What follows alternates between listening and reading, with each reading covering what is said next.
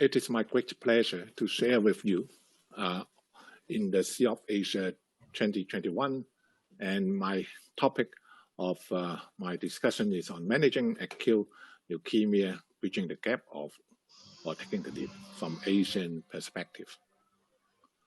And for the current approaches of managing acute leukemia, everybody is doing accurate diagnosis followed by monitoring of disease and treatment.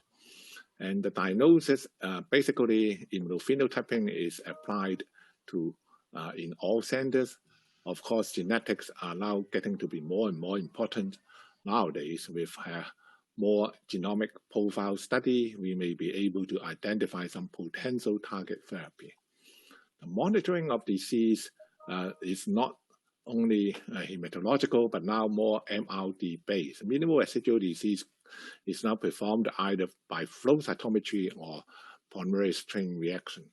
But the detection level and accuracy of these MRD methods should be validated. And we are now having some newer technology.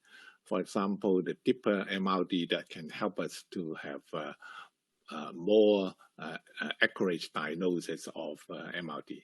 The treatment is still chemotherapy based, but stem cell transplant is also commonly performed in many centers now, not only by matched siblings or unrelated, but haploidentical transplant is now more commonly adopted in many centers.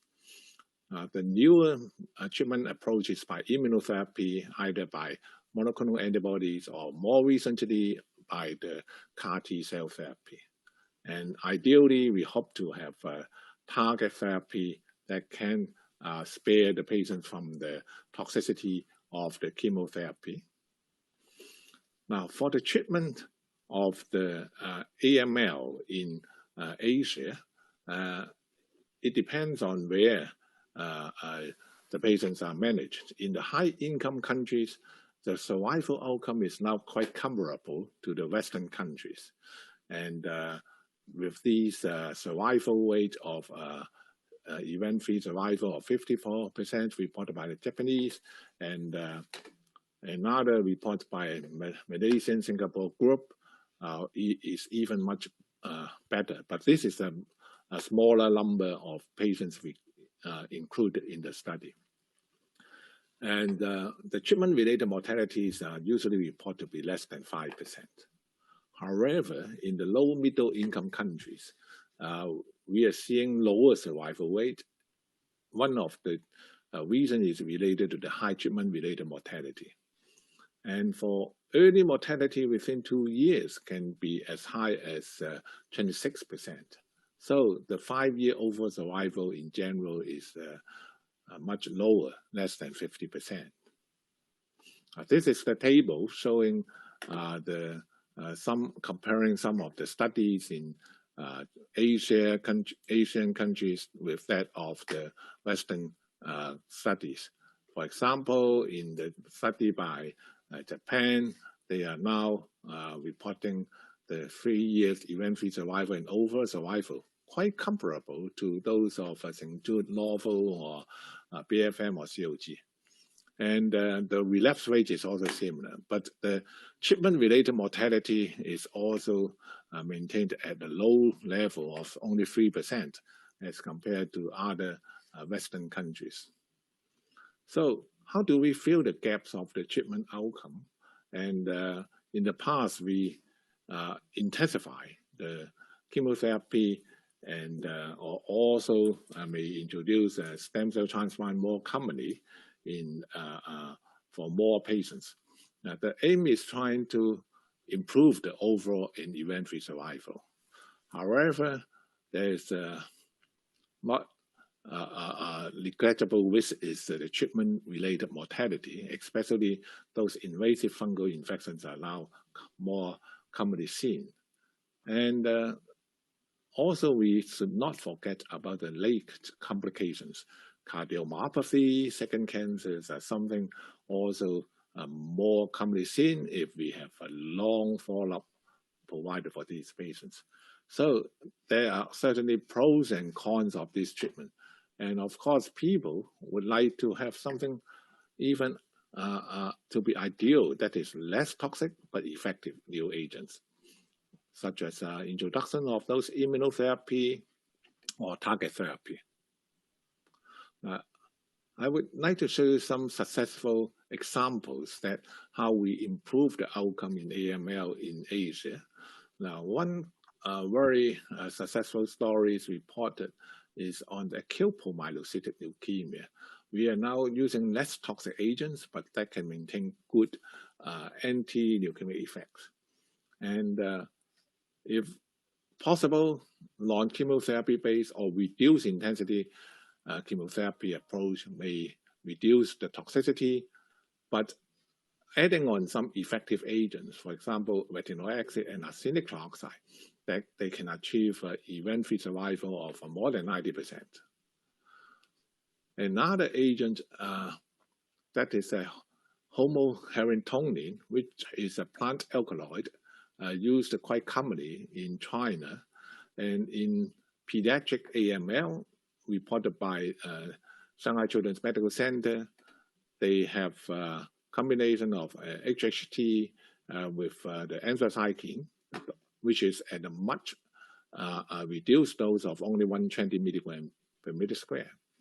And the remission rate and the overall and event-free survival actually is quite comparable to the studies we just showed in the table earlier. And in another report they recently conducted on a randomized study for children less than 2 years, the arm using HHT actually improved the 5-year survival to 88%, whereas the conventional chemotherapy still just maintained around 60%. And it is associated with less cytopenia and also lower risk of infection during consolidation therapy. So with this approach that may be able to maintain good efficacy but less toxicity. Other than manipulating of these agents, but more important is to enhance the supportive care, because we need to have a good training for staff on the management of these complications, and also we should have a good blood product supply to these patients, and also introduction of these anti-infective agents. Now, this is the example of showing how we manage APL with a less toxic combination of agents. And for this report from the South China Children Leukemia Group, and you can see that it's having extra mitoxantrone and then with arsenic trioxide, which either in the form of ATO, which is given as intravenous, or RIF. What is RIF? RIF is actually a traditional Chinese medicine given by oral, and which contains Viagra, which is arsenic tetrasulfide, and with another 3 active substance in this combination. They randomize between 2 groups of ATO or RIF, and you can see that the 3-year event-free survival reported was 100%. And there is a much lower dose of the anthracycline used in this combination, and the RRC dose is also not very high. Now, how about ALL? For treatment of ALL in Asia, and we can see that for high-income countries, actually is already achieving results quite comparable to Western countries, and also using similar kind of stratification based on genetics and MRD. And however, we still see less new agents included in the clinical trials in Asia. For example, blinatumomab is now actively under research in some Western countries, but not yet in Asian countries yet. Now, the more the problem is coming from the low middle income countries. Now, we did seeing improving outcome in these Asian low middle income countries. However, the overall survival is still lagging behind by the 10 to 20% as compared to high income countries. The reason is because there may be limited access to some new agents or the treatment due to cost or availability, and organization of some clinical trials still need enhancement in these countries. Now, this is the two recent reports from two large study groups. One is from Japan, the other one is from mainland China. You can see that the overall survival in event-free survival reported by Japanese is approaching 90%, whereas in the CCCG 2015 studies, the overall survival is 91%, but event-free survival is only around 80%. That means there should be room for improvement, aiming at around maybe 90% event-free survival. And now, what is the strength and weakness in management acute leukemia in Asia? Now, firstly, we have a huge population, and we can achieve the study objective in a shorter time. For example, the CCCG 2015 study, they have recruited over 7,000 patients. With such a large patient size, then it may be possible to conduct randomized control trial in some rare disease. For example, the Philadelphia chromosome ALL, comparing imatinib and dasatinib. And that actually is the only randomized control trial in the world for pediatric PH-ALL, and which was also recently published in JAMA Oncology. And in some countries, they are also developing some novel therapies. For example, the RIF that I just showed you for APL is now commonly used in mainland China, whereas in Hong Kong, we are now developing these oral arsenic trioxide, which is now also undergoing our clinical trial, but will be introduced as a commercial product soon.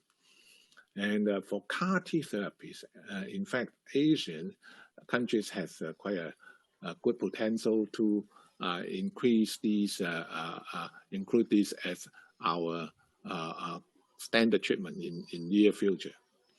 Now, weakness, many countries do not have the structure to conduct clinical trials, and also lack of resources to organize research studies.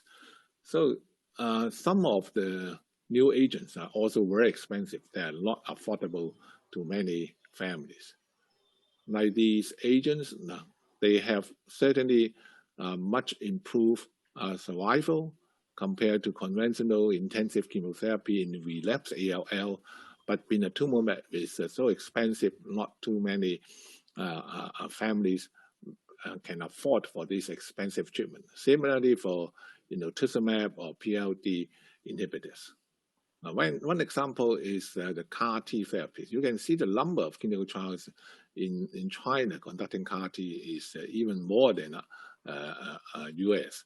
So with the collaboration with many countries in Asia, we may be able to have earlier introduction of CAR T as a frontline treatment for very high-risk ALL or to some relapsed patients. The commercial CAR T is available, but it's too high cost. That's prohibitory in many countries. And if we can introduce this local manufactured CAR T, so it may be affordable to many local regions. And we may be able also utilizing the large number of patient samples to conduct research on the genetic diagnosis other than the basic genetic fusion or some other prognostic significant pH-like markers, but we can perform transcriptome analysis using our RNA sequence on a large number of patients that is now included as the CCCG 2022 study, that we may be able to identify patients into different groups that may tailor the treatment for these patients. Okay, so for the future, we hope that in this huge continent with great diversity in geography, socioeconomic development, we may have the high-income countries that can conduct active research, but at the same time assisting low-middle-income countries in developing the treatment strategy. Whereas the low middle income countries, we hope that there can be unity among the stakeholders within the country, achieve good governance of healthcare system. Universal coverage of the medical care is so important for children, and WHO is now conducting these global initiative for child cancer. We hope that this can also apply to more countries in Asia. Thank you for your attention.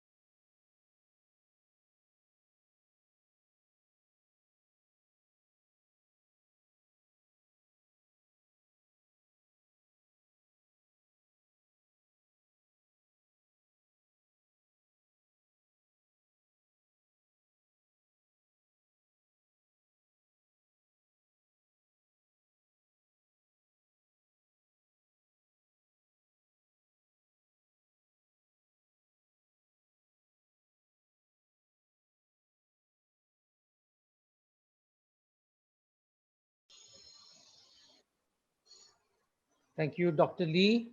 We understand that was a recorded talk, but I also see you live to take some of the questions. So now, some questions for the panelists. Maybe I can start with Dr. Krishnan. Dr. Krishnan, are you around? Yes, I'm Yeah. around. So you said that you would start the TKI in a PH1 ALL somewhere when the child is stable, maybe mid-induction. When do you stop it? I mean, do you continue it for a few years after all the Okay. therapy is over, or you continue for 5 years? Like in adult, they say continue forever. I mean, what is the consensus for pediatric patients? So I will take this question particularly in the context of pH positive ALL and That's what right. is the, yeah. So this is an area of debate. And there is the reason for continuation, the argument for continuation beyond the maintenance phase of chemotherapy is because it may be that the blast crisis that the lymphoid leukemia that we see may actually be a manifestation of an underlying CML, which is now manifest as a blast crisis. So some people argue for this. So what are the what are the arguments for this? So this is number one. And one way of trying to demonstrate that is by looking at the kinetics of the BCR-ABL transcript and saying that that is discordant with that of the immunoglobulin T cell receptor gene rearrangement, suggesting that there is probably an underlying BCR-ABL1 fusion which is driving this. And the second is also looking at persistence of the pH-like of the BCR-ABL fusion in neutrophils, which are derived from the saying that it's a stem cell disease. So some people make this argument that there's a CML-like biology in pH-positive ALL, for which therefore there's an argument for continuing TKI beyond the ALL-directed chemotherapy. But I think this consensus is this has now become a there's no evidence for either way. So what do you actually do in your center? Like I would stop 2 years after everything is over. You are absolutely right, sir. That's what we do. Okay. After maintenance chemotherapy is completed, the other argument is whether to give it after HSCT. Yes. And the current recommendation, if you look at the clinical trials, I think the COG is very fond of this particular approach of giving it from day 55 to day 365 post HSCT. Yeah. Thank you. Dr. Gara, are you around? You can maybe put on your video and audio. Till then, I'll ask Dr. Prashant.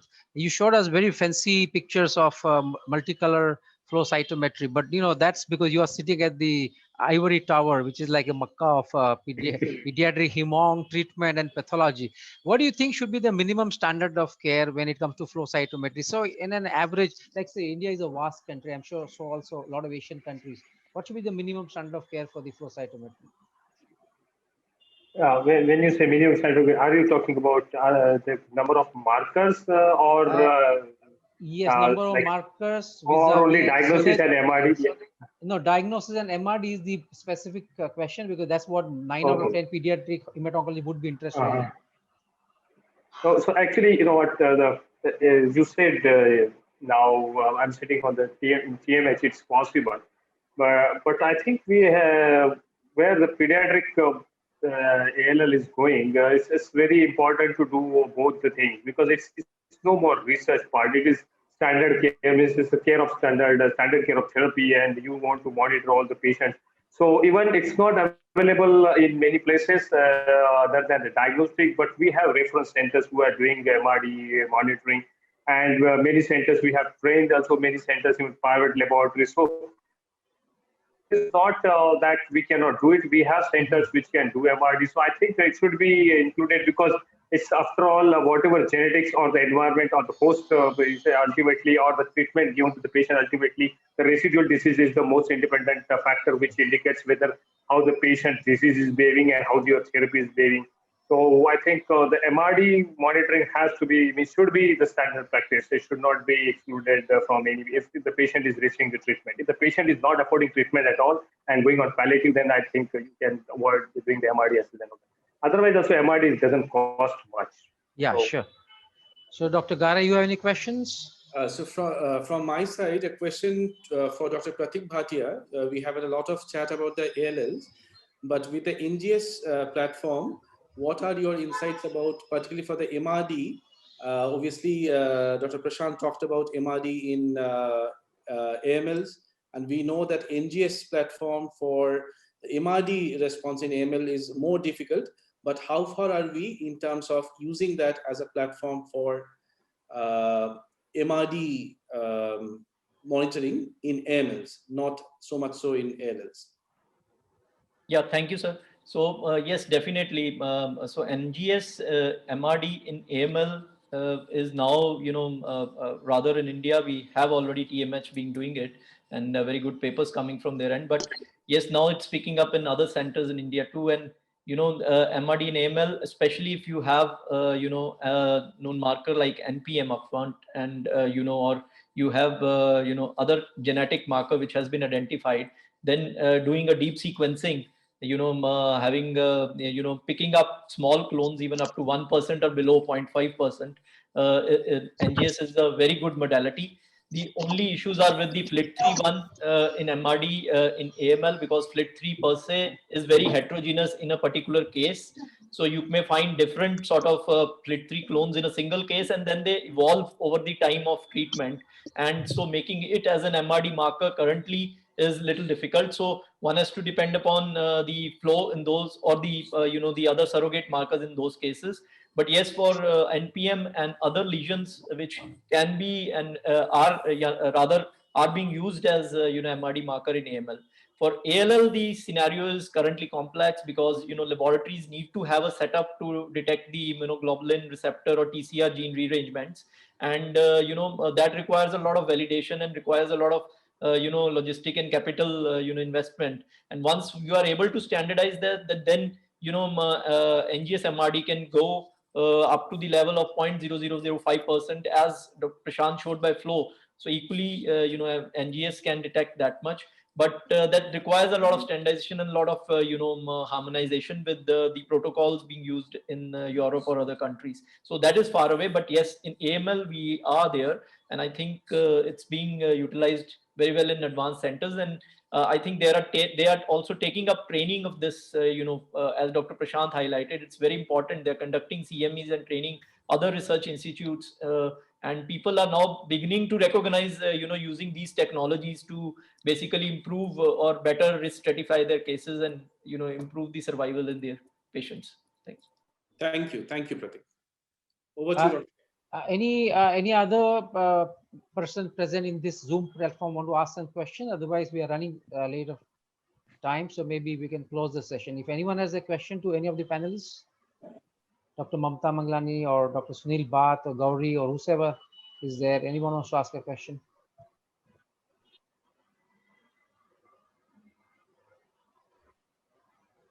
All right, I think maybe we are running late already by 5 to 10 minutes. So we'll hand over the mic back to the organizers. Thank you very much for all the panelists, all the speakers, for sparing your valuable time and giving the insight on the very exciting subject of acute leukemias in children. And thank you, organizers, for inviting me and Dr. Nirandu to chair this important session. Thank you very much. Thank you so much. Thank you. Thank you. Thank you. Thank you, Dr. Shah, Dr. Ghara, and all the speakers. It was indeed a wonderful session on newer modalities of acute leukemia, diagnosis, prognosis, and management. Now we'll break here and meet again at 15:55 hours for the next session. Thank you.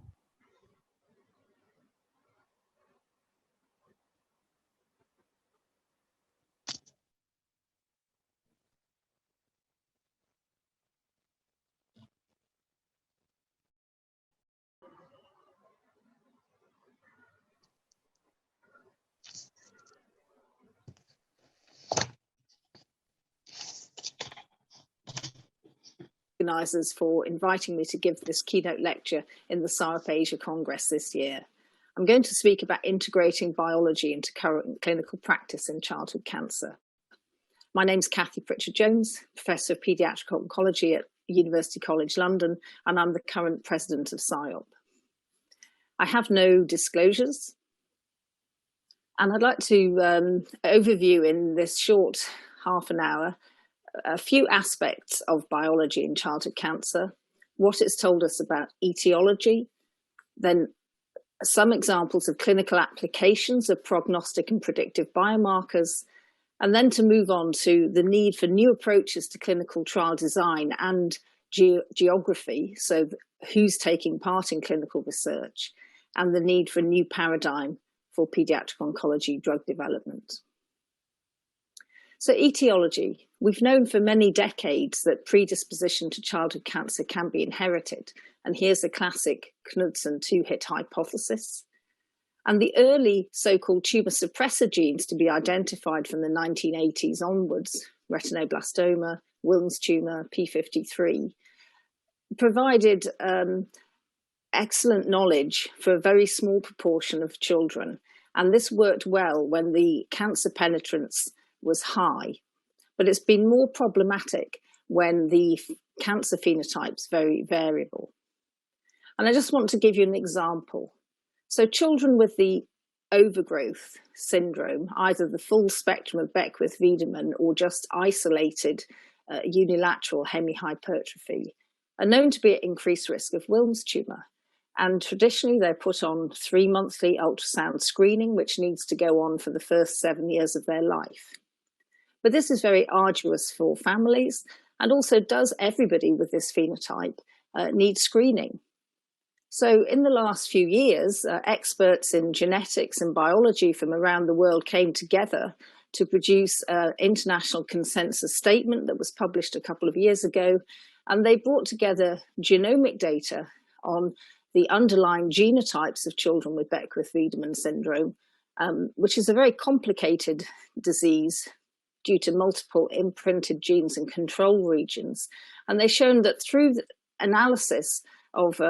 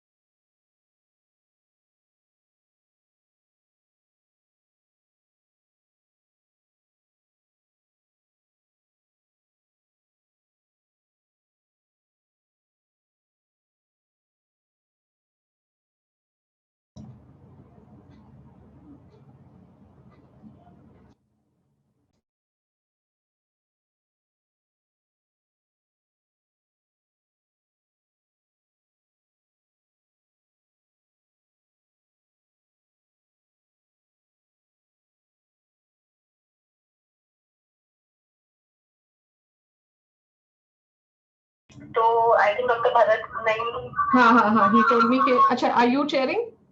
No. No. Dr. Rashmi then will be chairing with you. अच्छा. Because Bharat told me that you start and I will join. So he has said that he won't be able to join. Okay. So Rashmi will join. So Dr. Rashmi Okay. So I'm introducing Kathy, and then she is introducing Bhaskar. Tell her. She has to introduce. I'm introducing the first speaker. I'm starting, and then Rashmi will introduce the second, and then we can decide. तो हम कर लेंगे chat. Because हमने भारत के साथ ऐसे decide किया था. Okay. ठीक है, चलेगा. You speak to her, ना? तो उसको बोल दे कि I'm starting और मैं यहाँ chat पे भी डाल दूंगी. ठीक है? Okay.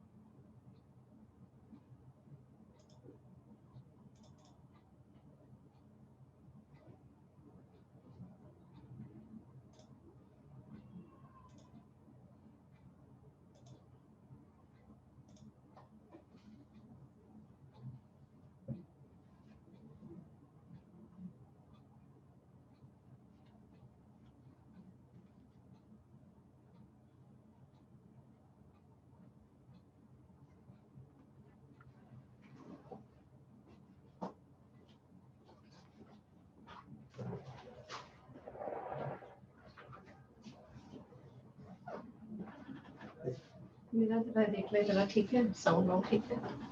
मेरा 2-3 मिनट में शुरू होने वाला है. साउंड बंद कर देती हूँ.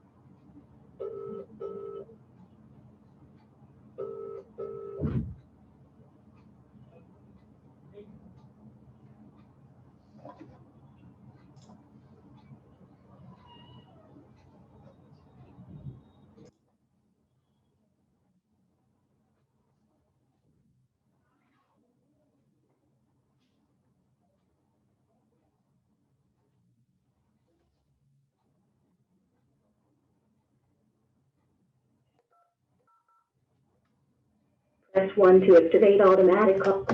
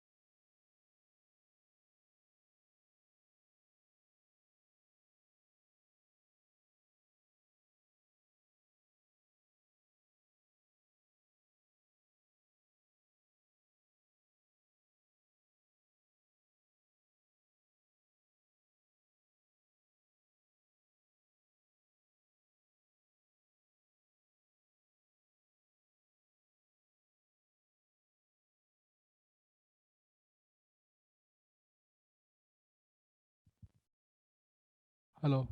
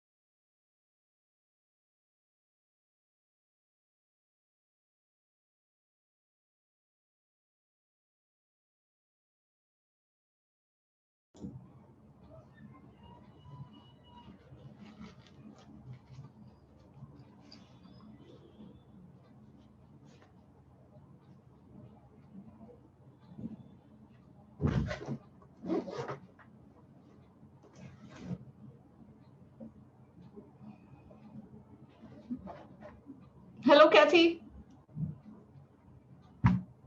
Hi, Gary. How are you? I'm good. It's a shame we can't be in Mumbai together. Exactly. So how is London doing? How is well, London? I'm not in London. I'm in Scotland at the moment. Oh, really? Yes, so yeah, we're doing fine here. We're pretty remote. I'm waiting to get my COVID vaccine next week, which will be good. Is that going to be your first dose? Yes. Oh. Well, I'm not doing frontline clinical care anymore, so I'm not on a priority list. It's just age. Right. Yeah. I feel bad, though, that the UK is taking away vaccine from India when it seems not right to me that India is manufacturing these doses and the UK is getting some of them. They should be going locally. But I do believe that they are manufacturing in the UK as well. Is that not right? Yeah. Oh, yes, they are, definitely, yeah. But Kathy, the technology came from the UK. I know. Yeah. Oxford. Still. So how many people are joining the Congress today online? Because I can't see any numbers. I also don't know the numbers because I'm also remote for another half an hour till the inauguration. So I will get to know once I go there. But, anyway, great session this morning. It was a shame I couldn't also be in the brain tumor one, but yeah, both were competitively good. Yeah. Yes, excellent.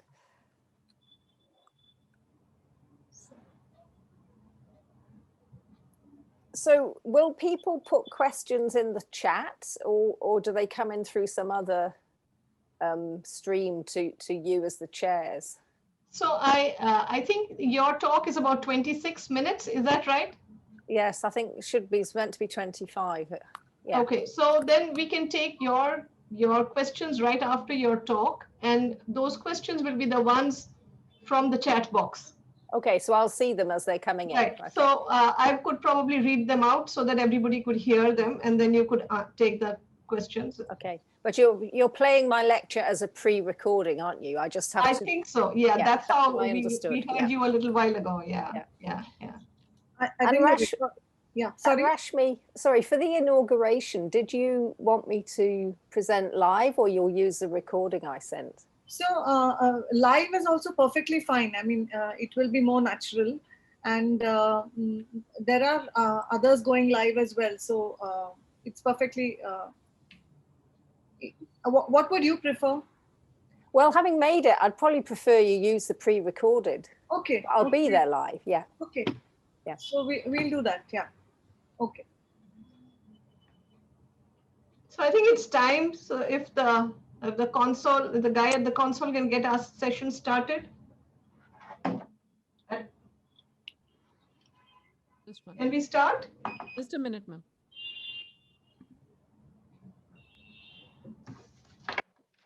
So good afternoon, everyone. And good afternoon, friends. It's been a long time. And congratulations to the organizers for pulling this off virtually.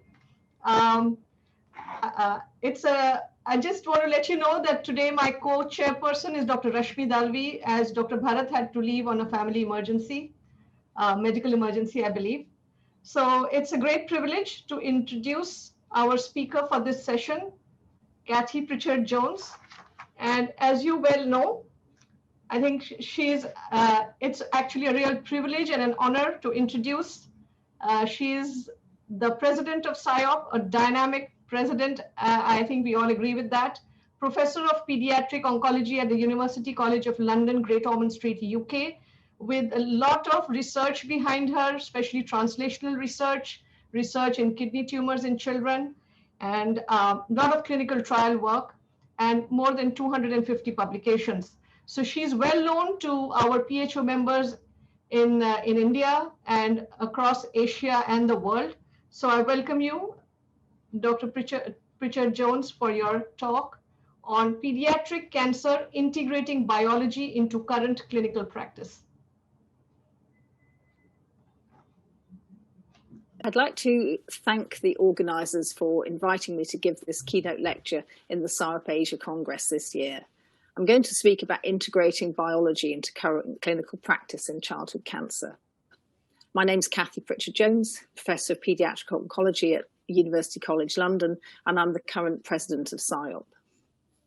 I have no disclosures, and I'd like to overview in this short half an hour a few aspects of biology in childhood cancer, what it's told us about etiology, then some examples of clinical applications of prognostic and predictive biomarkers, and then to move on to the need for new approaches to clinical trial design and geography, so who's taking part in clinical research, and the need for a new paradigm for pediatric oncology drug development.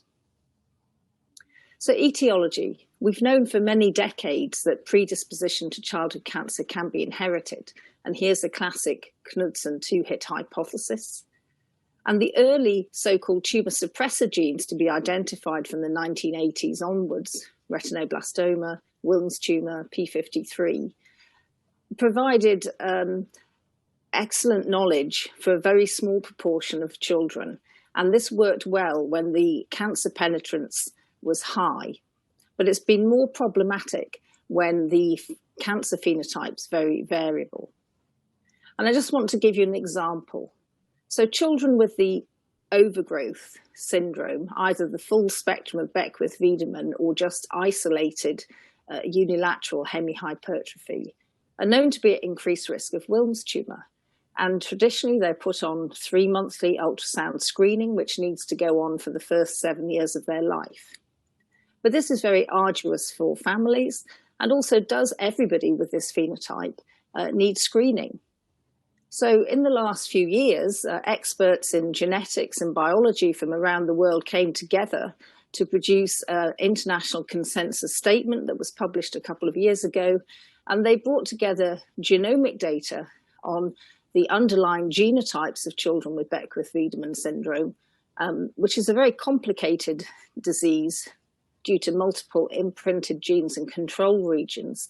And they've shown that through the analysis of the methylation patterns around the insulin-like growth factor 2 and H19 genes, and then this other IC2 locus here, they could subclassify Beckwith-Wiedemann syndrome and hemihypertrophy risk of Wilms tumor according to the underlying genotype. And in fact, this international consensus statement now recommends that children where there's only loss of methylation at imprinting control center 2 here, which is distant from IGF2 and H19 over here, should not have surveillance because their risk of Wilms tumor is so low.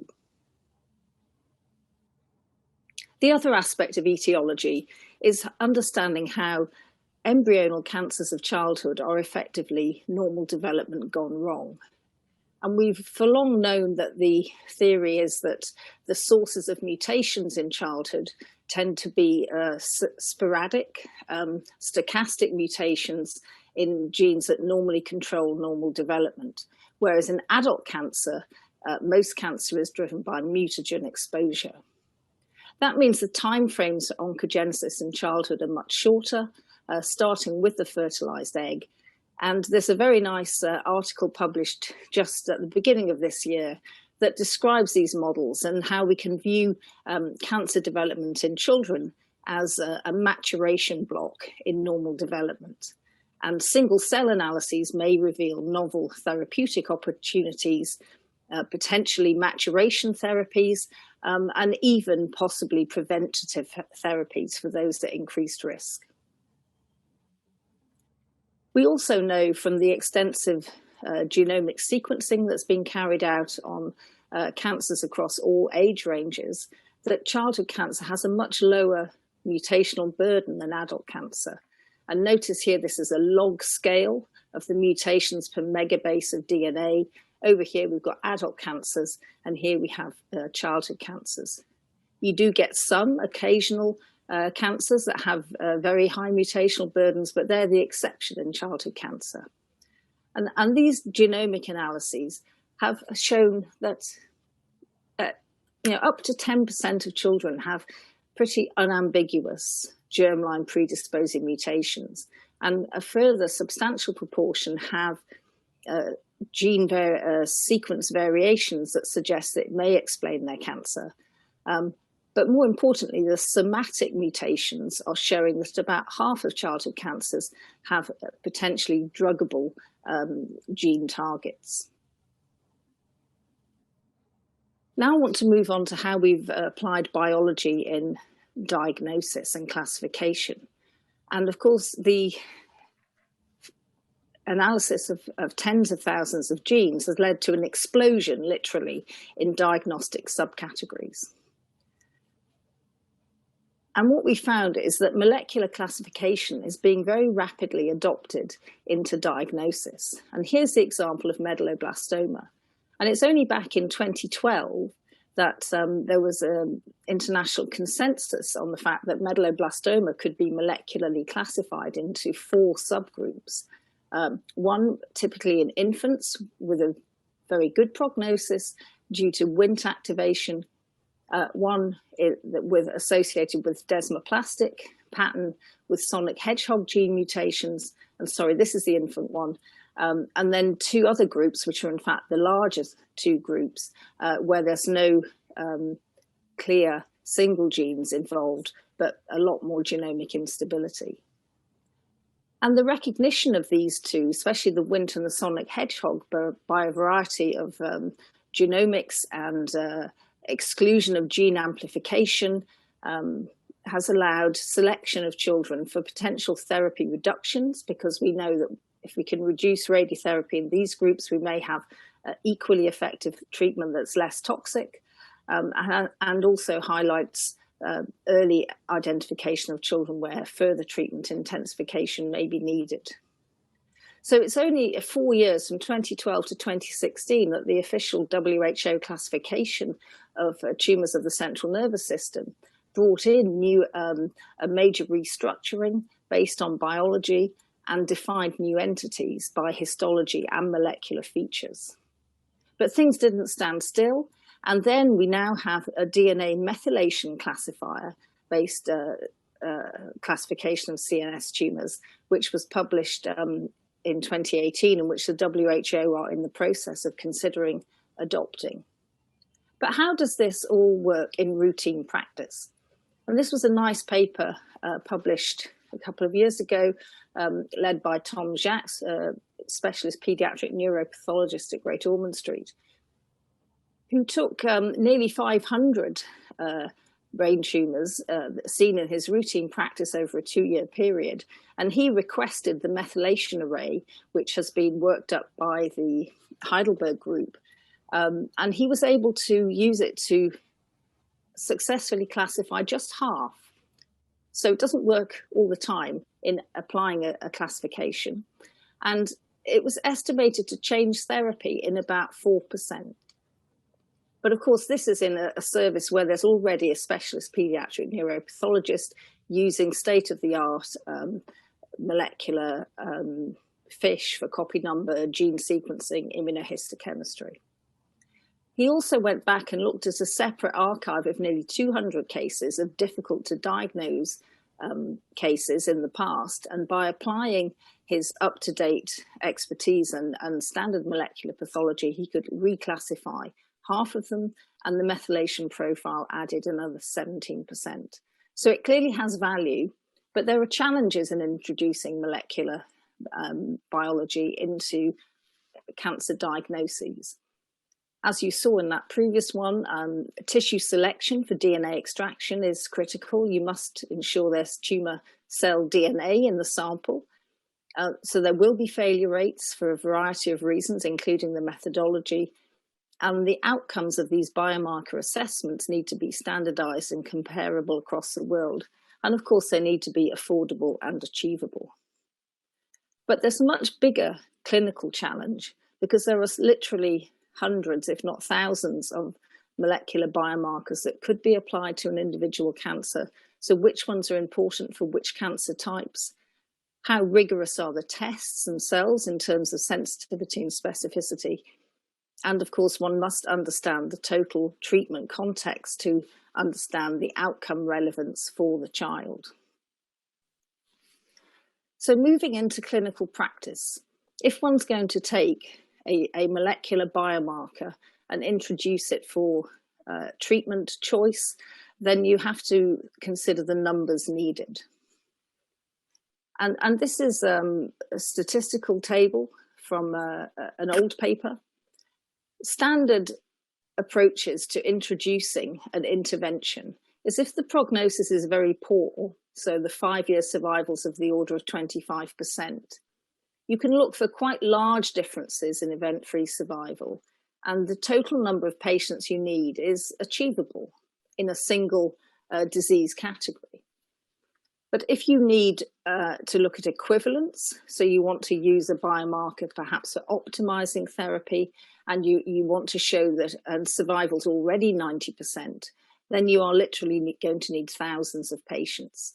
And as each individual molecular entity is relatively rare, many of these numbers appear to be unachievable in childhood cancer clinical practice. Now, the potential for biomarkers is that we can improve our stratification of children. So we only give intensive treatments to those at highest risk of relapse. So we try and push their survival rates up. But of course, as we increase therapy, there's a concern that we reduce quality of life. And what we hope is that we can bend the curve, that targeted therapies will give us more accurate risk stratification, so a smaller proportion of a particular disease type will need the most intensive therapy up front, and that also targeted therapies may be more efficacious in their own rights and have fewer side effects.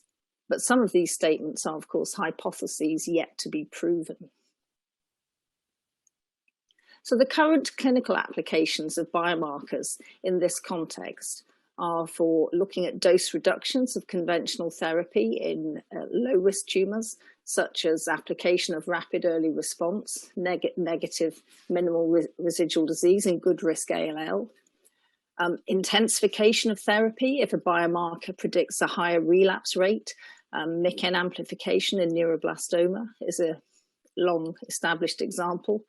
And of course, introduction of novel therapies targeted to the biological pathway that's disrupted if there's a high relapse rate on maximal conventional therapy. And the example I want to talk you through is imatinib in BCR-ABL positive childhood acute lymphoblastic leukemia. But I would just make the point that things like the introduction of MYC amplification to increased therapy in neuroblastoma has never really been tested in a randomized trial. It's more been an accurate definition of a poor risk group and then a leap of faith that increasing the intensity of therapy and ultimately targeting things towards the characteristics of MYC amplified neuroblastoma that will make the difference in outcomes to children. So coming back to these numbers, where are we with ALL? So this is another disease that's been splintered into many, many subgroups by molecular biology, which of course have helped with better stratification of children to different therapies. But here we have the BCR-ABL group, which is only 2%. So how is it possible to do a trial in this setting?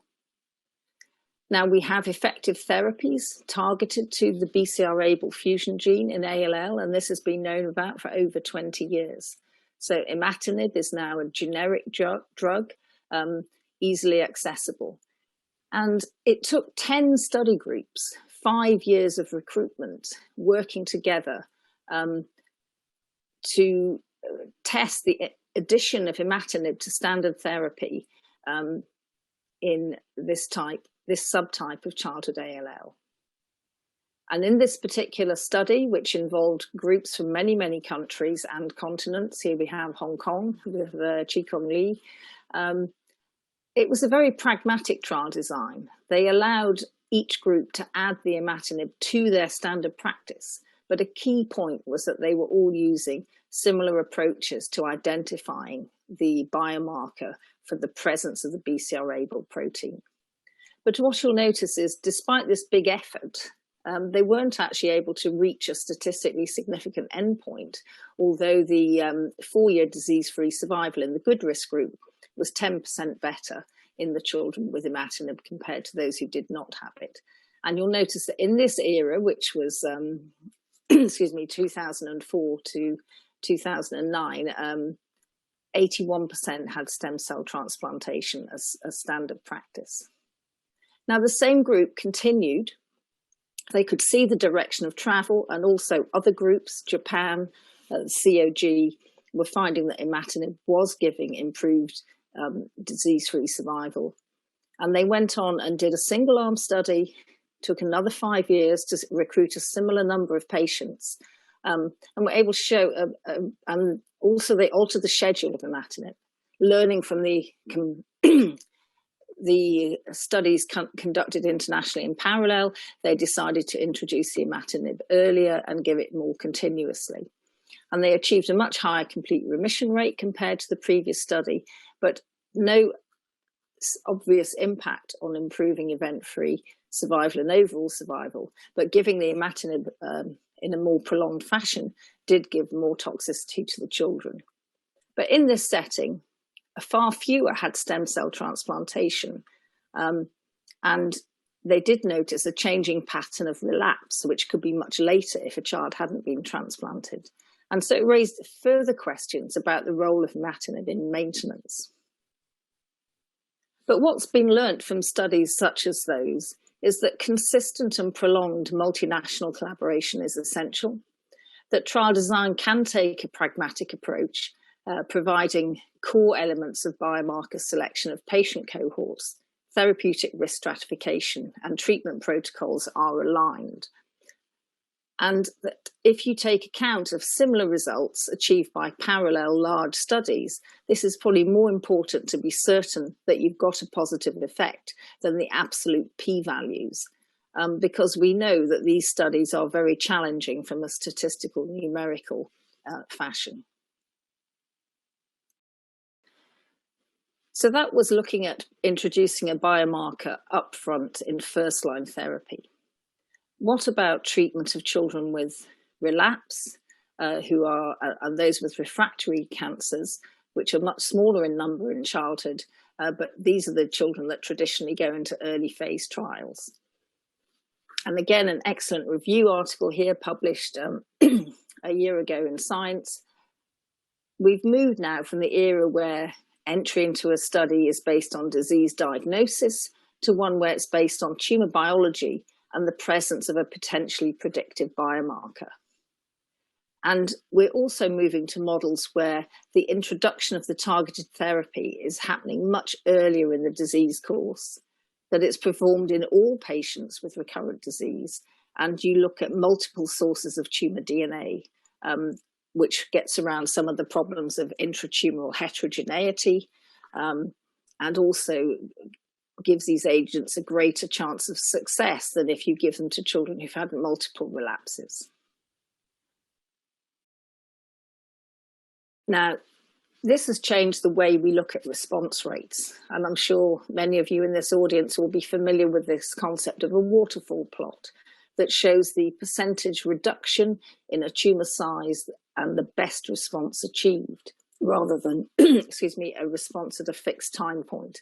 And again, the response is according to the genotype. And here we see the example of shrinkage of low-grade glioma, which is known to have mutations in a gene called BRAF, which is a critical part of the MAP kinase signaling pathway, which is also disrupted in children with neurofibromatosis type 1. And many of these children have sight-threatening tumors and can be refractory to chemotherapy, and it's very undesirable to have to give them radiotherapy early on in life.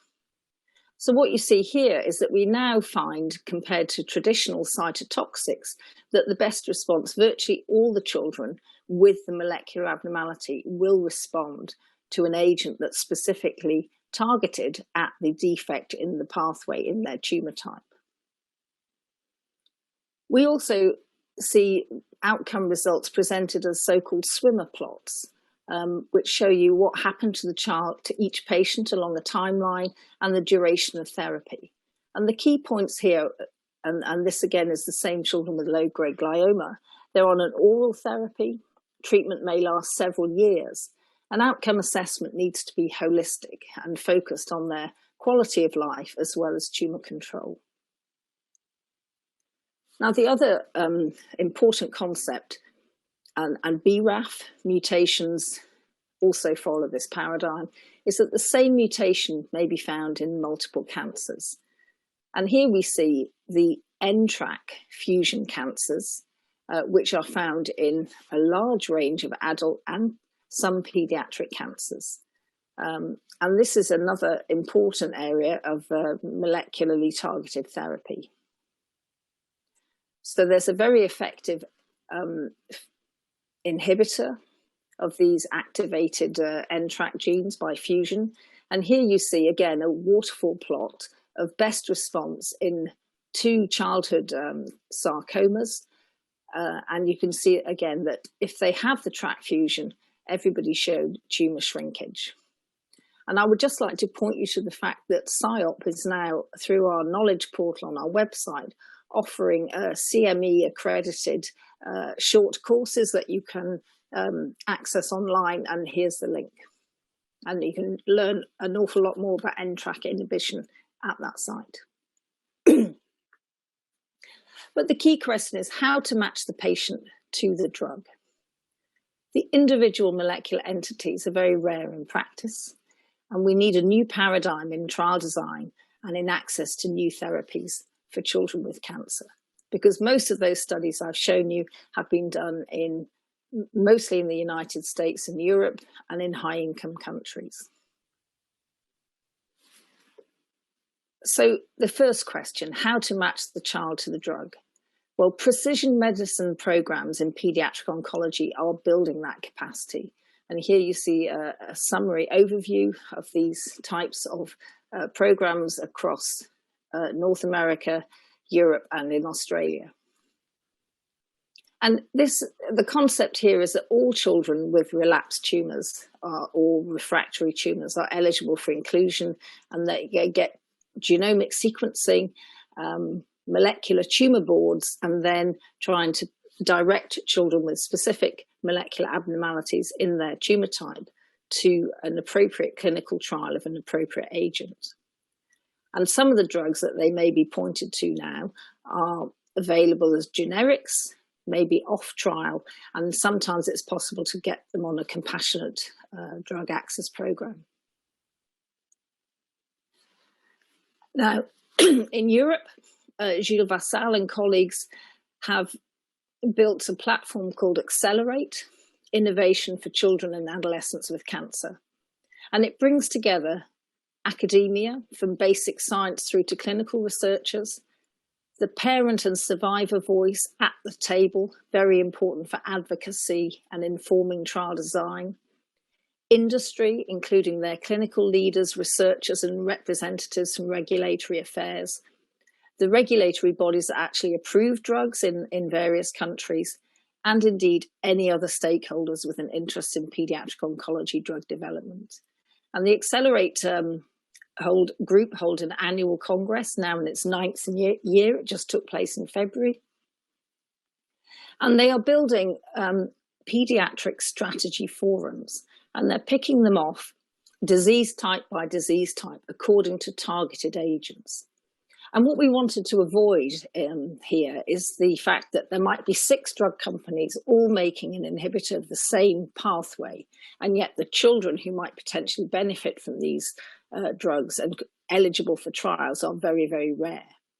And so they brought together the industry to decide what's the best formulation that's most easy for children to take in terms of its schedule, formulation, and let's think about building studies together so we can learn as quickly as possible. And you can see that they have had these various forums, and they often lead to manuscripts which are published, and they're about to do one on epigenetics.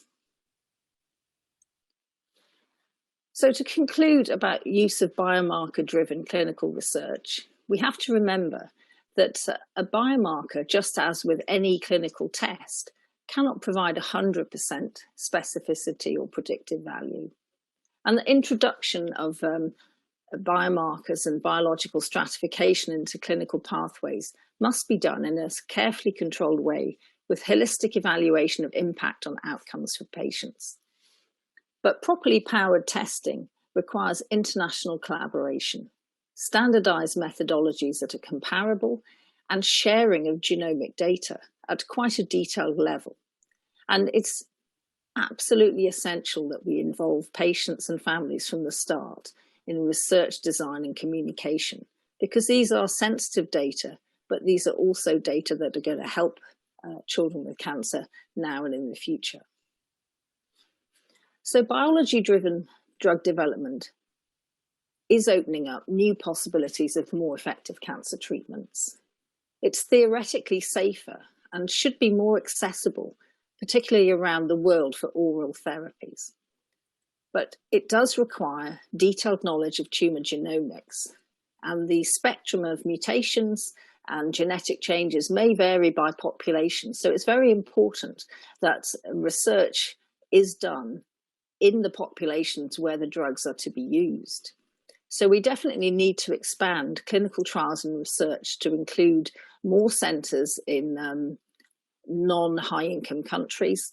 And I know that the AFOG initiative, spearheaded by Akira, is aiming to take South Asia countries in that direction. So I conclude with a message that we can all contribute to building the evidence base for best treatment for our patients. And that's why you're attending this Congress. And I hope you come away with lots of learning and enthusiasm to go home and do more research in your own centre and apply the latest knowledge. And thank you. Thank you, Kathy, for an excellent talk. It's exciting times for pediatric cancer because there are so many advances happening in the last few years. And you have very clearly illustrated how these advances can be integrated or incorporated into clinical practice, whether it is diagnosis or risk stratification or even developing new drugs. So one question that we'll take a few questions now because we have about 3 or 4 minutes before the next talk.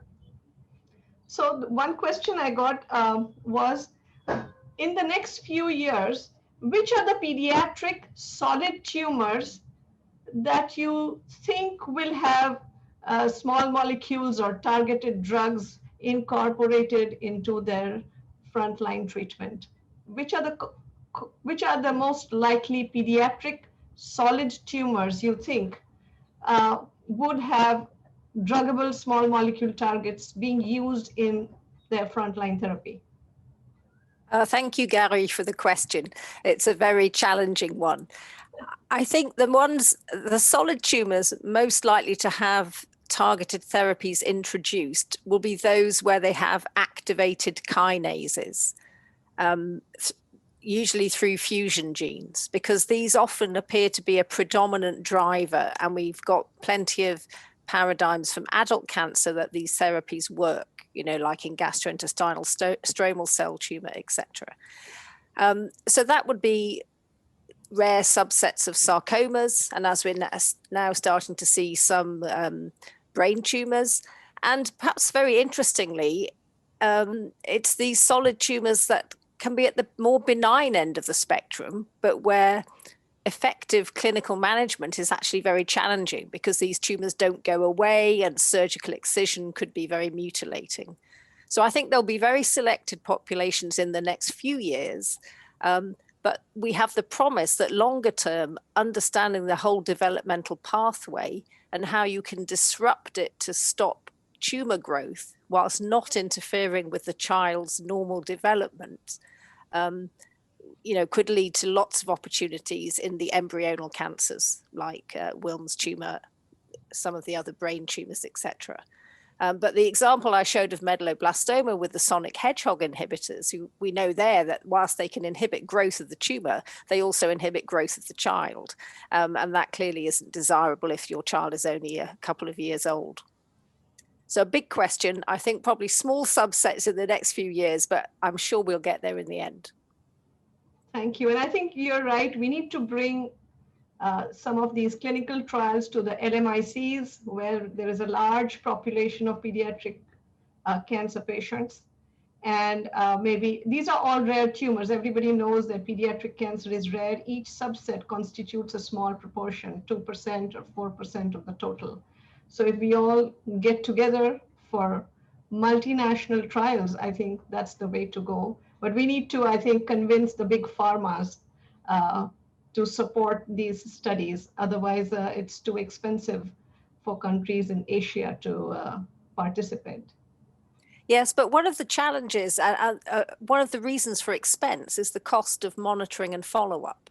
Right. And as I showed with the example of imatinib in Philadelphia positive ALL, you might change the relapse paradigm. So it's really important we empower patients and their families to be able to contribute their data more actively.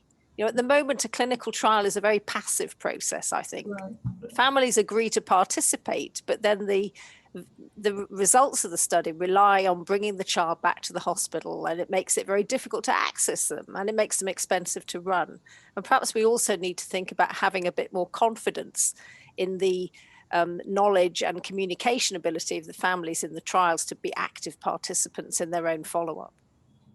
That's an interesting insight. I think we hadn't really thought about that, but that would drastically reduce the cost of the trial. Any questions from the house? Is there anybody? I don't see anything in the chat box. I'm not sure I can see it. So, ma'am, actually the question answer session is at the end of the 3 talks. Actually, not for this talk. For this talk, we were supposed to do it now. Okay. So anyway, in that case, we will take more questions at the end of the session, which will be in another 30 minutes. So with these words, I would like to thank Kathy once again for an excellent talk and hand over to my chairperson, Rashmi Dalvi, to introduce the next speaker. So thank you, Kathy. And now we go on to our next talk. And it is my proud privilege to invite Dr. Bhaskar Saha to speak. Dr. Bhaskar Saha, as you all know, has had his roots in India at the Christian Medical College long ago, a prestigious medical college at that. And he has spent much of his academic life in the United Kingdom working very hard on acute lymphoblastic leukemia. And he is now a senior consultant in pediatric hematology and oncology at the Tata Medical Center at Kolkata. He also has spearheaded along with the leukemia group, the ICICL protocol for the Indian National Pediatric Oncology Group. I invite him to speak on ALL, success and failures. Dr. Saha. So Rashmi, can you hear me? Yes, yes. Yeah, I am going to try to share my screen. Hopefully that will work.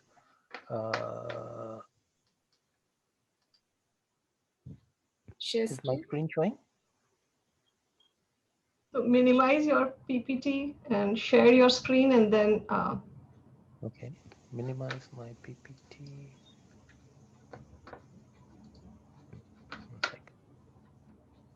Minimize your PPT slide. Then open Zoom. There is the option of share slides. Bhaskar, you can minimize your PPT and then reopen Zoom and then share screen. Okay, one sec. That's what I'm trying to do.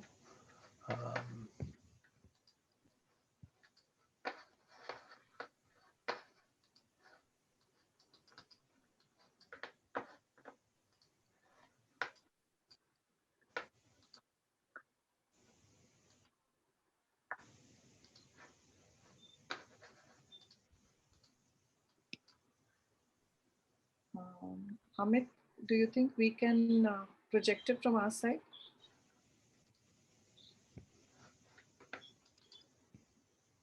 Is that working now? Yes, it's working now. Yes. Yes, we got the slides. Yes. You need to go on to, yes. Is that okay? Yeah, we're good to go now. Okay. So Rashmi, thanks for your kind words. And first of all, I would really like to thank the organizers. I can only appreciate what a crushing disappointment it must have been last year to absolutely cancel at the last minute. And then in the face of the pandemic, to open up the dialogue and have these sessions has been a really wonderful achievement. So thank you and congratulations. For the talk, I've taken 2 liberties. One is I don't think the word failure exists in the pediatric oncology lexicon. So I think challenges is more appropriate. And as Rashmi has alluded already, I'd like to focus on the collaborative experiences in India over the last few years. Now, the challenges are fairly obvious. The outcomes in the West are now more than 90% for children with acute lymphoblastic leukemia, while in India, even at our best centers using very similar protocols, as you can see here, is more than 20% behind. And what's quite sobering is that just the treatment-related mortality almost bridges this gap. And what have we learned from the West? So success is attributed to collaborative clinical trials, recruiting large number of patients over quite a number of years. And these are multi-center trials. And one advantage here is that as any center develops good practice, this can be rapidly adopted by all centers as standard of care.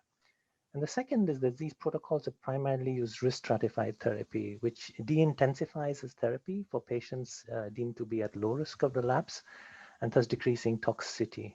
Well, in India, with the exception of the MCP 841 protocol, by and large, there have been single center studies which have recruited small numbers of patients, again, over a large period of time. And they have been all-purpose intensive therapies. So all patients have received intensive therapy and there's been no risk stratification. So the first attempt was to really form this collaborative group and with the idea that in the least we could assure our patients that didn't matter where they went to, they would get the same standard of care. So in 2012 to 2013, we set up a collaborative working group, which developed a consensus collaborative protocol. And then until about 2016, we piloted this study along with standardizing the different components of the risk stratification and data collection. And in 2017, obtained funding for a fully randomized clinical trial. This risk stratification is based on fairly standard criteria. The NCI standard risk and high risk form the standard risk and intermediate risk. And the patients in BCP ALL are then classified into high risk based on cytogenetics and if they have a prednisolone poor response at diagnosis. And post induction, if their MRD is higher than 10 to the power minus 4 in the standard risk or intermediate risk, they join the high risk. No risk stratification for TLL. And really at the bottom shows you the differences in treatment where the high risk and T get a full intensity treatment. The standard risk patients are not exposed to anthracyclines in induction and no cyclophosphamide and cytarabine during consolidation or high dose methotrexate. And the intermediate risk group fall in between. Now, as we were talking about how each center can contribute different aspects to standardization of care, the fact that all patients were being treated on the same protocol allowed the different centers to explore optimization of flow cytometry, minimal residual disease, genetic testing, and how to deliver high dose therapy. And this was easily incorporated into all centers as standards of care because we were all using the same protocol. Now, the key toxicity, because we talked, one of the big issues is about treatment-related mortality. The key toxicity in any of these protocols is infection or sepsis due to the periods of neutropenia. And so this graph taken from the current clinical trial shows you the rate of sepsis, more than grade 3, during induction, consolidation, and the different phases of treatment. And this is on this axis shows you the percentage. If you concentrate on the blue line, so these are the younger patients, less than 10, who are standard risk. And these on the red line on the top are the younger patients who are classified as intermediate risk. And the main difference between these two groups at induction is 2 doses of anthracycline. You can see how in the younger children, just adding two more doses of anthracycline significantly increases the toxicity. And you can see that again in delayed intensification, where all patients get the same drugs, all exposed to anthracyclines. It's the younger children who have the same toxicity, have the highest number of toxicity. And you can see the same thing again when in the cyclophosphamide cytarabine arm here, where the younger children and generally all the children exposed to cyclophosphamide cytarabine have higher levels of sepsis, while the standard risk patients not exposed to cyclophosphamide cytarabine have significantly lower incidence of sepsis. So decreased intensity of treatment does decrease toxicity. And at the Tata Medical Center, using our electronic patient billing system, we were able to look at the costs of therapy. And so just to sort of, look at it on an overview, the cost of a high-risk patient is almost double that of a standard risk patient. So if you don't risk intensify, then you're forced to treat your patients either as intermediate risk or high risk, with 24% or 84% increase in costs, and more than 50% of that cost is actually going to be in managing toxicities. So reassuringly, like with the other collaborative groups, over time, as we grew more experienced and we shared our knowledge, we saw a fall in the treatment-related mortality. It's too early to talk about relapse rates because the trial is not yet mature yet, but we do have data from the pre-trial cohort in terms of outcomes, and you can see them here. So you can see that the outcomes in standard risk, high risk, and TALL are probably satisfactory, but we have a problem with the group in the intermediate risk group. And I have to say that one of the problems with the pre-trial cohort is we were still finalizing everything. And for example, the genetic risk stratification, we know the genetic data of 60% of the patients, unlike in the trial cohort where we know have this data about 90% of patients. But nevertheless, we began to look at this problem in more detail, and I would like to discuss with you 4 different aspects that we found. The first is the genetic risk stratification, which has already been discussed in great detail by earlier speakers. So if you look at the icicle strategy, it depends on a 3-probe FISH strategy to split the low risk from the high risk, and anybody else not identified this falls into this intermediate risk group. And this shows you a karyotype which is higher pet diploid, considered to be low risk. We can detect it either by karyotype or by flow ploidy, which some of the centers have now published their data on, or by an interface FISH, where you can see this is the ETP6 RUNX1 FISH probe, and you can see the 2 signals of 12 and the 4 signals of 21, and you can see the 4 copies of 21. Now, this particular patient was standard risk, but at the end of induction, the MRD was 2.3%. When it was intensified therapy, and in the consolidation, there was a satisfactory negative MRD result by flow. By the end of 1 year after stopping treatment, it relapsed. And Pratik has already shown you that with the genetic risk stratification of ALL requires now copy number alterations, mutations, and the detective cryptic fusions, of which the Philadelphia-like group is a classical example, also discussed by Shekhar Krishnan earlier on. So in this patient, further investigation showed this patient had an Icarus deletion, which you can see here. It has and the patient had a JAK2 mutation and had a cryptic PAR2 fusion. So this is actually a patient who's Philadelphia-like ALL. Okay, so this is not a low-risk cytogenetics, but a high-risk cytogenetics. So one of the challenges going forward is how to improve our genetic classification at all of the centers for all the patients.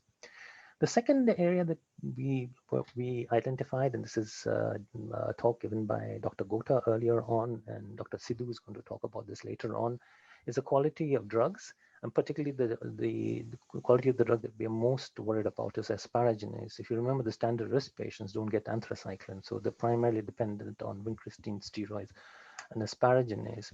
And in India, there are about 15 or so generic asparaginases available. You can see the table on the right. And if you look at this gel diagram, I promise you it's the only gel I'm going to show you. This is the Medac E. coli asparaginase. These are the bands that you would expect to see in asparaginase, and these are the generic asparaginases that we investigated. And you can see these lower bands and upper bands, and these are all impurities. So these impurities will increase toxicity, affect the bioavailability, and make these drugs probably unsuitable for commercial use. We went on to investigate a number of these asparaginases. So based on the data from Medac, the dose recommended in Icicle was 10,000 international units of E. coli asparaginase given every 72 hours to get good trough levels.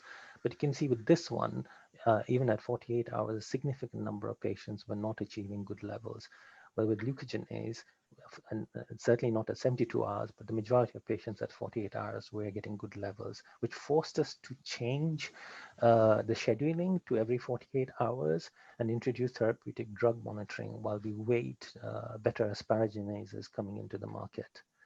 The second area that we were worried about is how good was our MRD detection, because if the MRD was not sensitive enough, then patients who should have been stratified to high risk may have been incorrectly classified to low risk. So this is just to show you two comparators. Up on the top is data from our center. Below is the Tata Memorial Center, which is the nodal center for flow cytometry-based MRD in the ISICL network. And reassuringly, you can see over time, the MRD positivity rate has gone up. But there is a discrepancy between these two centers in their MRD rate. And they're still lower than what we expected, for 35 to 40%, suggesting that we are missing some patients, and this technique is not standardized between the centers. In Kolkata, we also do IGTCR for select patients, which is integrated into the European MRD network. And I just want to show you three examples. So this patient, if you look at the black, is a flow cytometry classified as high risk at the end of induction and reassuringly negative. IGTCR is usually, we usually use two markers. And you can see one marker is also negative. But the second marker here, you can see is tracks positive and starts rising. And you can predict pretty much what happened after that. The patient relapsed. And at the moment, we have been able to salvage with experimental therapy and blinatumomab. Then you see the second one with flow cytometry. This would have been as low risk, but IGTR identified this patient as high risk. But this patient reassuringly responded to more intensive therapy. And then you have this patient who's currently on treatment, where flow would allow us to sleep at night, but IGTR would keep us awake because this is a steadily rising MRD titer. Flow is cheap and rapid, but the obvious problems are they are subjective. One of the questions raised to Prashant as well is, how do you standardize this across all laboratories? This is very difficult to standardize. IGTR is objective, can be standardized, but is expensive and time consuming. The fourth area we looked at was the issue of maintenance therapy. So this is the longest period of therapy. Patients receive 6 mercaptopurine daily for 104 weeks. And the dose has to be titrated to the level of toxicity measured as a surrogate with the absolute neutrophil count. How important is this? Well, there's data from the NOFO, which you can see on the left, which is if the mean neutrophil count is above 2 during the period of maintenance, the relapse rate almost doubles. We've looked at this in our own cohort of patients at Tata Medical Center, where this is from the pre-trial cohort, where patients have completed treatment. And this is a Bayesian calculation, the increase of hazard ratio of relapse on the left, and the number of weeks of 6 mercaptopurine here. And we've classified this where we think the patients received drug to the level of tolerance and where we think the drugs were not given to the level of tolerance. And you can see there's a significant increase of relapse if 6 mercaptopurine is not optimized. How do we tackle this? Tushar Mungle is going to talk more about the strategies that we're adopting tomorrow. The issue of relapse then, because we still have a proportion of patients to relapse, and how do we treat them? The current view is it's expensive, it's toxic. So we modified an existing protocol by adding bortezomib. It's a drug that's available easily in India. And we reduced the high dose cytarabine dose. And we found that the outcomes, both in MRD and outcomes in survival, were quite satisfactory, especially for the patients we classify as probably curable, which are the late relapses. But we learned two things while we were doing this. One is that in the patients who should be transplanted to hold their remission, more than half could not be transplanted primarily due to the lack of resources. And in this group of patients you see over here, the patients who refused relapse treatment, and a good proportion of them probably fell into this group, which is a group of patients who probably are curable if their relapse is properly treated. And again, it was because of lack of resources. So a challenge then is that, when we have patients who have relapsed refractory disease, but possibly can be cured with newer therapies, how do we then provide these resources?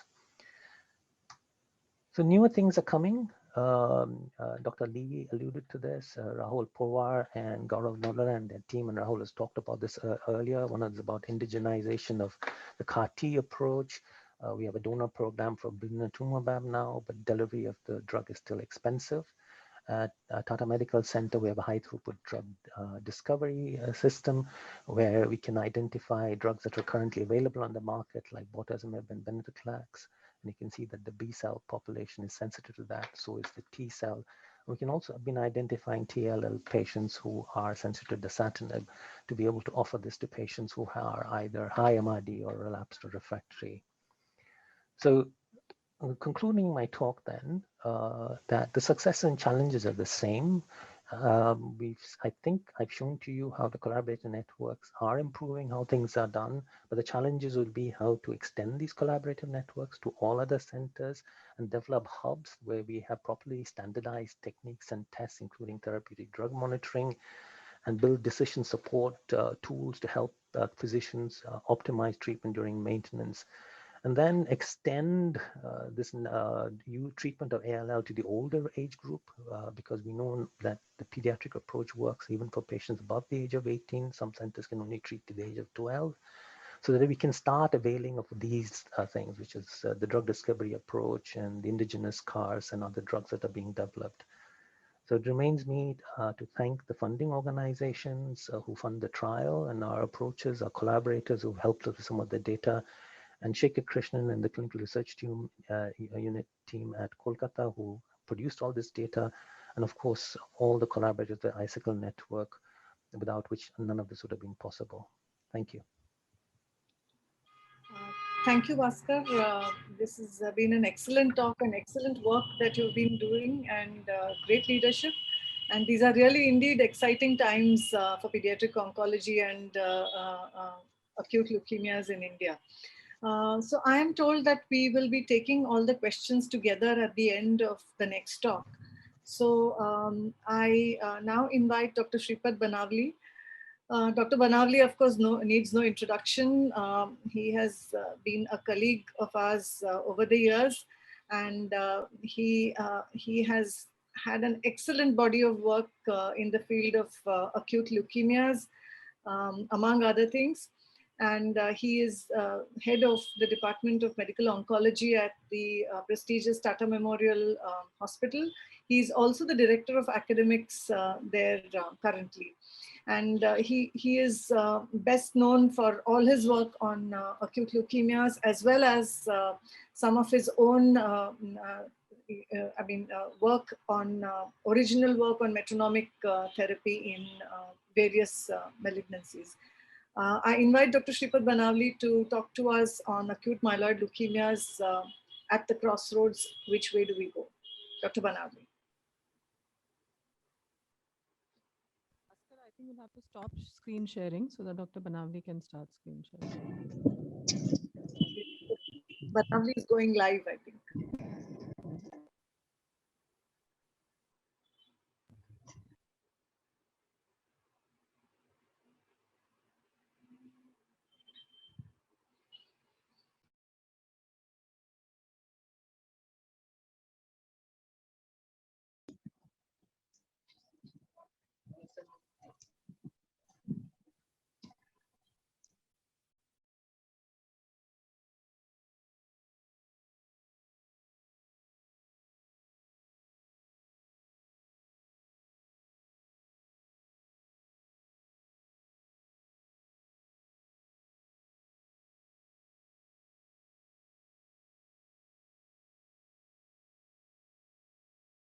Thank you, Dr. Rashmi and Dr. Gauri. And I'll be talking about acute myeloid leukemia, which again is a subject dearer to me. There's no financial hello, sir. Excuse me. Sorry to interrupt you. So go to display setting. Yeah, display setting.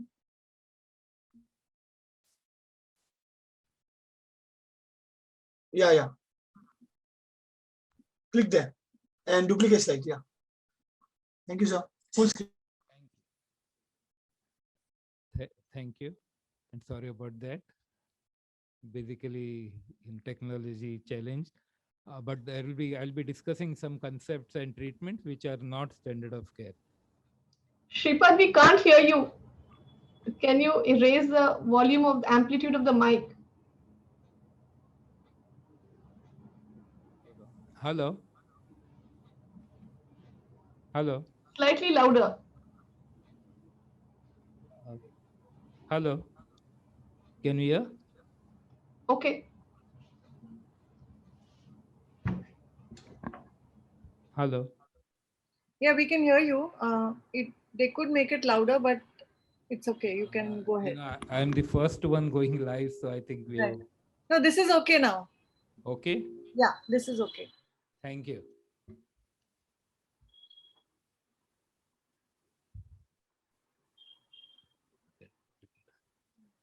I think you need to go a little closer to the mic.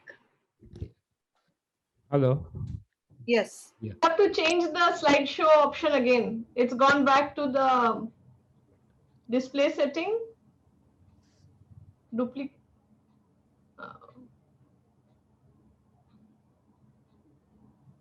Hide presenter view. I think go to hide presenter view. Great. Okay. Great. I think being the first one going live has its own problems. So we talked about, we have been talking about induction of leukemias. So acute leukemia induction, as we all know, is followed by post-induction therapy. And, as we know, for ALL, we have a different type of strategy post-induction, which is usually consolidation followed by maintenance, which goes on maybe even for 2 years. And for the AML patients, we usually post-consultation, there's high dose therapy followed by stem cell transplant in the high risk patients. But over the years, as we know in AML, there has been a progress, though it is slower than that in ALL. Definitely slowly we are progressing, and now overall it's around 60 to 70% of the patients do get long-term survival even with AML. But as you can see in this graph, as you can see, overall there's nearly 88% cure rate in childhood cancers, but still the acute myeloid leukemia comes way low in the list of curability. So definitely there's a lot to be done in this malignancy.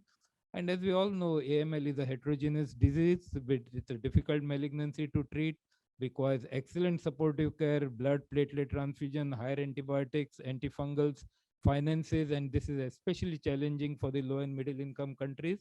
And because of this, in many of the LMICs, there is high induction mortality, there's morbidity, delays in treatment, and even post-induction deaths.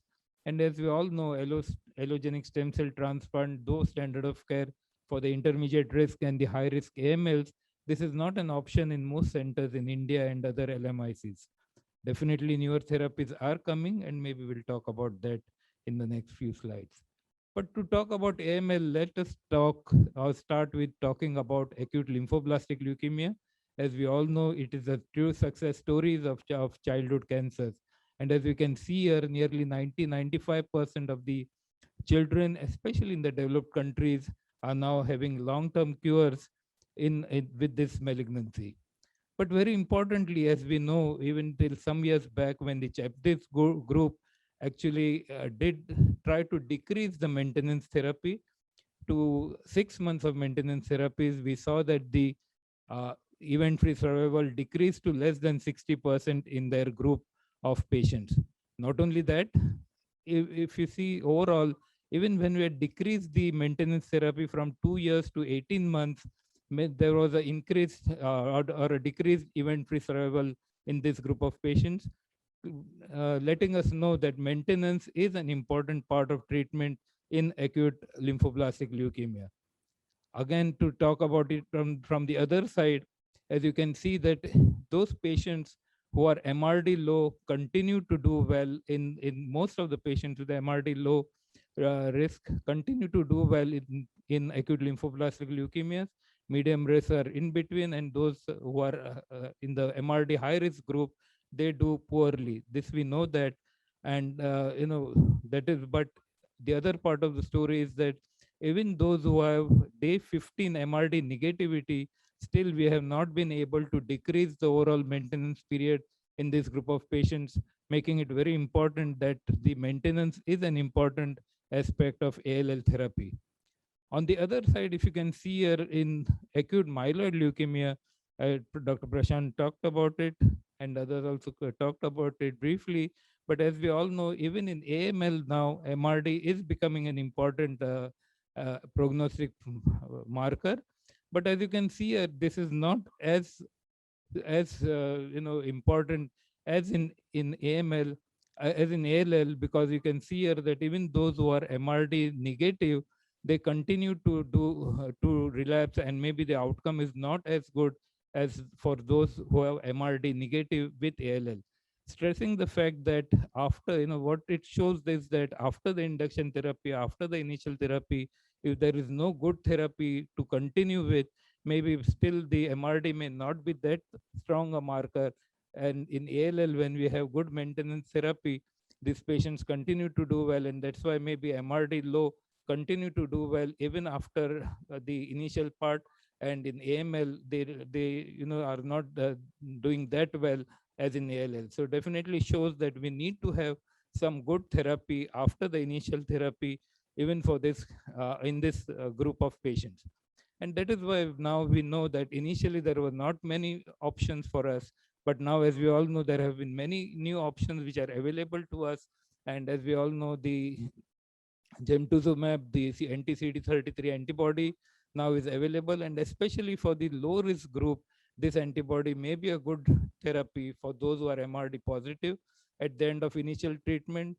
Then we have now epigenetic modifiers like decitabine, azacitidine, as well as basically the histone deacetylase inhibitors, the tyrosine kinase inhibitors, the FLT3 inhibitors, especially the newer one which are coming up, and certain drugs like we just heard about the venetoclax, which is a BCL2 inhibitor. These are drugs which are showing really good results, especially in the adult AML. But maybe these are the drugs which will be available to us shortly, even for the pediatric AML. And therefore, as we all know, in ALL, as we know, many of the concepts that have come from pediatric groups have been translated into the adult groups. However, many or most of the principles that we have been using in acute myeloid leukemia have been coming from the adult group. And this is just to show you that the standard of care, the AML 3+7 therapy, as was the standard of care till recently, and this was being used in most of the adult protocols. But this is one of the recent, the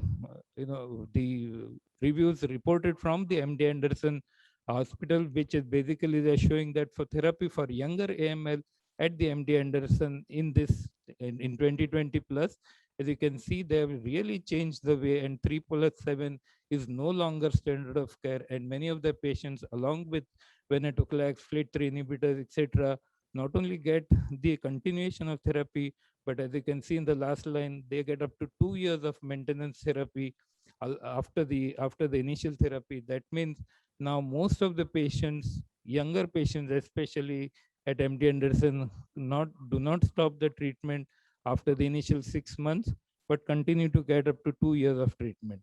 And this is what we have been talking about at the Tata Hospital since last nearly 20 years again, where we have been using metronomic maintenance therapy, which is oral prednisone, etoposide, thiaguanine, which have been using since many years now.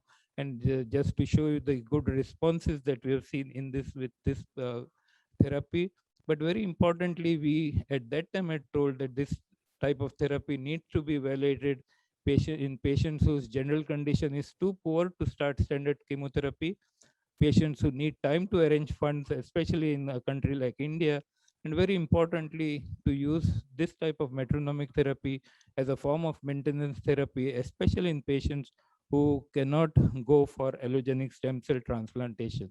And this was the protocol that we had used, where the standard basically 3+7 induction therapy. We do the date and marrow at our institution, and if the date and marrow shows more than 5% blast, we give them sequential induction with cytarabine, which is not the typical day 135 cytarabine, but 2 grams per meter square 12 hourly for 4 doses. That is total 8 grams of cytarabine in 2 days. And this is followed by, and for those who are date and bone marrow blast less than 5%, and after the sequential therapy, they get the standard consolidation therapies with high dose cytarabine. And then we used to give them 6 months of oral maintenance therapy. And this, if you see the outcomes of these patients, basically we saw that around 9 patients had blast more than 5%, and these patients got the sequential therapy, or 9 or 17%. And very importantly, I'm not showing the data, but this is the group of patients who did the best. But overall, if you see in this group of patients, the disease-free survival was around 70%, and this was nearly 15% better than what we had reported before without using this type of maintenance. So definitely the maintenance helped us in this group of patients.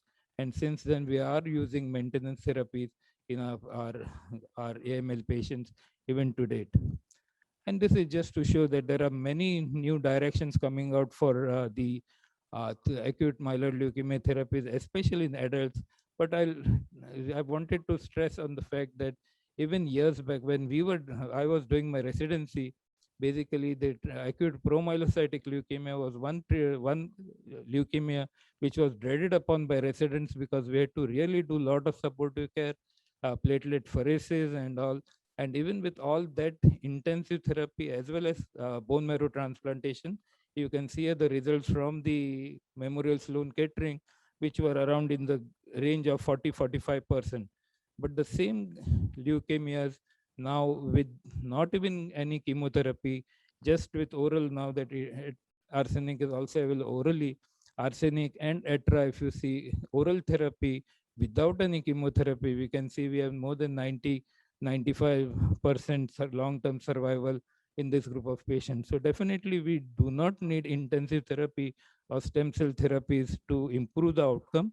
What we need is the proper or the appropriate therapy, and this may change the way we are doing are taking care of our patient. And just to show you the results published again from MD Anderson, where they used the triplet with venetoclax, FLT3 inhibitor, and decitabine, and this is just the preliminary data, just data in maybe 12 patients, but you can see here that they have 80% event-free survival in our overall survival in this group of patients without using any aggressive chemotherapy. So definitely it gives us a lot of hope that in the future, such type of therapies may become important even for patients with myeloid leukemias. And this is just again some preliminary pediatric experience using the same drug. And again, they have shown that most of the patients who got that had a good MRD negative remission with these therapies. And that is why it shows that, you can basically see here that, we will start with something like hypomethylating agents plus venetoclax, and then add on the other inhibitors depending on what type of the aberrations or the genetic defect the patient has. But overall, there will be addition of such agents.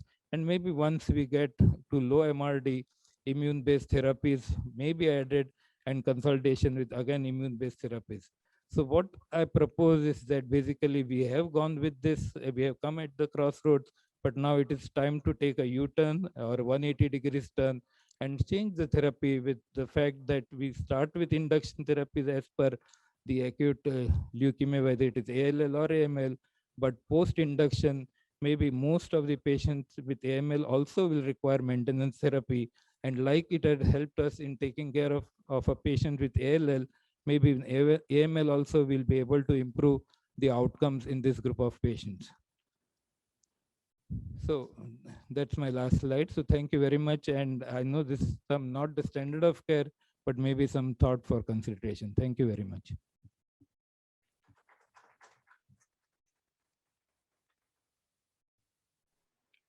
I think we go on to, thank you, Dr. Banavli. We will go on to take questions. I think, Dr. Gauri, because I'm not getting access to the questions, you will have to.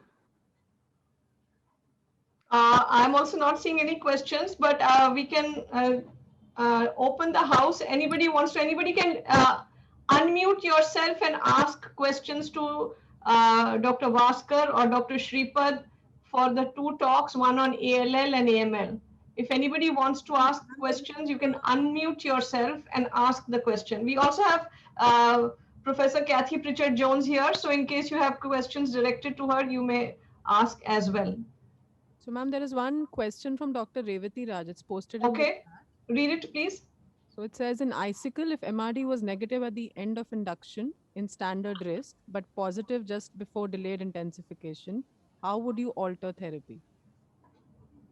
Yeah, I have responded to that on the chat box. We don't have any such patients. We measure MRD at the end of induction and end of consolidation if both time points are negative. We don't do MRD subsequent to that. We only track for patients who have an MRD positivity. One thing to remember about flow is post-induction, once the marrow gets admixed with regenerating cells, a normal blast is actually quite difficult to identify, and you need very experienced people to be able to sort this out. And you can find a false positive MRD. IGTR doesn't have that limitation, but IGTR doesn't always track all clones as well.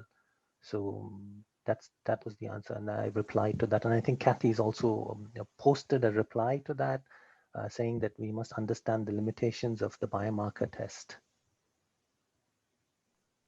So if we just ask you end of induction MRD negative, end of consolidation MRD positive. No, we've never had anything like that. So okay. so basically then there's something wrong with your MRD, right? Okay. Okay. Yeah. So what we Biology of normally disease is not explained by that kind of. Okay. what's it called? Then there's something wrong. We have had some cases like that. We've gone back and looked at them, and it's always been a wrong call. Yeah. Okay. I think that's a big learning. We need to look at our technique and go back and see the end of induction MRD reports, the flows and the graphs and everything. Any other questions? Let's see, who is The here? delegates, which I've posted on the chat. Yeah. I don't know if anyone can see this, but one delegate has asked, it was said that MRD in AML is not as important as in ALL. Could it be because of standardization or technical difficulties of doing MRD in AML? Yeah, definitely a lot has to be done, but this data is of thousands of patients overall, and definitely, if you see those who have, we still have to learn a lot in AML, but overall it signifies that, what is MRD? Basically, MRD is after what, the treatment, if there is effective treatment, like Dr. Pui just showed recently, that even if you have MRD negative at the first point, if it on day 42 it becomes negative, actually they are doing better than the other half, because in this group of patients they have intensified the therapy and their outcome is better than the slightly better, but definitely better than patients who were MRD negative the first time. So what it shows is that the treatment that we give changes the way the outcome will be. And in AML, till recently, we did not have any effective therapy after the initial whatever we were giving. But maybe now with the newer therapies that we are having and the options that we are having, maybe it will change, and it may still be important that if MRD is negative at this thing, if we change the therapy, intensify or give maintenance, the outcome and may improve.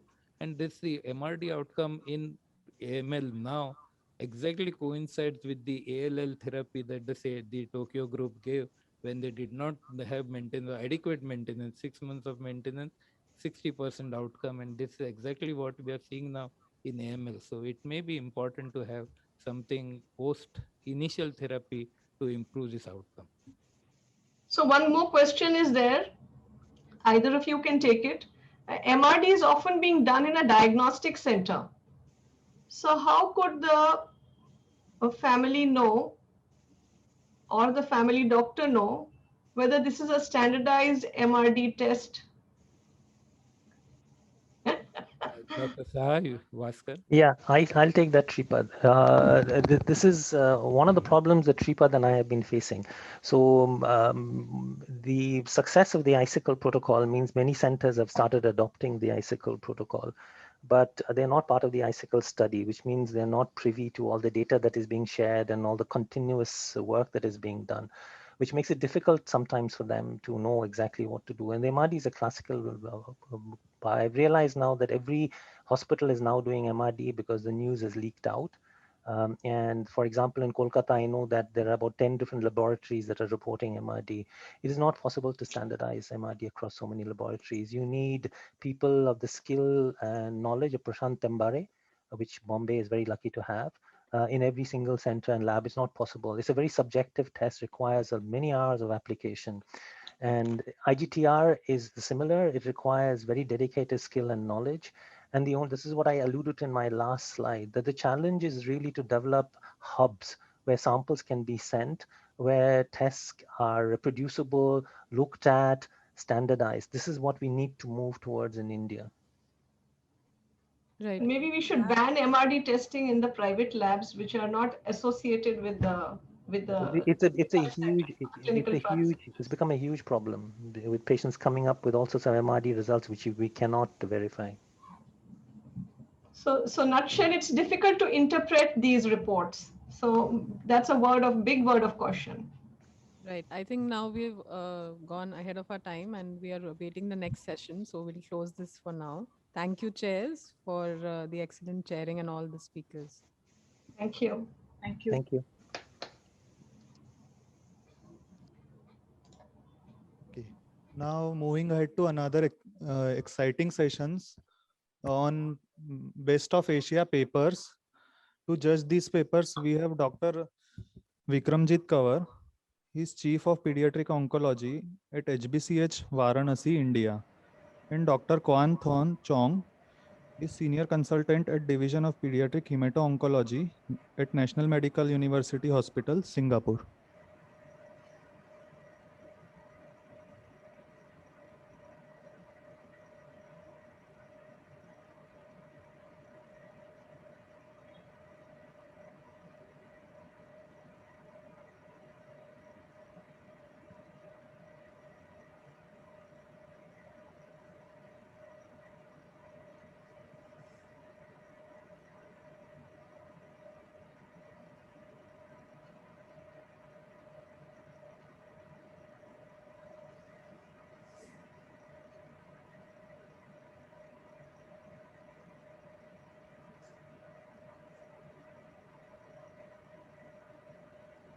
So I assume we can go ahead with the first paper.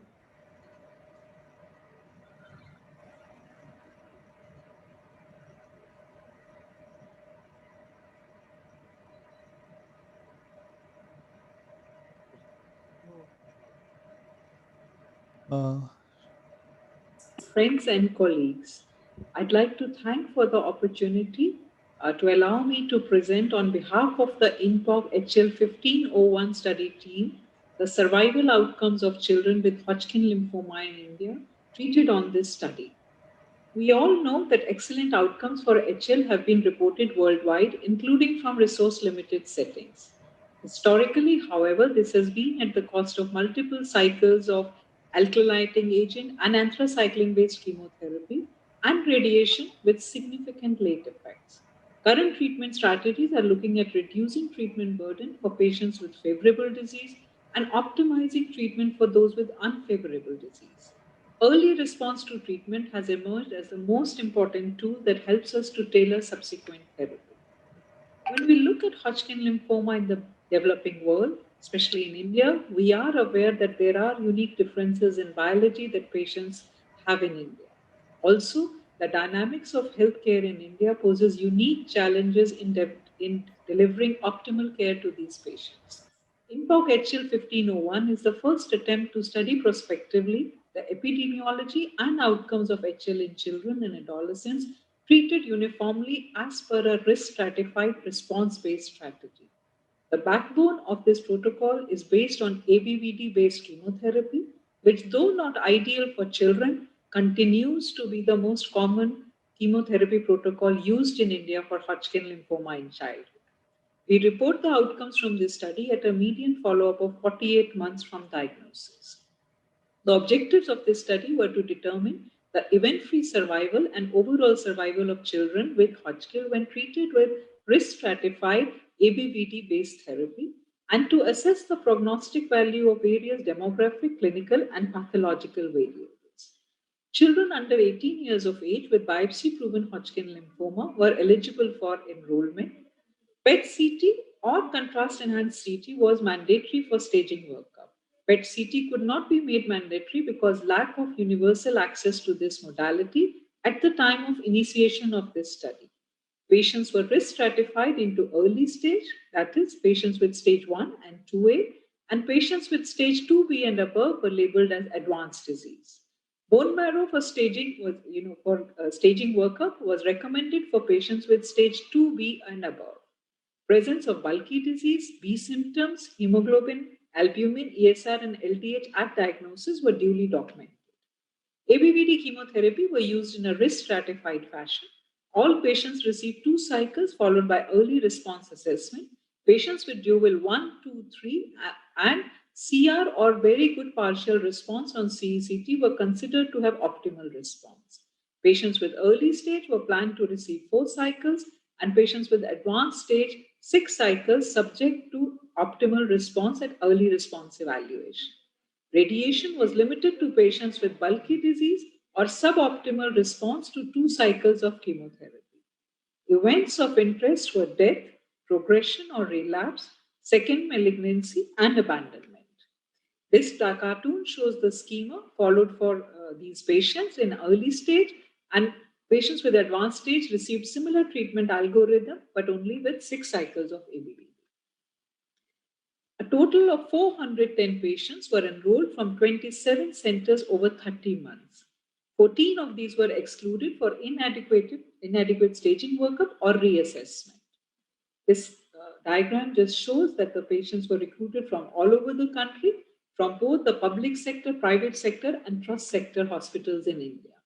The median age, as shown from other studies from developing countries, was much lower than that reported from the developed world, and about 10% were actually even younger than 5 years. There was a striking male preponderance with male to female ratio of 5.7:1. Roughly half of the patients had bulky disease at diagnosis, and again roughly half of the patients had B symptoms at presentation. Overall, 2/3 of the patients were labeled as having advanced stage disease and 1/3 as having early stage disease. To date, we have had 62 events. Abandonment was, we saw abandonment of 12 patients, that is 3% of this cohort. Progressive or primary refractory disease, again in about 3%. We have seen 31 relapses so far and 7 deaths, one of which was related neither to treatment nor the disease. At a median of 48 months of diagnosis, this cohort has had an overall survival of 93.2% and event-free survival of 87%. As expected, patients with early disease have had better overall survival and event-free survival. So event-free survival is 95% for patients with early disease and 97% again overall survival for this cohort. Bulk at diagnosis did not seem to impact on event-free survival or overall survival, but patients with bulky disease actually received radiation as was dictated in the protocol. B symptoms, as expected, patients with B symptoms had both an inferior event-free and overall survival. Again, patients who did not receive radiation seemed to have inferior survival, not just inferior event-free survival, but also overall survival. However, this did not, when doing a subset analysis, patients with early disease, with or without radiation, had equivalent EFS and OS. Hemoglobin less than 10.5, albumin less than 3.5, as expected, were associated with inferior event-free survival, as has been previously reported from other cohorts. To conclude, the median age of the study cohort in this study is much younger than that has been reported from developed countries. Our findings reiterate the striking male to female ratio seen in very young children with skewed towards male. Abandonment could be significantly reduced in comparison to other studies from similar cohorts which have reported abandonment of up to 20% in India. Toxic mortality could be effectively contained. At a median of 48 months from diagnosis, event-free survival is 87% and overall survival is 93%. For early stage, 4 cycles of ABVD chemotherapy with RT limited to those with bulky disease or suboptimal response appears to be a very effective option. However, there is an urgent need to assess response-based omission of RT in this cohort. Patients with advanced stage disease may benefit from more intensive treatments. The study has inherent limitations. ABVD is not ideal chemotherapy protocol for young children. Nevertheless, we used it because it continues to be the commonest protocol used in developing countries. There was no central review of radiology or histology, and we could not offer universal PET-based staging and reassessment in this study due to inadequate access to this modality at all centers. Nevertheless, the successful takeoff of this study without any formal funding is encouraging and bodes well for future collaborative work in this area. And we hope that this study will provide us as a springboard to do more structured studies that will study more important study questions in times to come. I'd like to acknowledge the support of all participating centers and teams, patients and families, CanKids, which was the principal sponsor for this study. And I presented this data on behalf of the study team listed in this slide. Thank you so much for your time.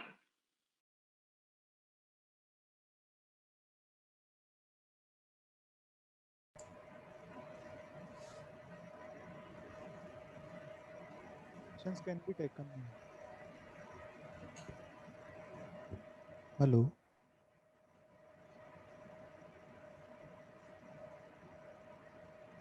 Judges can take questions.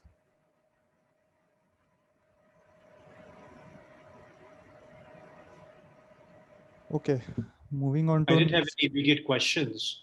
I think the speaker has adequately addressed many of the limitations.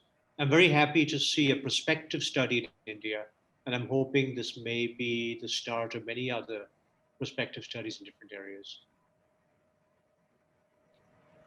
Next talk. For next paper, Dr. Gargi Das would be presenting next generation sequencing in JMML.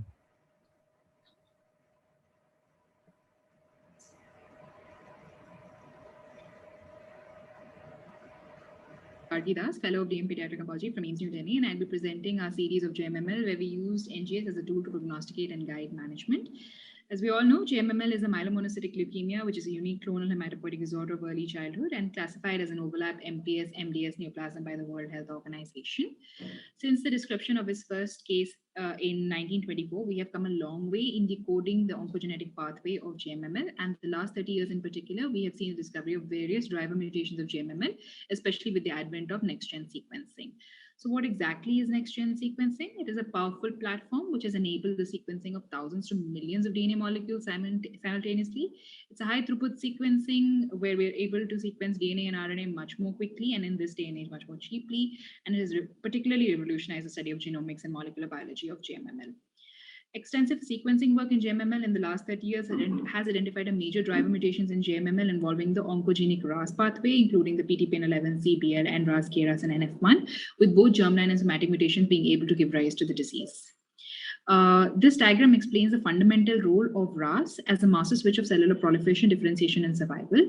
NRAS and KRAS gets activated by the phosphorylation of GDP and act via downstream effectors like the RAF, MEK, ERK, and the PI3K mTOR pathways. PTPN11 and CBL act as RAS guanine exchange factors and help simulate NRAS and KRAS, while NF1 acts by hydrolyzing the GDP and inactivating RAS. Hence, activating mutation of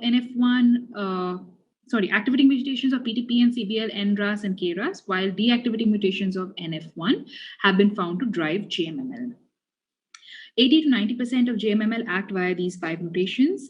NF1 and CBL are usually inherited in a germline fashion, while PTP and NRAS and KRAS are usually due to somatic or germline mutations. The most common mutations are seen in PTPN11 in JMML patients, followed closely by NRAS, KRAS, NF1. So when we don't have identifiable genetic mutations, can it still be JMML? Well, the answer is yes. However, it's very important to rule out JMML mimics like myeloproliferative disorders, acute leukemias, osteopetrosis, and certain common viral infections. Secondary genetic alteration outside the canonical RAS pathway have been discovered. However, it is outside the scope of this presentation to be discussed. Transplant remains the standard of care. However, this paper in 2017 gave certain novel approaches to the management of GMML based on these genotype subtypes. They suggested that certain germline mutations of PTPN11, KRAS, and NRAS, as well as mutations in CBL, these patients of GMML you can wait and watch, while the others transplant is necessary. Post-transplant relapse still remains the most frequent cause of treatment failure in these patients. The role of chemotherapy is promising. However, it is still used as a bridge therapy to transplant. 6-MP and Ara-C is being used in our unit in these GMML patients as a bridge to therapy for a transplant. We found partial but transient responses in these patients only. And azacitidine is coming up in a big way. This current study by the COG group where azacitidine is being used. The interim analysis was published in 2019 and shows a promising role of azacitidine. Molecular targets are still there, which are being developed, like MEK inhibitors, mTOR inhibitors, and dasatinib. But still, the use of these molecular target inhibitors in LMICs is still quite questionable. So our basic objectives were for this study was to understand the behavior of our cohort of GMML patients with different genetic mutations, to elucidate the clinical and hematological genotype-phenotype correlation between these subtypes, and correlate these subtypes with outcomes to understand where we need to initiate chemotherapy, how to prioritize for transplant, especially in LMICs, and how to prognosticate patients upfront. So case files of our patients were retrieved, and there were 31 patients of GMML who were enrolled from 2013 to 2020. NGS is being done only in the past 3 years, and it was completely done for 13 patients. In our cohort, we have 4 patients with NRAS mutation, 1 patient with KRAS mutation, 3 patients with PTPN11 mutation, and 1 patient with NF1 mutations. There were 4 patients of GMML where no mutation was detected, and we decided to treat as GMML after ruling out certain GMML mimics.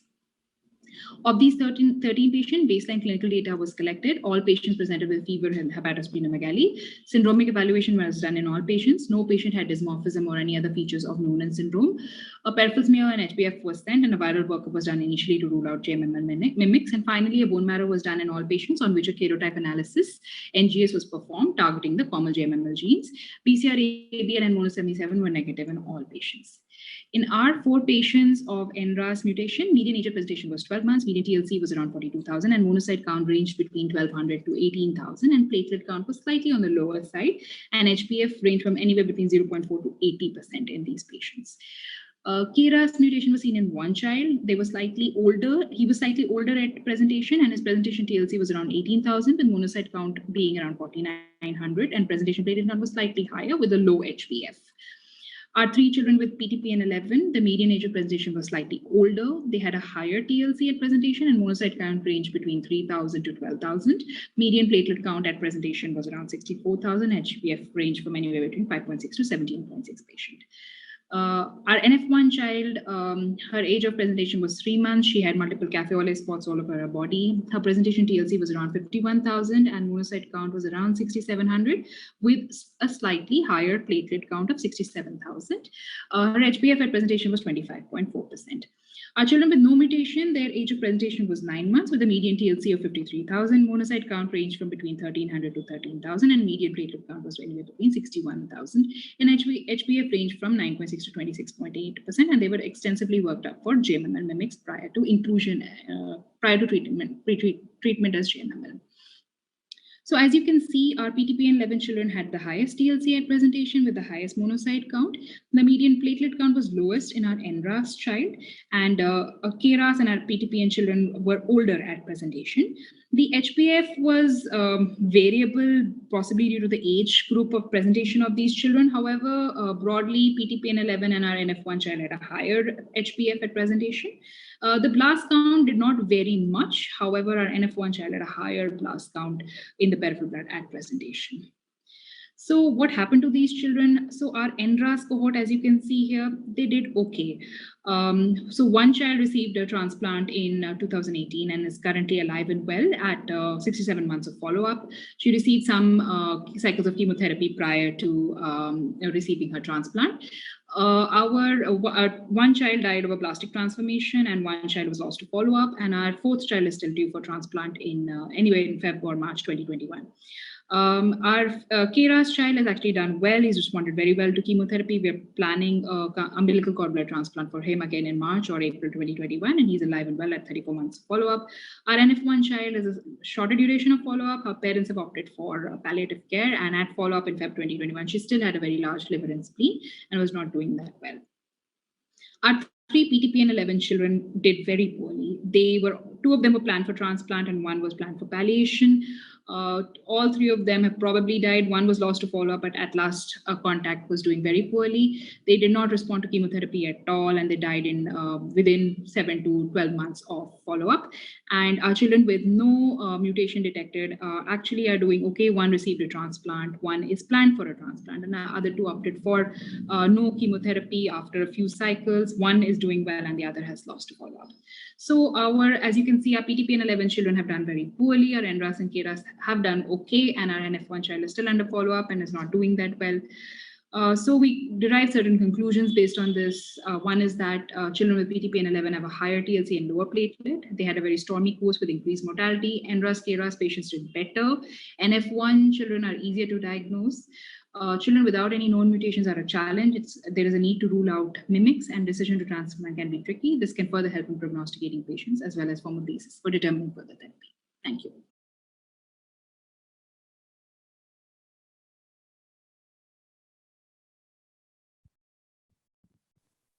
Sir, any questions?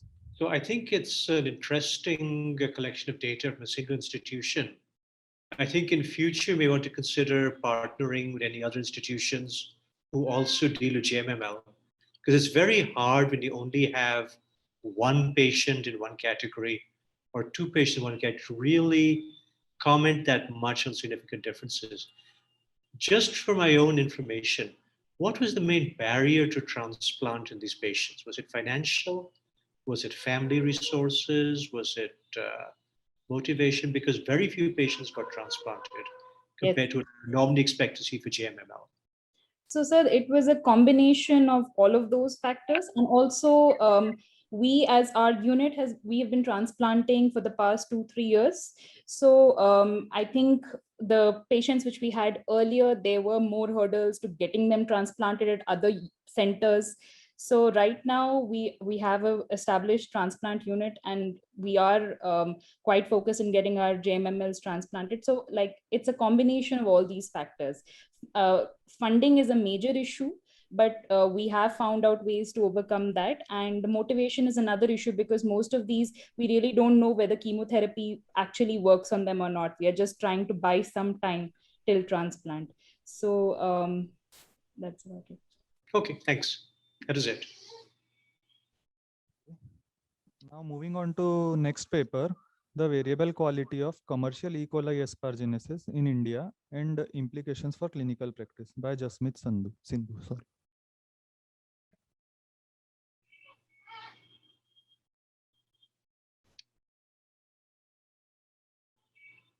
The title of my presentation today is The Variable Quality of Commercial E. coli asparaginases Available in India and Their Clinical Implications. We know that asparaginase is a key drug for ALL therapy and produces systemic depletion of asparagine, which induces apoptosis in lymphoblasts. Intensification of asparaginase in high-risk ALL has been shown to improve outcomes. Conversely, the truncation of asparaginase therapy adversely affects outcomes. The current issues being faced by the developing world regarding asparaginase are the non-availability of reference native asparaginase, which is a MEDAC formulation. Though pegylated formulation has started making an entry in developing world, and is pharmacologically superior, but it is costly, so not accessible to majority of our patients. This has resulted in the appearance of a lot of biogeneric E. coli asparaginase brands.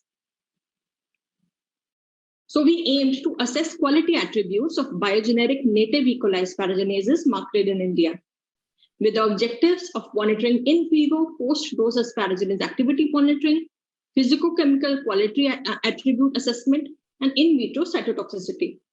Starting with the first one, in vivo asparaginase activity monitoring.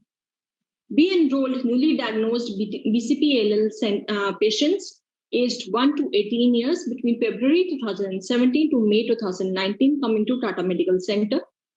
All these patients were treated uniformly with Icicle ALL14 protocol. They all received the same biogeneric asparaginase at a dose of 10,000 units per meter squared per dose intramuscularly every 72 hours.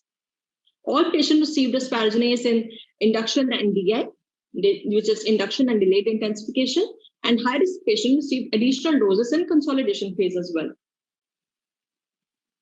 Asparaginase activity was assessed with the well-known endoauxin assay, where plasma samples are incubated with excess of L-aspartate beta-hydroxamate, leading to the formation of intermediary compounds, which are then condensed with 8-hydroxyquinoline, leading to formation of endoauxin, amount of which is measured spectrophotometrically at 710 nanometers, which is then converted to asparaginase activity using a standard curve.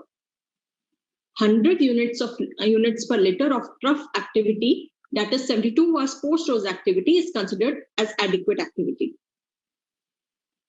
This is a box plot representation of the post-dose activity monitoring in induction for the 62 patients that we enrolled. We observed that only 1/3 of the patients had activity more than 100. But at an opportunistic time point of 48 hours, double these patients, about 70% of the patients had activity above 100. So you might think that if we decrease the administration to every 48 hours hourly, more number of patients will benefit, but still a chunk of patients would remain who do not have activity even if given every 48 hours. 19% of our patients had hypersensitivity to this product, all of them being high-risk patients, which is expected because they get more doses. 3% had pancreatitis and no patient experienced asparaginase-associated thrombosis. Next, I come to the physicochemical characterization that we did.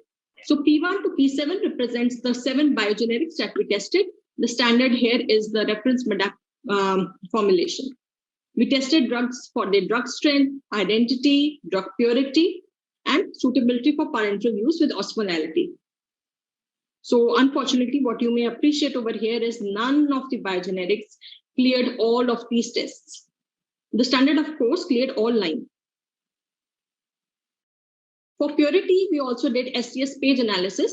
So this is a page of picture representing the gel, and with P1 to P7 are the biogenerics. R is your reference. What you see here is that in both reducing and non-reducing conditions, there is a clear-cut band of asparaginase molecule at 34 kilodalton region, which is the expected area.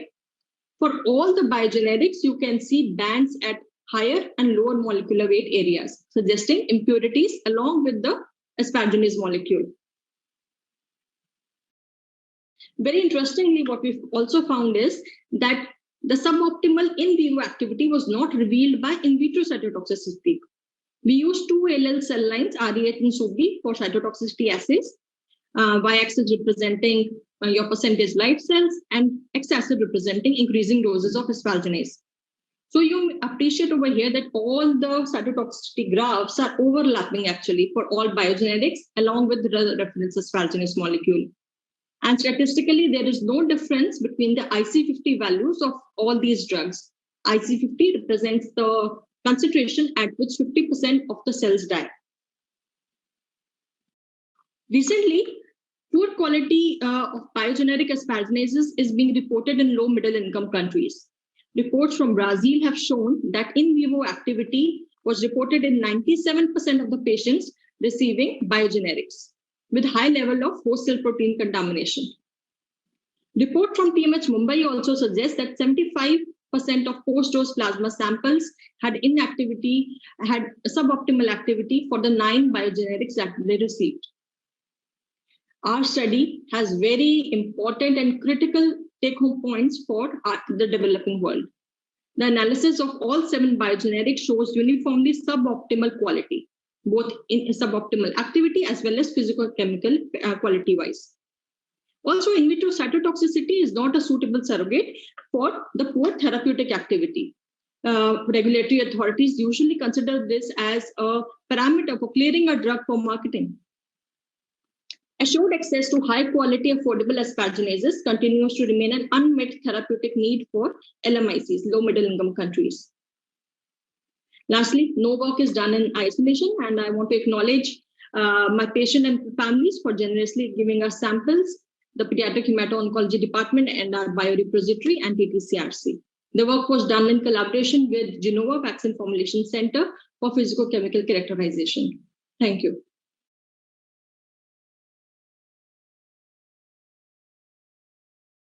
Sir, any questions?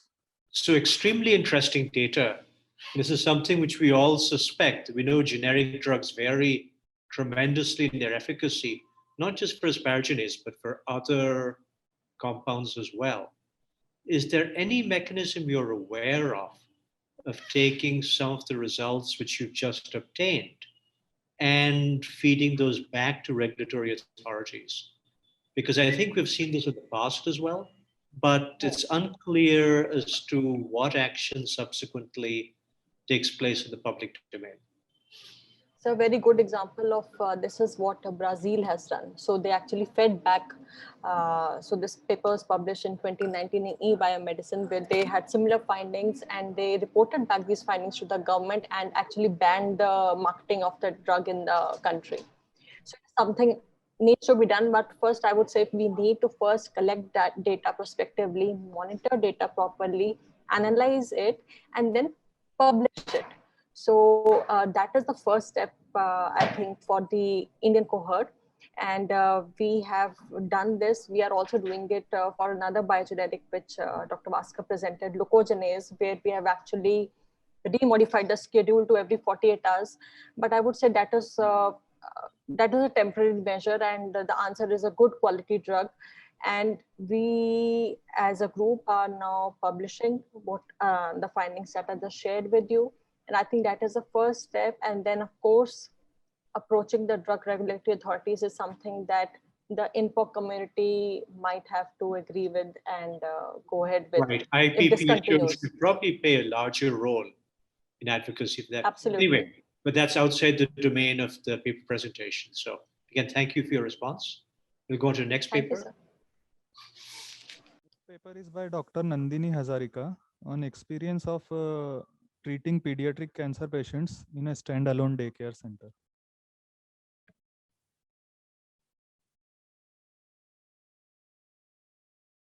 So first of all, I'd like to thank the organizers for accepting our paper for oral presentation.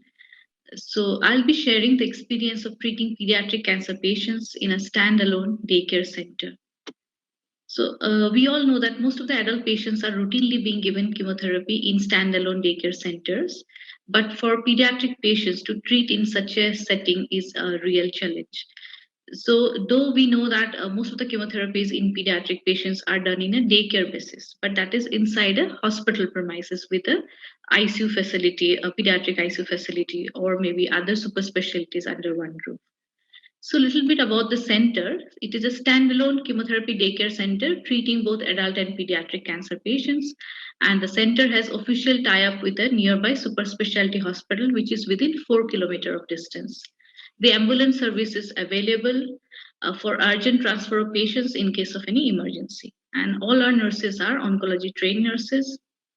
All the staffs, they are trained for basic life support, and the doctors are trained for advanced cardiac life support. The center is NABH accredited. And the methods, like we have done a retrospective analysis of all the pediatric patients of 0 to 18 years of age who are registered in our center from October 2017 to September 2019. And all the registered pediatric patients were analyzed in terms of diagnosis, the type of treatment, number of patients requiring overnight hospitalization, and feasibility of treating such patients in a standalone daycare setup. So out of total, we had 113 pediatric patients registered over that period. And there were 19 benign hematological diseases, and rest 94 had malignant diseases. So our study will concentrate only on the malignant diseases. So out of 94 malignant diseases, we had 33 patients, 35% of patients who were treated at the center. Another 32 were for follow-up patients, like they were already treated in a hospital setting, but they are coming for follow-up, and 29 patients who did not receive treatment at the center, though they were registered at the center. Out of that 29, we had 9 patients for second opinion and 20 new patients who came to the center, had a diagnosis, but did not receive the treatment. So out of those 33 patients who received treatment, where 9 were acute leukemias, 4 lymphomas, 10 brain tumor patients, 3 non-RMS soft tissue sarcomas, 2 rhabdomyosarcoma, 2 osteosarcoma, 1 each of neuroblastoma, retinoblastoma, and germ cell tumors. So most of the patients are mostly like leukemias and brain tumor patients. So this chart where we have given the details of all the diseases, the number of patients, age, the sex, the treatment, most of the standard treatments they have received and requiring hospitalization and reason for hospitalization. So you can see 13 patients required overnight hospital stay out of 33 patients. Youngest age was 1 year old and the oldest was 17-year-old, 23 male patients, 10 female patients, and 12 patients received blood component support. So here I would like to show that these patients who required overnight stay, what could be the reason for overnight stay. So you can see this. So you can see the reason for hospitalization is that mostly this all leukemia patients, like all of AL and 1 acute promyelocytic leukemia, all 9 leukemia patients required hospitalization for mostly for sedation, for the procedures like putting a catheter or for bone marrow biopsy aspiration or for intrathecal, then methotrexate infusion 24 hours or supportive treatment. And then another other patients like there's a lymphoblastic lymphoma, which is also a hematolymphoid malignancy, receiving the similar kind of protocol required admissions. So the most of the patients out of 13, 10 patients were hematolymphoid malignancy, which required admissions. Rest like 1 brain tumor patients, 1 neuroblastoma, 1 rhabdomyosarcoma, mostly required for the sedation procedure for that day required hospitalization. So our observation was that there was no emergencies requiring shifting of a child to the bigger center, especially in our pediatric patients during the drug administrations or transfusions in the center. The PICC insertion and bone marrow aspiration biopsy lumbar puncture are routinely being done for adult patients. And occasionally we are doing it for adolescent children also in the center where they are comfortable without sedation. But for younger children, we are doing under sedations in a hospital setup. So there was no hospital acquired infections. So advantages of being a small center is that the less chance of hospital acquired infection, cost effective, homely atmosphere, simple admission and discharge process. Drawback of a small center being that almost 20 patients did not take the treatment. So we felt that could be the parents are not very confident of taking treatment in a smaller center for their child when there is an initial diagnosis happen. So coming to the conclusion, so it is feasible to treat pediatric patients requiring chemotherapy in a standalone daycare center, provided the center has adequate trained staff and you have the facility to transfer the patients to a nearby 24-hour super specialty hospital with a pediatric intensive care support. And disadvantage of being a small center could be refusal of treatment. So thank you.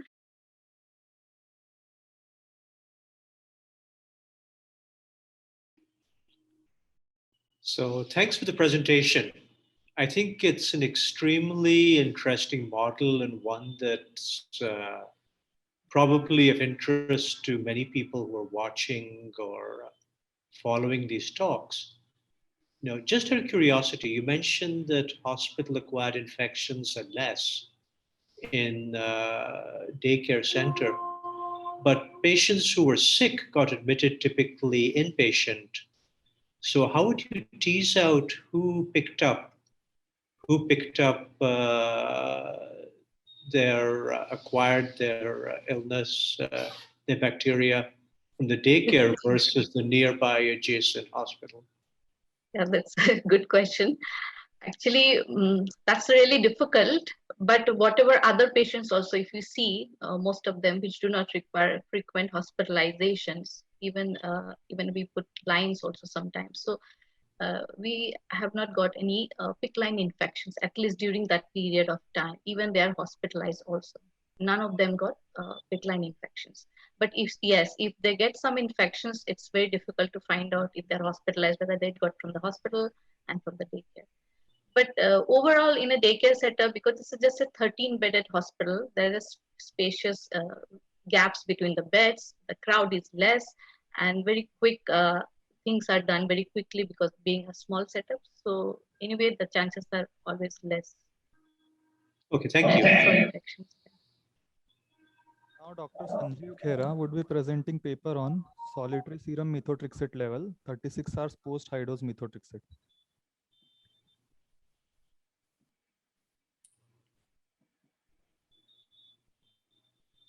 I would be presenting my study which we conducted at Army Hospital R&R Delhi. It is about solitary serum methotrexate levels 36 hours post high dose methotrexate, and we found it to be safe, efficacious, and cost-effective strategy to monitor methotrexate toxicity in childhood leukemias. High dose methotrexate is methotrexate of dose more than 500 milligram per meter square. It has an important role in curative therapy of ALL. Basically, it ameliorates the need for prophylactic CNS irradiation. But the flip side is that it is associated with severe life-threatening toxicities in 2 to 12% of the cases. So the best way to mitigate methotrexate toxicity is to serially monitor methotrexate levels starting at 24 hours post high-dose methotrexate every 6 hourly till the time the methotrexate level falls to less than 0.05 microm. And leucovorin dosages could be accordingly adjusted on the basis of the plasma methotrexate concentration. But the problem in LMIC is the availability of methotrexate levels. So we did a survey during one of the pediatric hemato-oncology conference in 2018. The survey question was, do you use high-dose methotrexate at your center for children with ALL? So the answer was not surprising. Around 50% of the centers were not using high-dose methotrexate.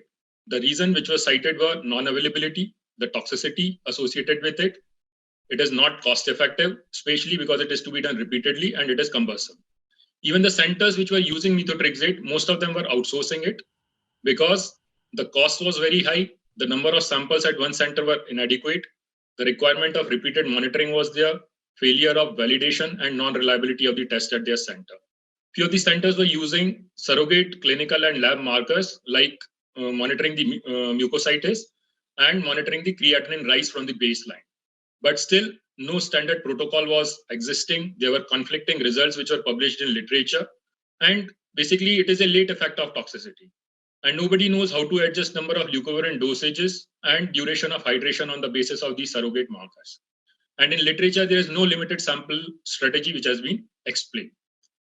So with this background, we designed our study, which was a prospective observational study in which all the children with ALL less than 12 years of age who received high-dose methotrexate were consecutively enrolled. We excluded the children with MTX 36 level, that is MTX level at 36 hours, more than 10 micromole, and if we could not send these levels for any reason. We monitored toxicity on the basis of CTCAE guidelines during admission, weekly on OPD basis, and on SOS basis if the patient had any problem. These methotrexate toxicities were mainly elevated creatinine 36 hours after the methotrexate, and if there is a rise of more than 1.25 times the baseline, acute kidney injury, deranged ASTA and ALT, mucositis, febrile neutropenia, etc. The reason why we chose methotrexate levels at 36 hours only was because this early sample permits us to ensure the efficacy and toxicity monitoring. And since we were outsourcing methotrexate levels, there was a turnaround time which was around 4 to 6 hours. It also ensured the timely intervention if the levels were coming high. The cutoffs at 36 hours are well defined, like in this BFM protocol. Then most of the toxicity occurs by 36 hours. So these were the reasons why we were using methotrexate 36. We follow BFM 2002 protocol at our center. The M protocol or the methotrexate protocol consists of high-dose methotrexate, which is 2 gram per meter square for standard risk and 5 gram per meter square for all other risk groups. 4 dosages are given 2 weekly, and it is associated with methotrexate intrathecal as well as low-dose 6 mercaptopurine. We started pre-hydration at 12 hours prior to administration of methotrexate. At 36 hours, we sent the only serum methotrexate levels and started leucovorin rescue immediately after that. Next, if the methotrexate 36 levels were less than 1 micromole per liter, then we only gave 6 leucovorin dose and stopped the hydration and discharged the child.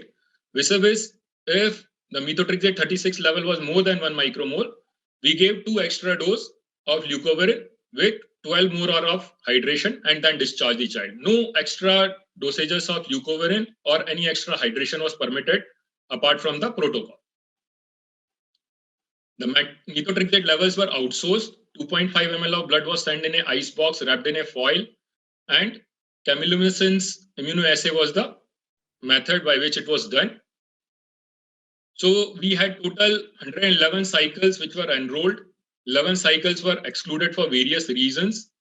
Finally, we analyzed 100 cycles. Out of that, methotrexate 36 was less than 1 in 43 and more than 1 in 57. So once we saw the mean methotrexate levels in the baseline characteristics of sex, type of ALL, malnourishment, and dose of methotrexate, they were comparable. None of the p-values were significant. Total 100 methotrexate cycles, the median methotrexate levels were 1.16 micromole per liter, and none of them were subtherapeutic. When we saw the toxicity, most of the toxicities were comparable to the standard protocol. Most of the toxicities were grade 1, grade 2 CTCA toxicities. We hardly found few grade 3 toxicities, while there was no grade 4 or grade 5 toxicity which was associated.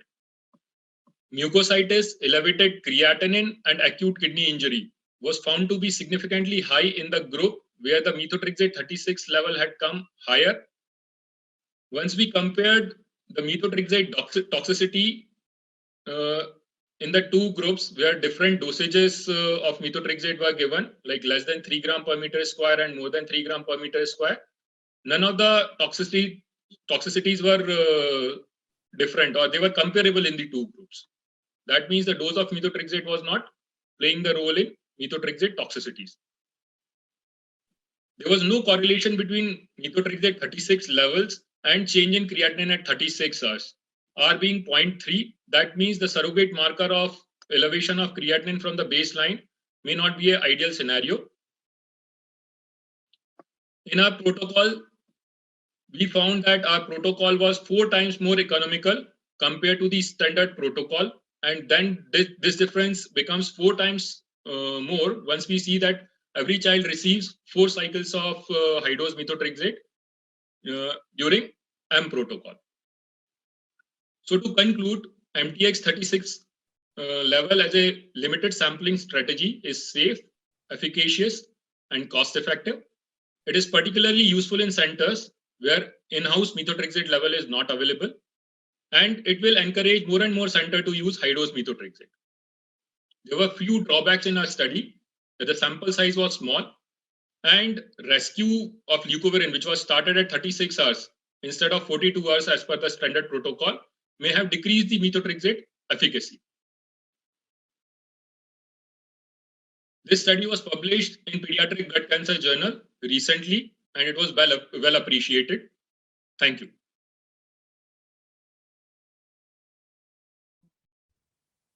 Just an announcement, if someone is logging through Zoom and conference website, then requesting them to log through only one device.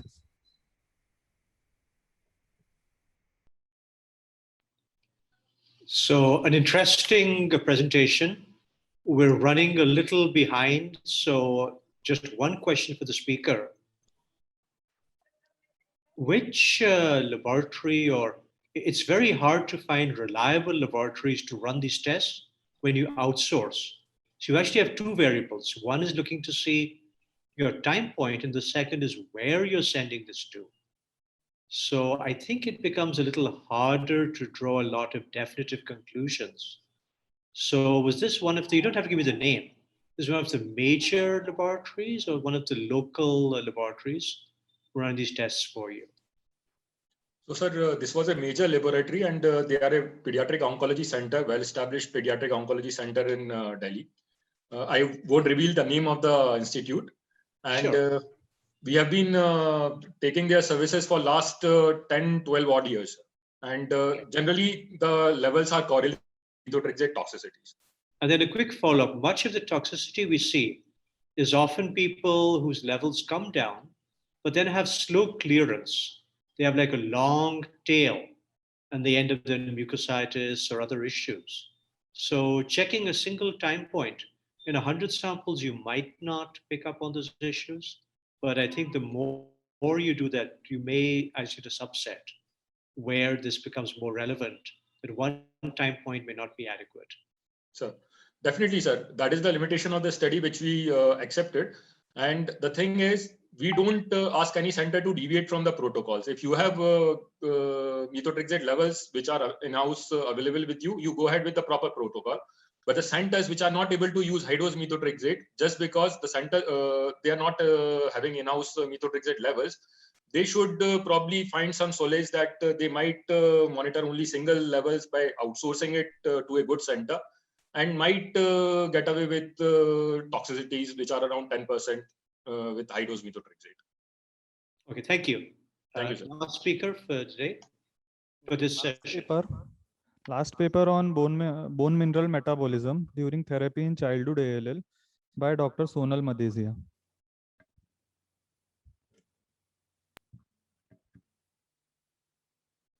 My name is Dr. Sonal Madhesiya. I'm MD Pediatrics from Banaras Hindu University. And today I'm going to present my study of bone mineral metabolism during chemotherapy in childhood acute lymphoblastic leukemia. The study was done under Professor Vinita Gupta, Professor S.K. Singh, Dr. Ishan Kumar, and Dr. Priyanka Agrawal ma'am. As we know, since the survival has improved due to modern combined chemotherapy protocols, long-term complications of acute lymphoblastic leukemia increased as a result of intensive chemotherapy. The long-term effects in survivor are secondary cancers, renal damage, cardiac dysfunction, poor growth and skeletal morbidity, and many others. Most of the studies done on these patients are DEXA scan based, but in our study, we have observed DEXA scan, X-ray levels, and vitamin D levels simultaneously and their various correlations. Our study design was prospective observational study, and the setting was Tertiary Care Referral Center, Sir Sundarlal Hospital, Banaras Hindu University. We have done this study in September 2017 to June 2019 among patients with acute lymphoblastic leukemia satisfying the inclusion criteria.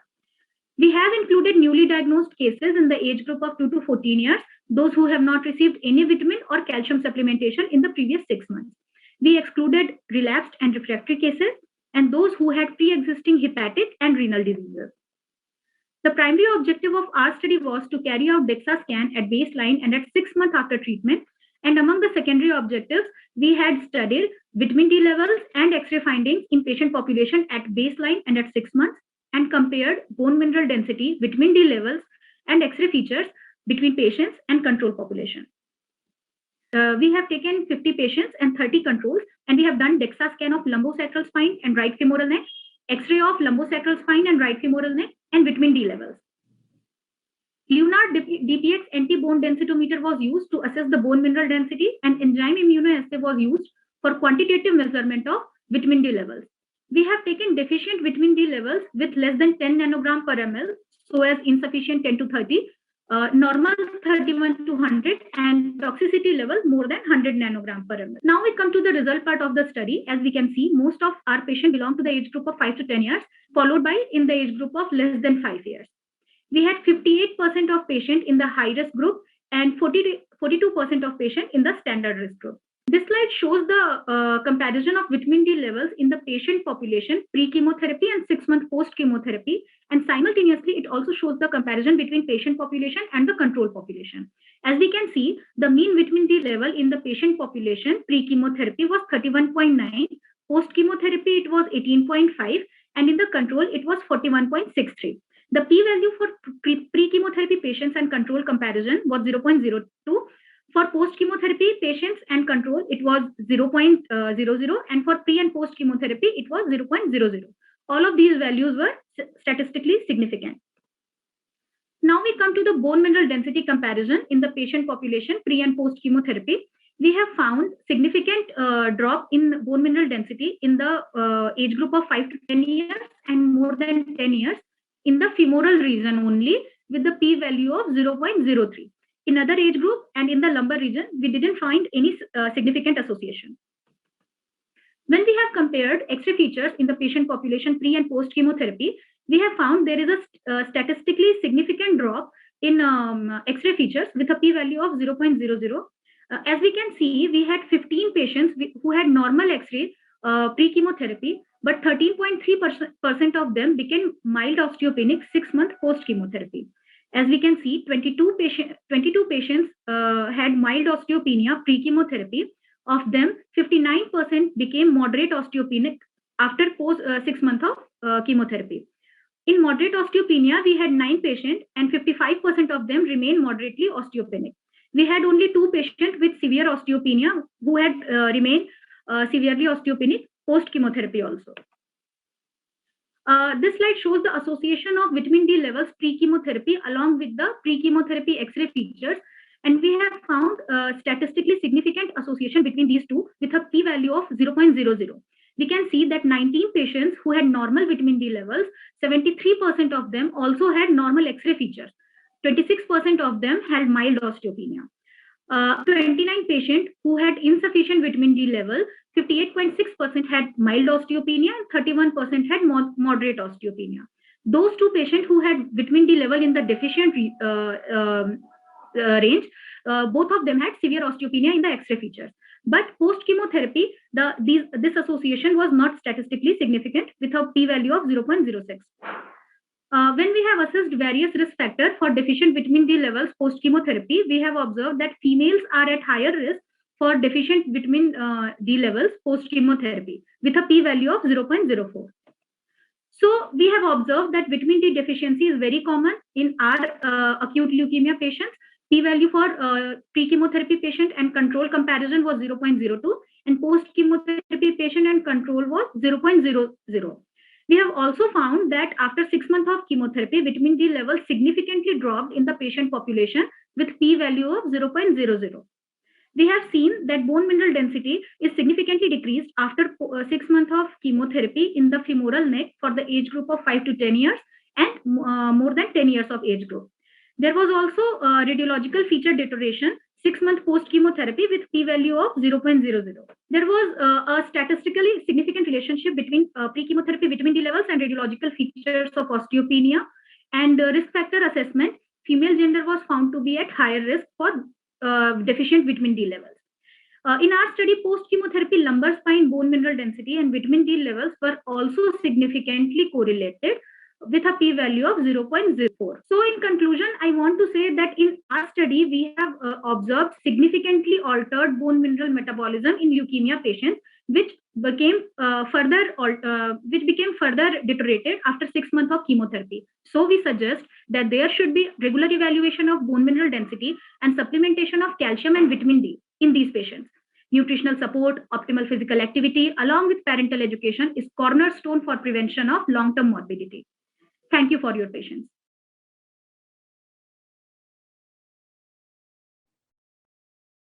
So I think that's the last paper.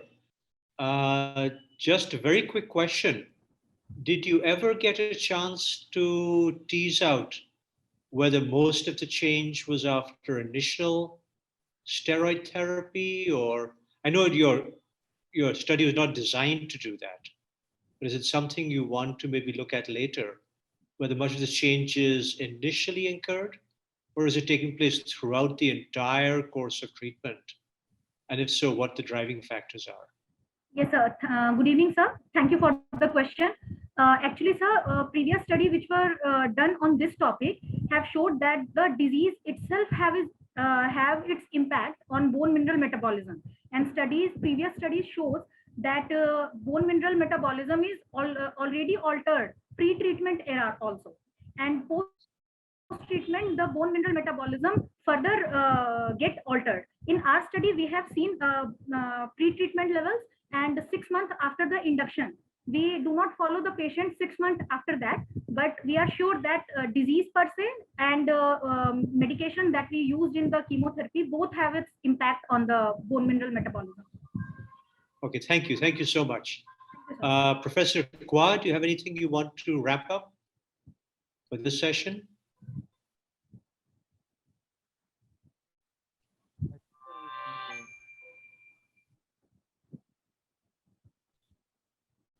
Okay, I'll hand it back to the coordinator then. Thank you, sir, and all the presenters. Now moving on to the next session.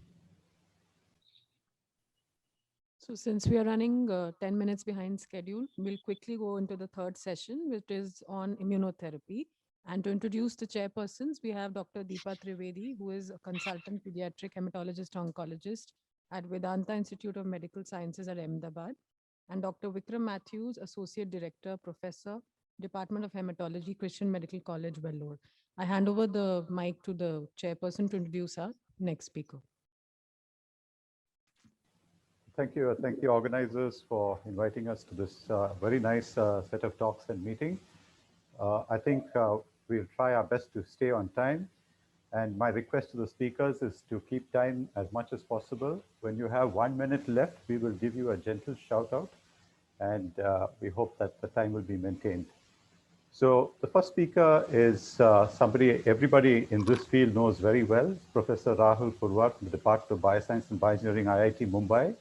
He's done pioneering work in the country with regards to CAR T cell. And his first talk is going to be on a do-it-yourself CAR T model for low middle income countries. Over to you, Professor Rahul.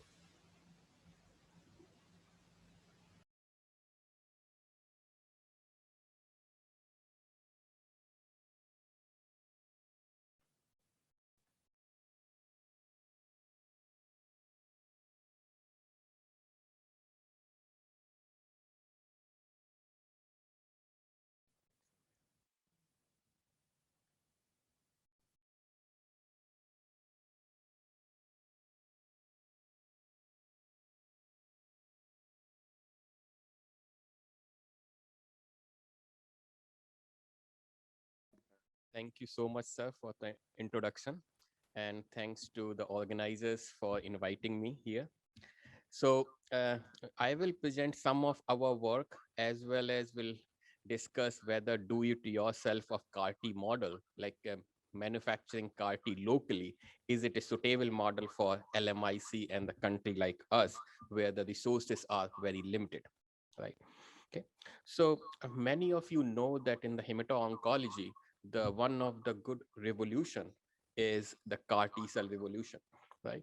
And it is started with pioneers like Carl June and Steve Rosenberg, who did a very excellent, actually, pioneer work in the field. Hello. Yes. Sorry, sir, kindly open your PPT, sir. We can't see your slides, Rahul. Yeah, I can't see your slides. They are on the, here we can see, I think you have to share it. You have to close the share and open the share again, and then click on the open file. I'm asking.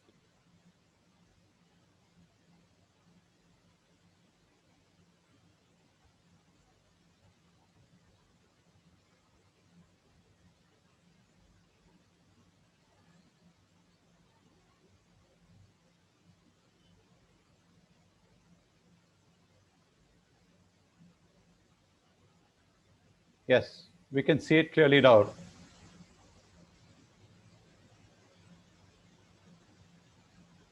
We can't hear you now. Rahul, we can't hear you.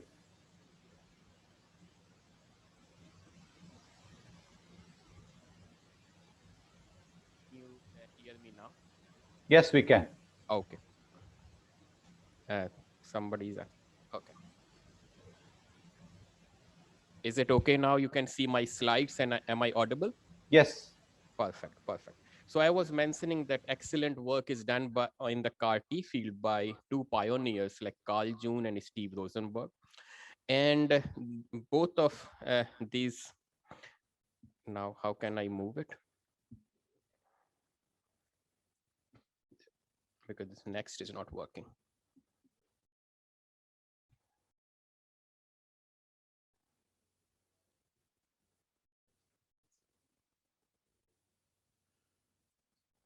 Okay,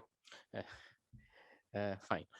So right now regarding CAR T cell, although if you see the geographical disparity, it's mainly in the developed country, especially in United States or Europe, as well as in our neighboring country like China.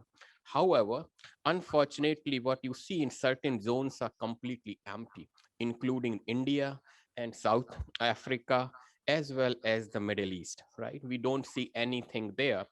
And although the field is progressing very well, especially if you see in 2010, there were only 3 trials. Now probably more than 1,000 trials if you combine all kind of CAR-T targets, right? And I have to go next.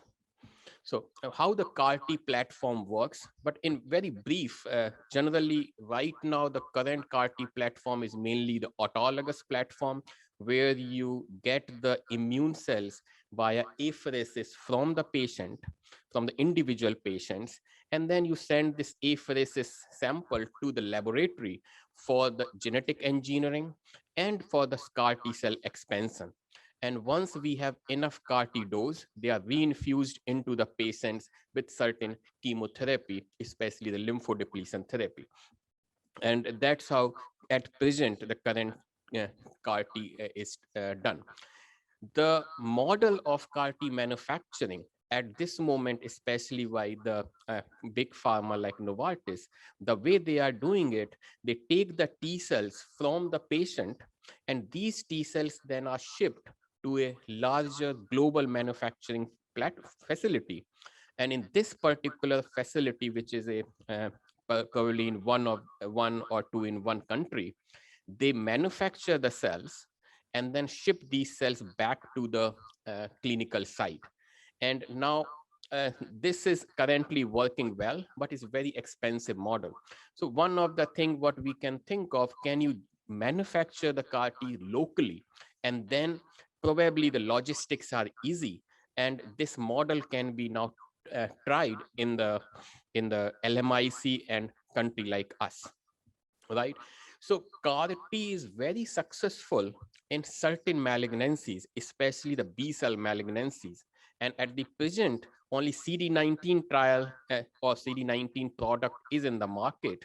And if you see the CD19 expression, it is start expressing from the pro B-cell stage. Once the stem cells is committed to the B-cell lineage, especially from the pro B-cell, until the plasma cell, most of this B developmental stage of multiple B cell, they all express CD19. And that's the reason why CD19 target is excellent target, working very well for the eliminating all these kind of malignant cells. Okay. However, in multiple myeloma, CD19 expression is controversial because there are few patients where CD19 CAR-T worked, but it's still controversy whether plasma cells really express CD19, whether multiple myeloma is a good target for these particular CAR-T. Other CAR-T are in the field of CD22 or CD20, which are still in the investigational stage. Okay. So if you just see in summary, the clinical trial or the institutions which are doing the clinical trial of CAR-T or where CAR-T is done, mainly again, the developed country as well as some in China. And many of these trials or the patients, they are treated ALL, NHL, or the CLL. Right now, CAR-T seems very efficacious, not just for the short term. They can provide you the long-term remission. That means it is intent to cure rather than, generally in cancer field, you listen a lot of remission, but this particular type of treatment you can think of intent to cure. So the cancer can be cured, and this is one of the good model where this girl, Emily Whitehead, is treated.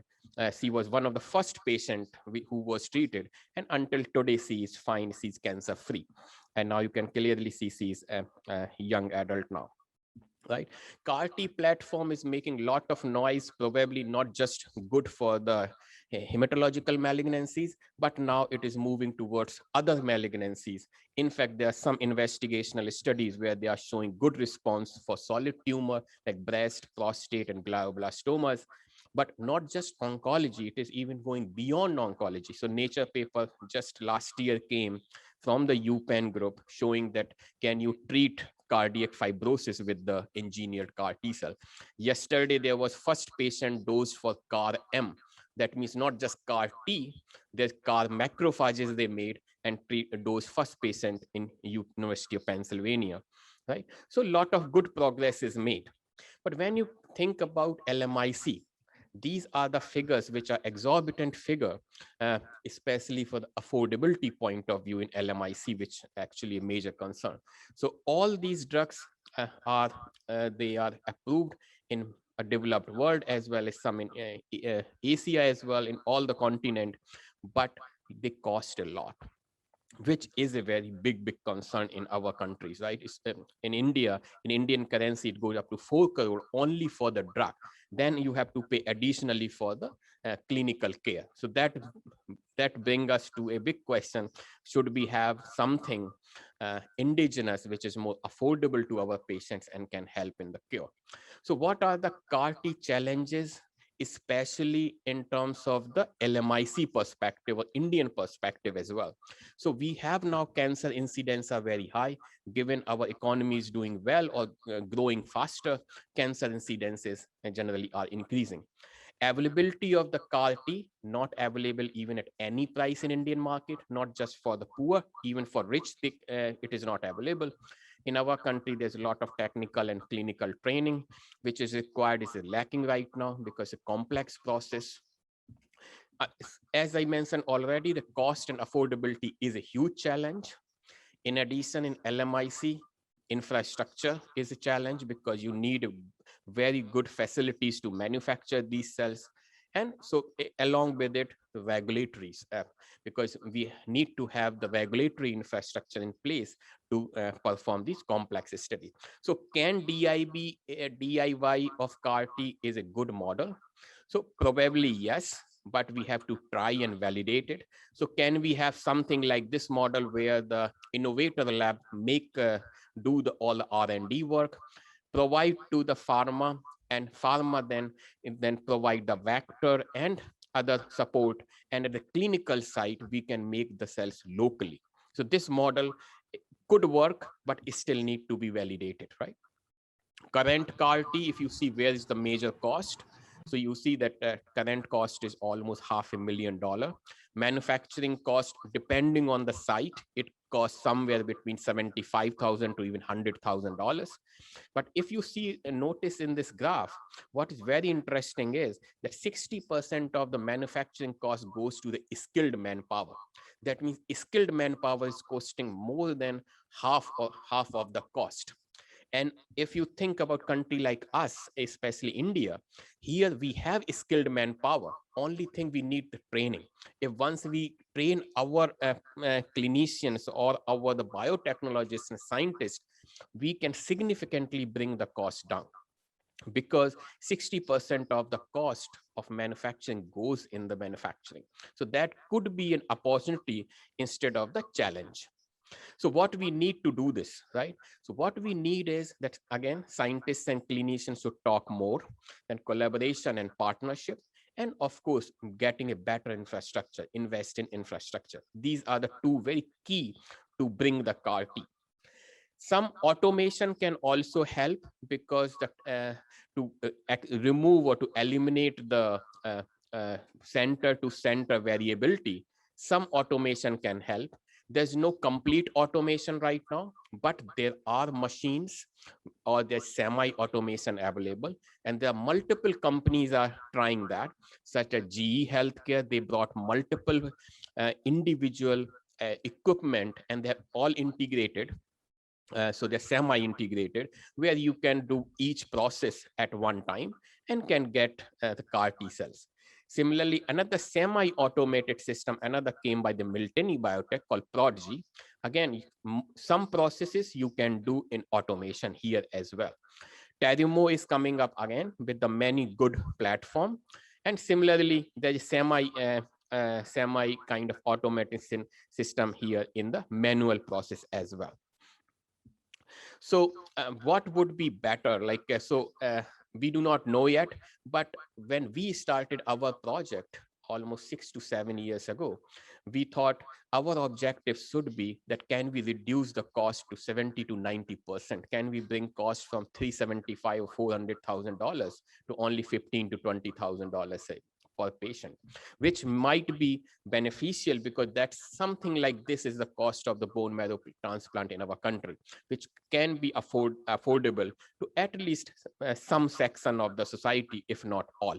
right? So our idea was that can we get mastered in the this complex technology, complex manufacturing process.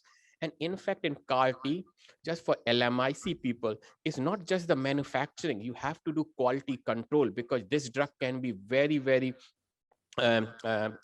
toxic. So you have to ensure that safety issues are taken care of. For that, you have a big quality control assays to be performed. Our another idea was, can we develop the novel product which are for hematological malignancies as well as for solid tumors. So with our team at IIT Bombay and Tata Hospital, both of us in collaboration with the National Cancer Institute, so Banavali sir, Dr. Gaurav sir, and Nirali and Terry and Steve Heifel, we all made a team and we wanted to work together to bring the CAR T in India as well as bring the CAR T affordable to our patient. Okay, so so now I will go brief a little bit about our work, but if you want to read more about our work, it is already published in Molecular Cancer Therapeutics, and 2 weeks ago it is online now. So just in brief, we designed the product, we have the patent on this, and this is a CD19 CAR with 41BB as a co-stimulatory domain. Okay, so we performed the preclinical study, extensive preclinical study, efficacy as well toxicity, which shows that this product or this anti-CD19 CAR T cells, they're efficacious. If you see on the right hand side, these all the mice, they are treated with anti-CD19 CAR T, and the other one on the left, which are control, they are not treated by the CAR T cells, the untreated group, and right you have treated group. You clearly see that on the mice that were treated with this anti-CD19 CAR, they do not have the tumor, or just very few have very little or negligible tumor burden, indicating that these CAR T are efficacious. Okay, so in summary, what we have is unique CAR T now. So a humanized anti-CD19 construct. Our gene delivery system is third generation lentiviral vector. They are tested extensively in the ex vivo setting, not yet in the clinic, but their in vivo efficacy in the animal model is great. They are less toxic. And in the we also did CGMP feasibility with few relapse and refractory BLL patients, which are recruited at Tata Hospital by Dr. Gaurav Narula sir. And this work is also been patented, and this is most likely going to be first to clinic in our country very soon.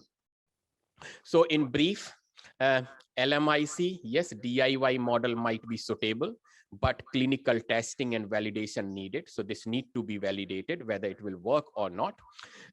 So long way to go in that regard. Regarding our data on CAR T, we are most likely going very soon to clinical trial. And then ultimately, we have to bring this technology to save many patient life, including children as well as adult, right? And hopefully we are moving towards clinical trial. Regarding CAR T, it's still a long way to go, despite this being a very expensive and very hot field. If you see the long-term data started coming, if you see on the right-hand side, all these trials, what you are looking at, despite such an expensive treatment, half of the patients almost relapse. So long-term benefit is only in half of the patients. So of course you need better CAR in future, but at least we can achieve half of the patients under remission for long term, which is still a very good news for majority of the patients. Long way to go still though. So with this, I will end here with thanks to my team. So I work in the immunology area, and half of the lab works in CAR T technology development, and other half works in the T cell cytokines and inflammation and their role in cancer. So majority of the work I presented today is done by Alka, Atharva, Sweetie, Ankesh, and Sarvari Ghosh. And Afreen and Alia, they supported with the quality control assays, etc. So thank you so much. And also, I would like to thank our collaborator and our partner, Dr. Gaurav Narula sir, Hasmukh, Dr. Banavali sir, Dr. Chetan Dhamne, and Dr. Naveen Khatri and Dr. Meenal Pujari. And from NIH, Terry, as well as Nirali Shah and Stephen Heifel, who helped us a lot extensively in developing all this. And without their help, it wouldn't have been working so far. And we have a lot of support for a lot of collaboration from other colleague in the department as well as my institute. And funding, majority of the CAR-T funding came from our intramural funds as well as from the Tata Trust and Vadvani Foundation. Thank you so much. Thank you, Professor Rahul, for that wonderful talk, very inspiring. We're going to keep the questions to the end of the session as a question and answer session, but I urge the participants to put their questions into the chat box and we'll come to them right in the end. I'll hand it over to Professor Deepa Trivedi to introduce the next speaker. Yeah, good evening, everybody. We'll move on to the next session. I would like to introduce Dr. Alice Yu, who's going to talk to us about anti-GD2 antibody therapy, neuroblastoma and beyond. Ma'am is a distinguished chair professor and co-director of the Institute of Stem Cell and Translational Cancer Research from Taiwan. Over to you, ma'am.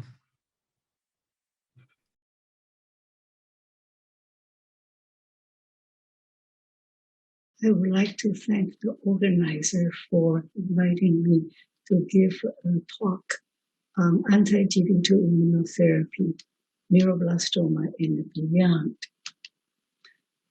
The first monoclonal antibody ever approved for cancer therapy is rituximab in 1997. Since then, there are hundreds of monoclonal antibodies on the market for cancer treatment. However, if we examine the antigen target, the number is actually quite limited. As shown in this slide here and next slide. Altogether, there are only 22 targets with monoclonal antibody approved for cancer treatment. All of them, except GD2, shown in red here, are protein antigens. Those in green refer to immune checkpoint molecules. In fact, glycan associated with cancer are often abnormal. The approval of GD2, a glycolipid, suggests that many of these glycoproteins or glycolipid may serve as ideal antigens for the immunotherapy. The development of anti-GD2 started in early 1980s when I started to collaborate with Dr. Ralph Reichsfeld at Scripps Research Institute. We immunized some mice with neuroblastoma cells and generated a monoclonal antibody that stained very strongly with neuroblastoma cells, but not the interstitial normal stroma. Subsequently, Steve Gillis humanized the antibody by combining the mouse variable gene with a human IgG1 constant region. As it turns out, anti-GD2 also react with glioma, melanoma, small cell lung cancer, and a variety of sarcomas. So its clinical application will not be limited to neuroblastoma. The development of anti-GD2 took a long time because of its orphan disease. I filed IND for chimeric antibody in 1989, which is the very first chimeric antibody ever filed for IND. Although the phase 1 clinical trial and pilot study combining CH1418 with GM-CSF went smoothly and confirmed that by POG phase 2 trial, we ran out of supply. But let me first share with you our initial success. with one case. This is a 4-year-old with stage 4 neuroblastoma from Tennessee, who has persistent bone marrow metastatic lesion and could not undergo stem cell transplant. After a few courses of chimeric antibody with GM-CSF, his marrow disease cleared up completely, and he remained in long-term remission to be a very healthy young adult these days. And because of him, we also got recognized by San Diego baseball team, San Diego Padre, which provide us $100,000 of research support each year since then. So the large quantity needed for phase 3 study was provided by NCI because industry was not interested in the orphan disease.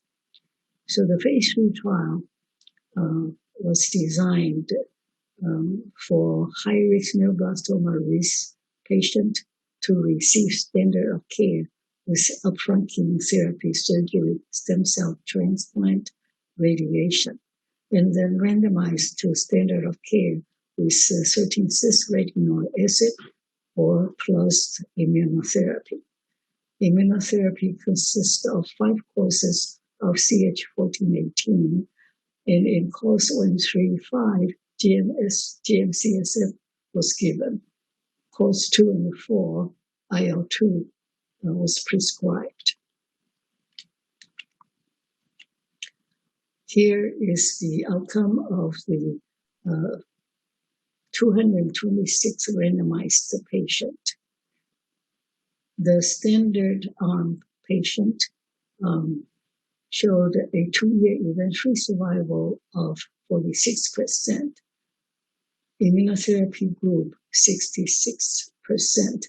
This 20% difference is statistically highly significant. Similarly, there is a significant improvement in the overall survival.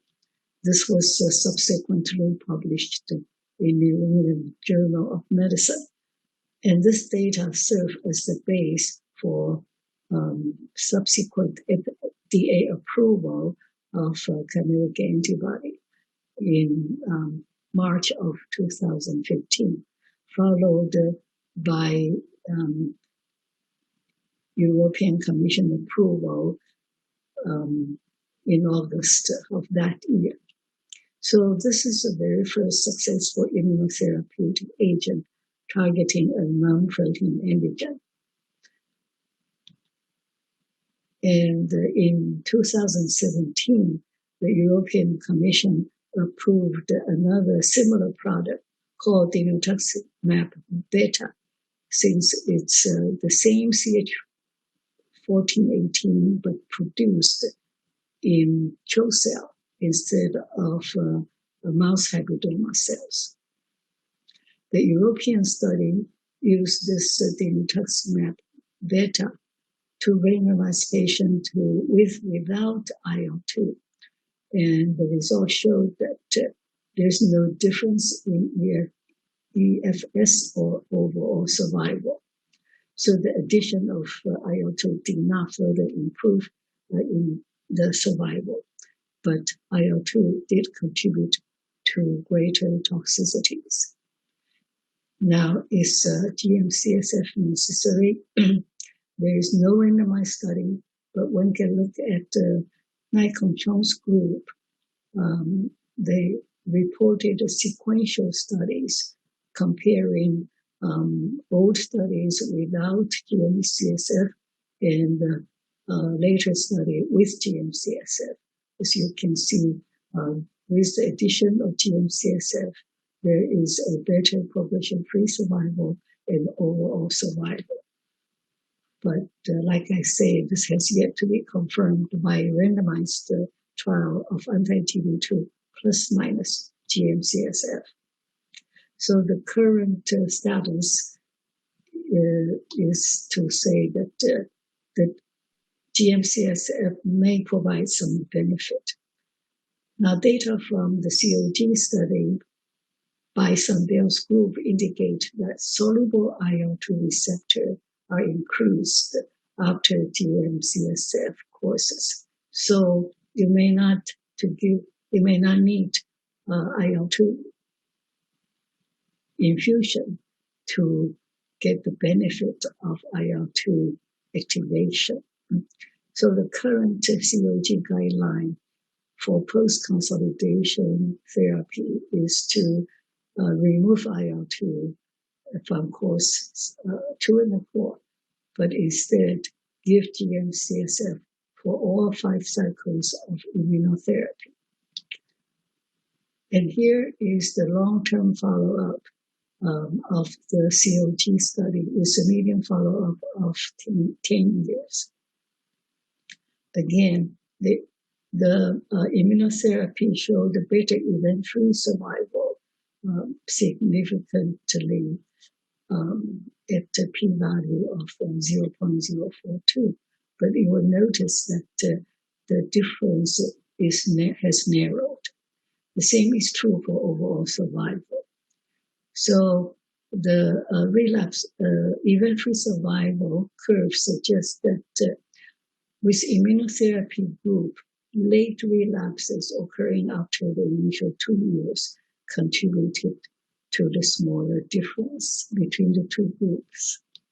So what can we do to improve the efficacy of dinutuximab and at the same time reduce the well-known anti-GD2 infused toxicity, especially neuropathic pain? First of all, COG conducted a phase 2 study combining chimeric 1418 with chemotherapy in the relapsed neuroblastoma. Patients received a backbone chemotherapy of irinotecan and temozolomide. They are randomized to have ALAM mTOR inhibitor, temozolomide, or anti-GD2. In the initial 35 patient randomized, one can see a clear difference between the 2 groups in the response rate. So the chemoimmunotherapy is clearly better. So the randomization was terminated. And this study continued to accrue patients on chemoimmunotherapy arm. Altogether, 53 patients received this combination, with 41.5% responded. Some of these are durable responses. With that data, COG conducted a pilot study combining anti-GD2 with upfront chemotherapy. So this pilot study has completed accrual. We are in the process of analyzing the data. Another strategy is to further improve chimeric antibody efficacy by changing into humanized antibody. And so there is a product, Q1418 or 3F8 by Nikon's group, humanized into naxitamab. In our lab, we have shown that the Q1418 with a mutation, a 322 amino acid residue, can reduce CDC but did not affect ADCC. Since CDC is known to be crucial for the neuropathic pain, this mutant antibody may produce less neuropathic pain. Indeed, in the rat model, we can poke the rat paw with mechanical pressure and measure the sensitivity to this allodynia. As indeed, with the chimeric 1418, the pain score is quite high, but the humanized antibody is significantly reduced.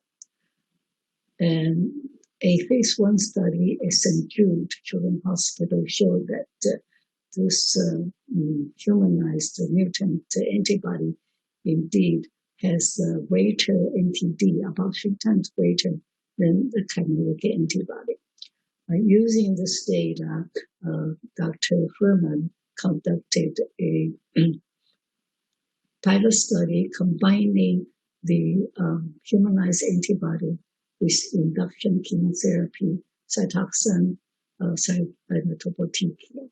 It was well tolerated, and 80% responded is better than PR. This is much better compared to historical control of 40%.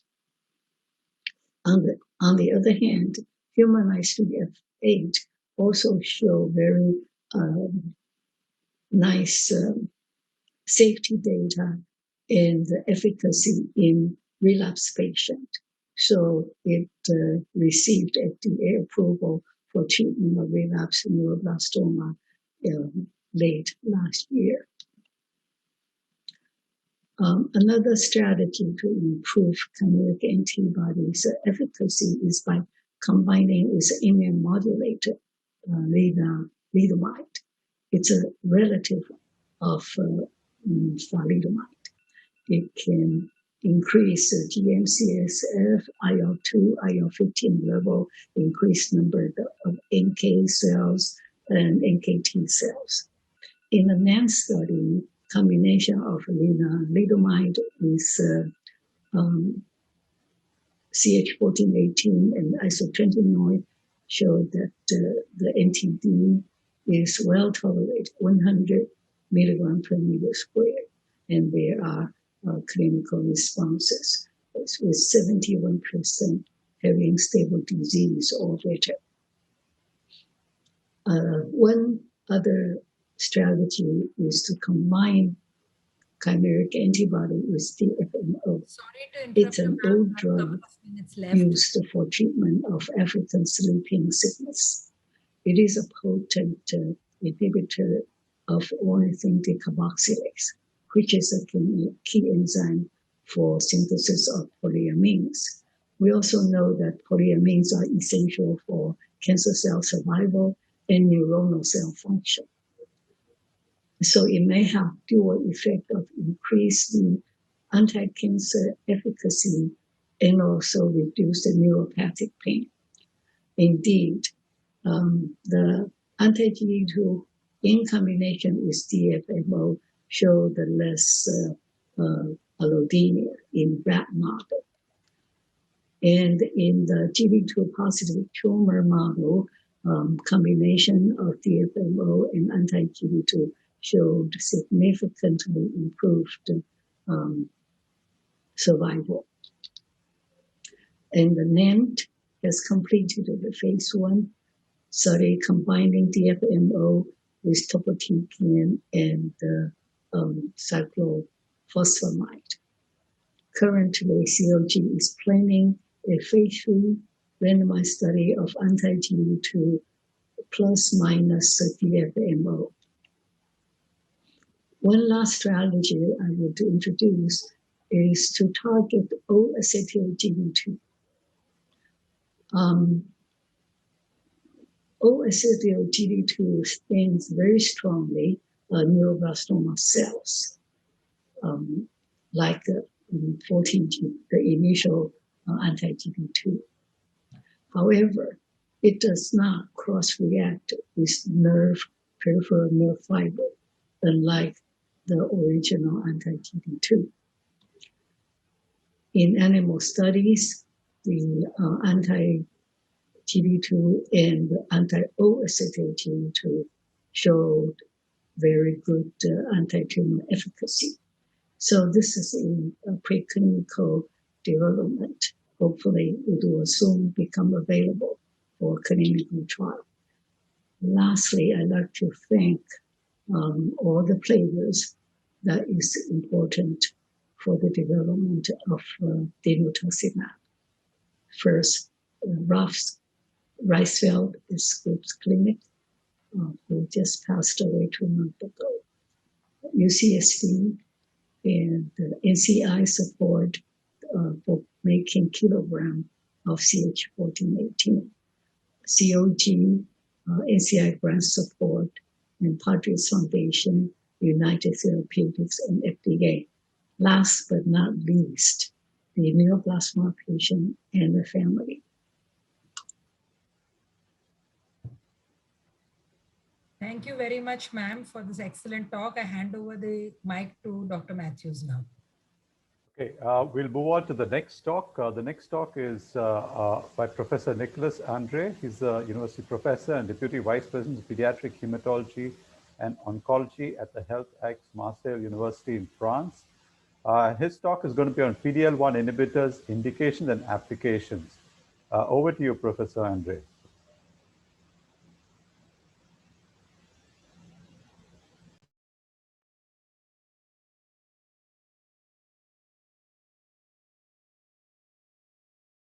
Friends, and many thanks to the organizers for asking me to give this talk about immune checkpoint inhibitors in pediatric oncology, since this is a very hot topic. There were initially tremendous hope when pediatric oncologists were able to start giving checkpoint inhibitors to their patients, because a real therapeutic revolution was ongoing in adult oncology.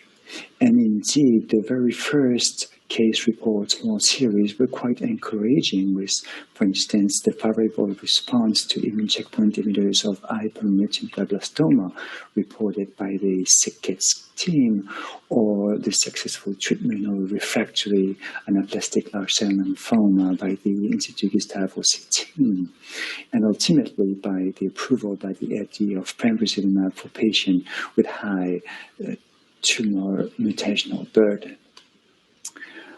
But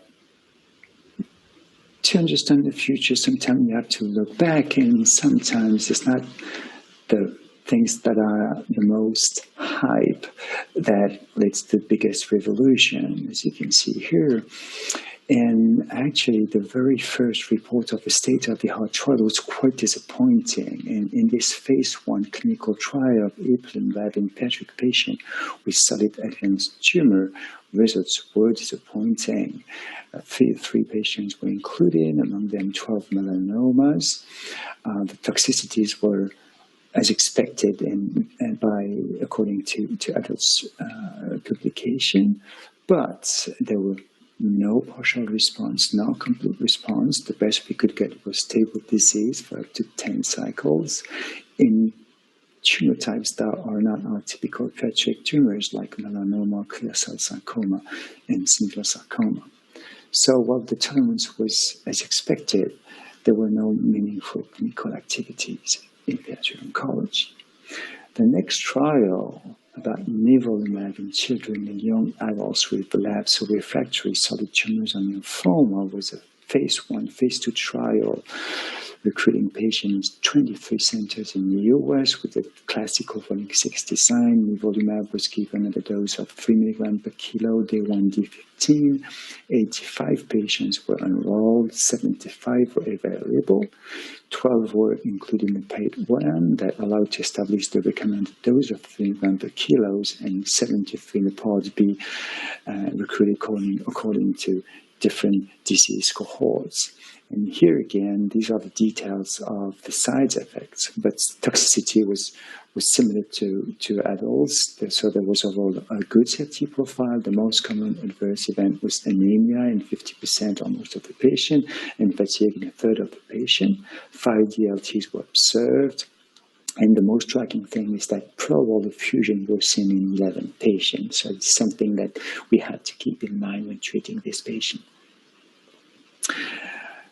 When trying to explore the immune infiltrate of the tumor, the authors were able to see that with rare PD-1 expression, lots of macrophage, and internal response, it's overall disappointing, except for patients with Hodgkin lymphoma. There were 10 patients included, and that were evaluable for response. And among these patients, there was 1 complete response, 2 partial response, 5 stable disease. In the non-Hodgkin lymphoma, only one complete response, but for all other tumors, no other responses. They were only stable disease, 11 for sarcoma and 5 for neuroblastoma.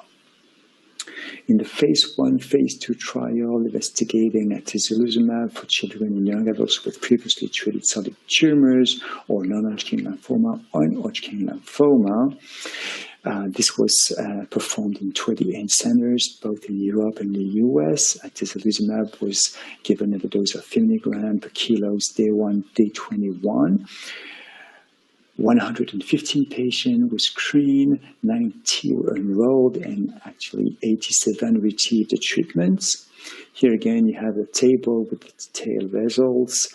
Most common adverse events were, here again, fever and fatigue. Most common serious adverse event was fever.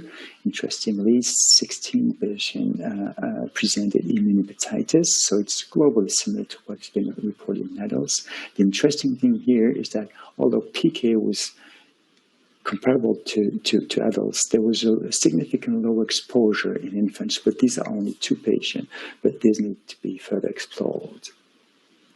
In terms of activity, it's disappointing here again with a median duration of treatment of 0.8 months, so that's basically 2 cycles. Only 4 partial responses were observed, here again in 2 Hodgkin lymphoma and 1 non-Hodgkin lymphoma, but also in 1 rhabdoid tumors. Not confirming all the other rhabdoid tumors that were included. And there were 9 stable disease, 4 neuroblastoma, 2 Hodgkin disease, 2 Ewing sarcoma, and 1 Ewing's tumor.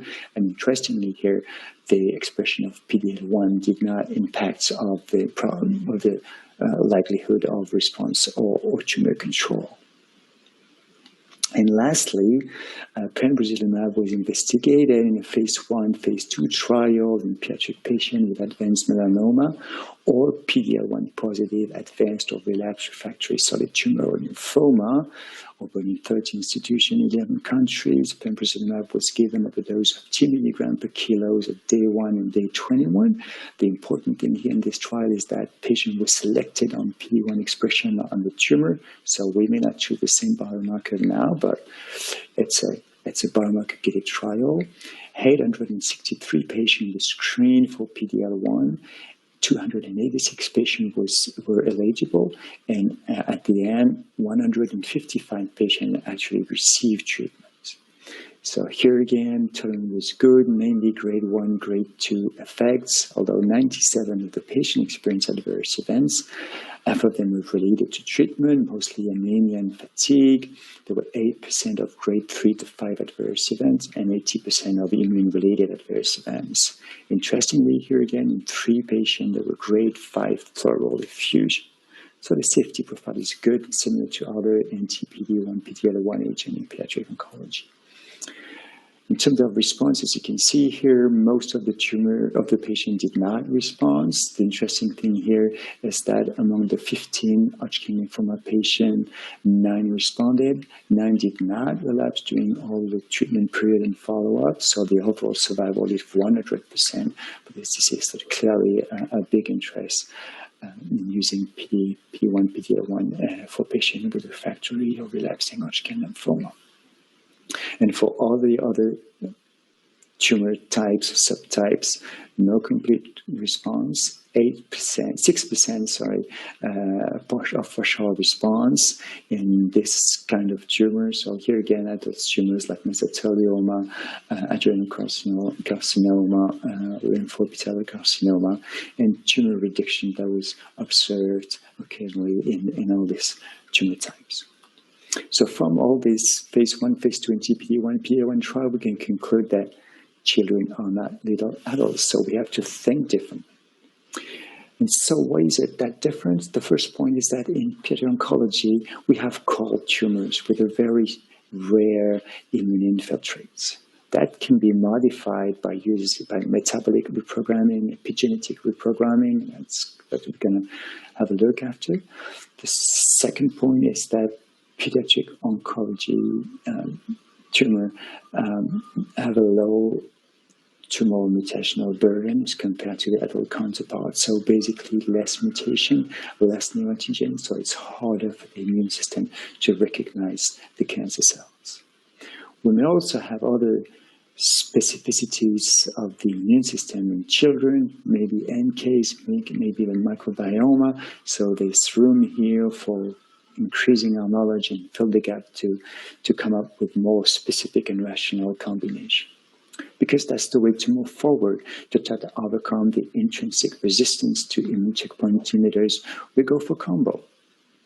So in this figure, you can see all the pathway targets, drugs that can be used to modify the immune landscape of a given tumor. And what we have to do here is try to impact on all those potential targets that are not in the white part, because this is to increase the activity of immune checkpoint inhibitors in hot tumors. So there's actually the number of combination trials in immunotherapy and oncology is rocketing. And in this figure, I want you to look at the panel A that gives you the number and types of trials ongoing in adults and children, combining NTB1 and other type of treatment. And the other key thing is in panel D, you see that most of the trial aim at turning cold tumors into hot tumors. So we cannot copy and paste other strategy, but in some cases it's still worth it. So this is an example of a copy and paste from adult strategies that very likely will not work in children, because you combine anti-PD-1 and anti-CTLA-4 in brain tumors. So PK results have been presented at SPNO last year, and hopefully we should have the final results soon. And these are other examples of combination that can be used in pediatric oncology. So the first example is addition of CTLA-4, but different molecule from different pharma companies. So in trying to work nicely in hot tumors, very likely won't work in a cold tumor. PARP inhibitor to increase DNA damage, so to increase neoantigens and the chance of the tumor to be recognized by the immune system. Or you could use other immunomodulators like pegylated interleukin-2.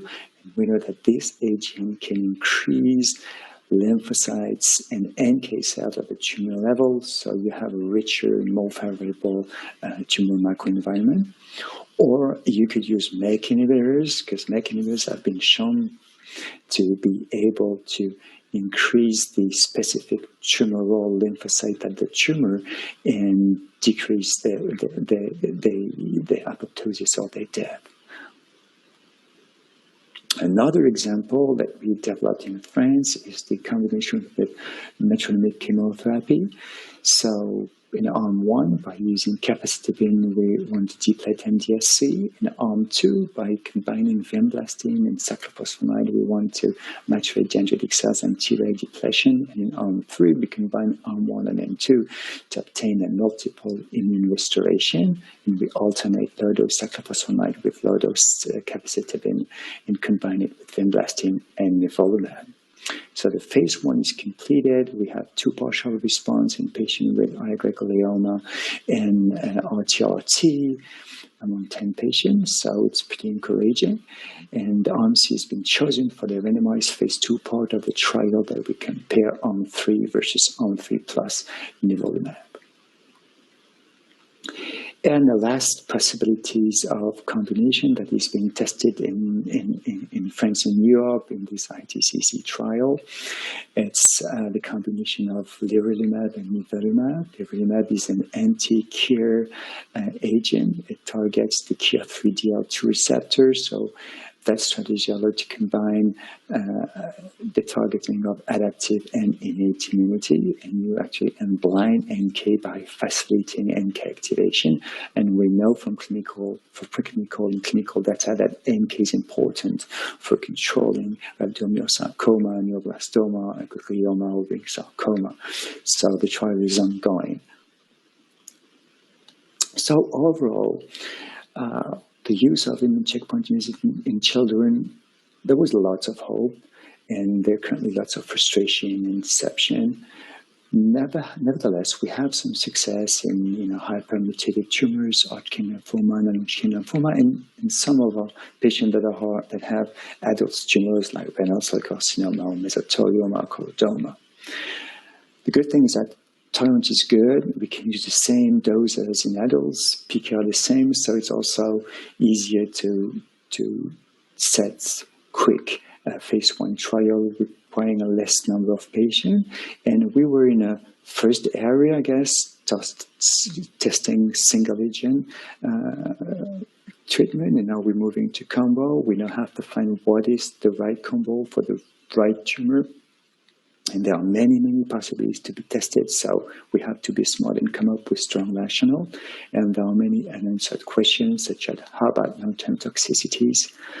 Are anti-PD-1, PD-1 the good starting block for immunotherapy in children? We have to be careful with PK in younger children, and we have to work and understand better the specificities of our kids' immune system to come up with strong, rational combination. So I would like to thank you for your attention, and stay safe and enjoy the end of the meeting.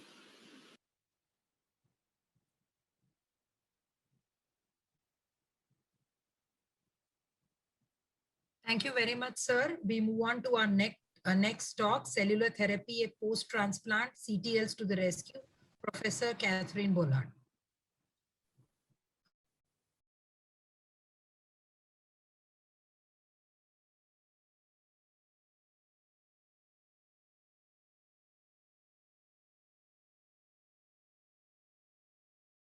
Organizers for inviting me today to talk about T-cell therapies after transplant.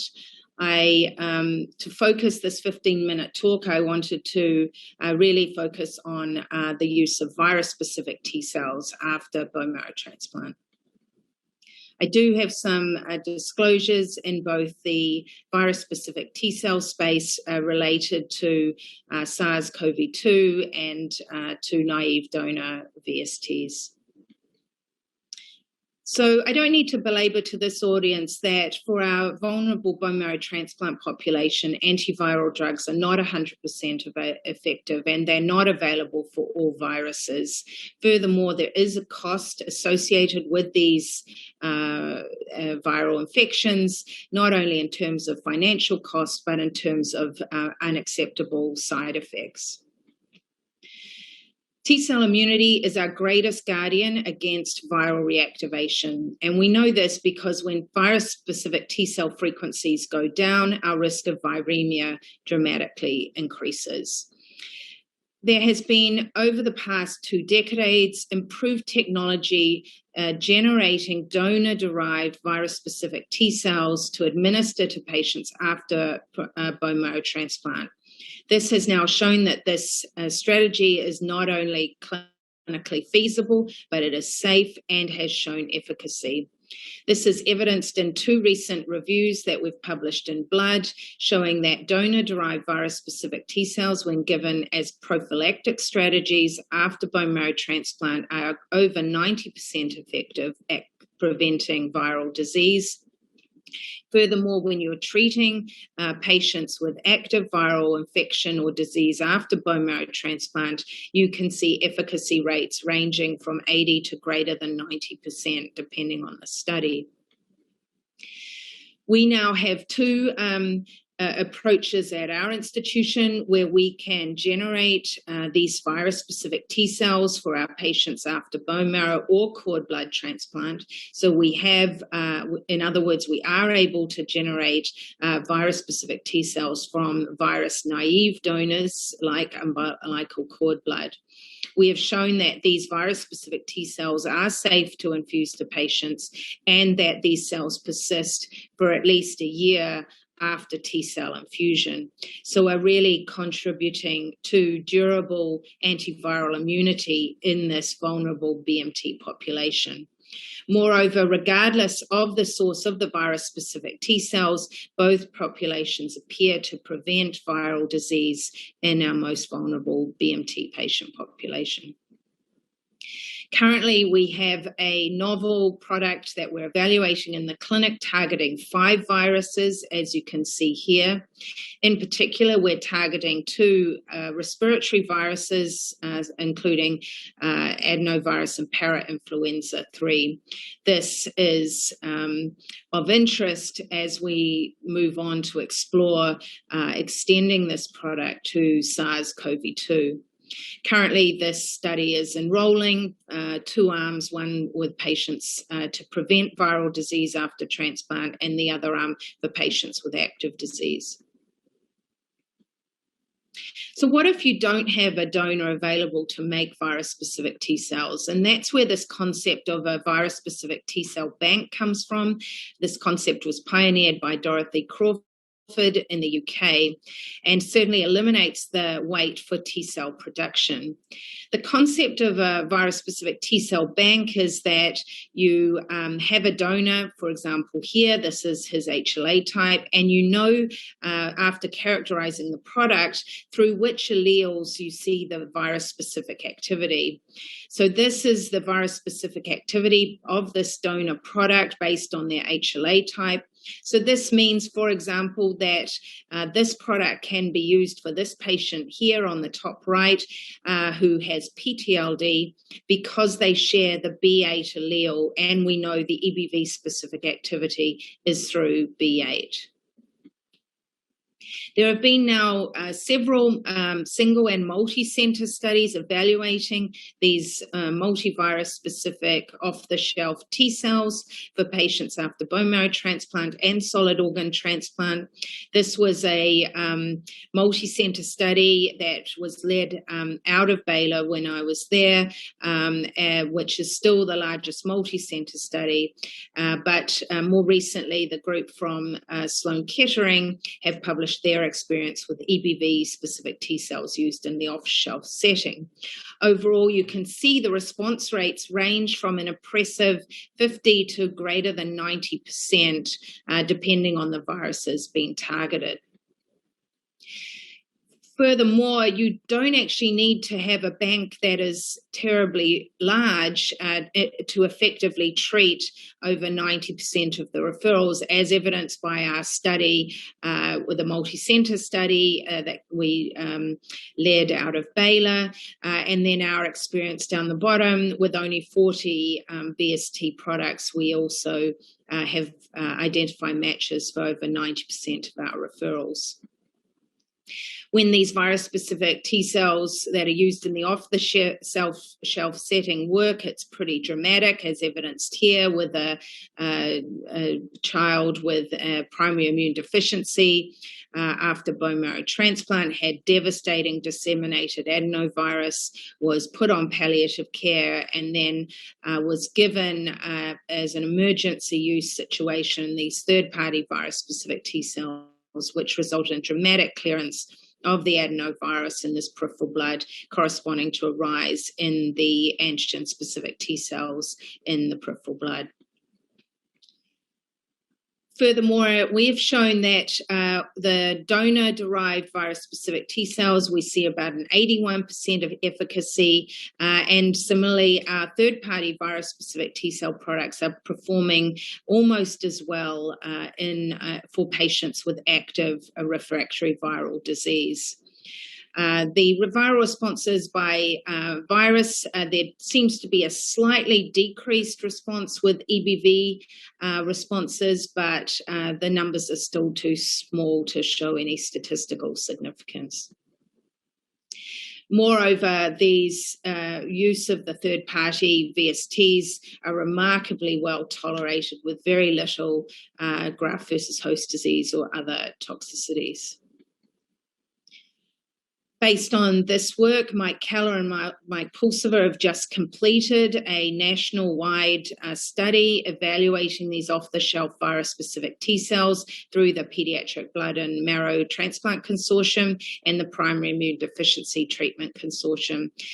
These were using CMV, EBV, and adenovirus-specific T cells, either for patients with active disease after bone marrow transplant or for patients with primary immune deficiency, as a way to get them cleared of their virus so they could get to transplant.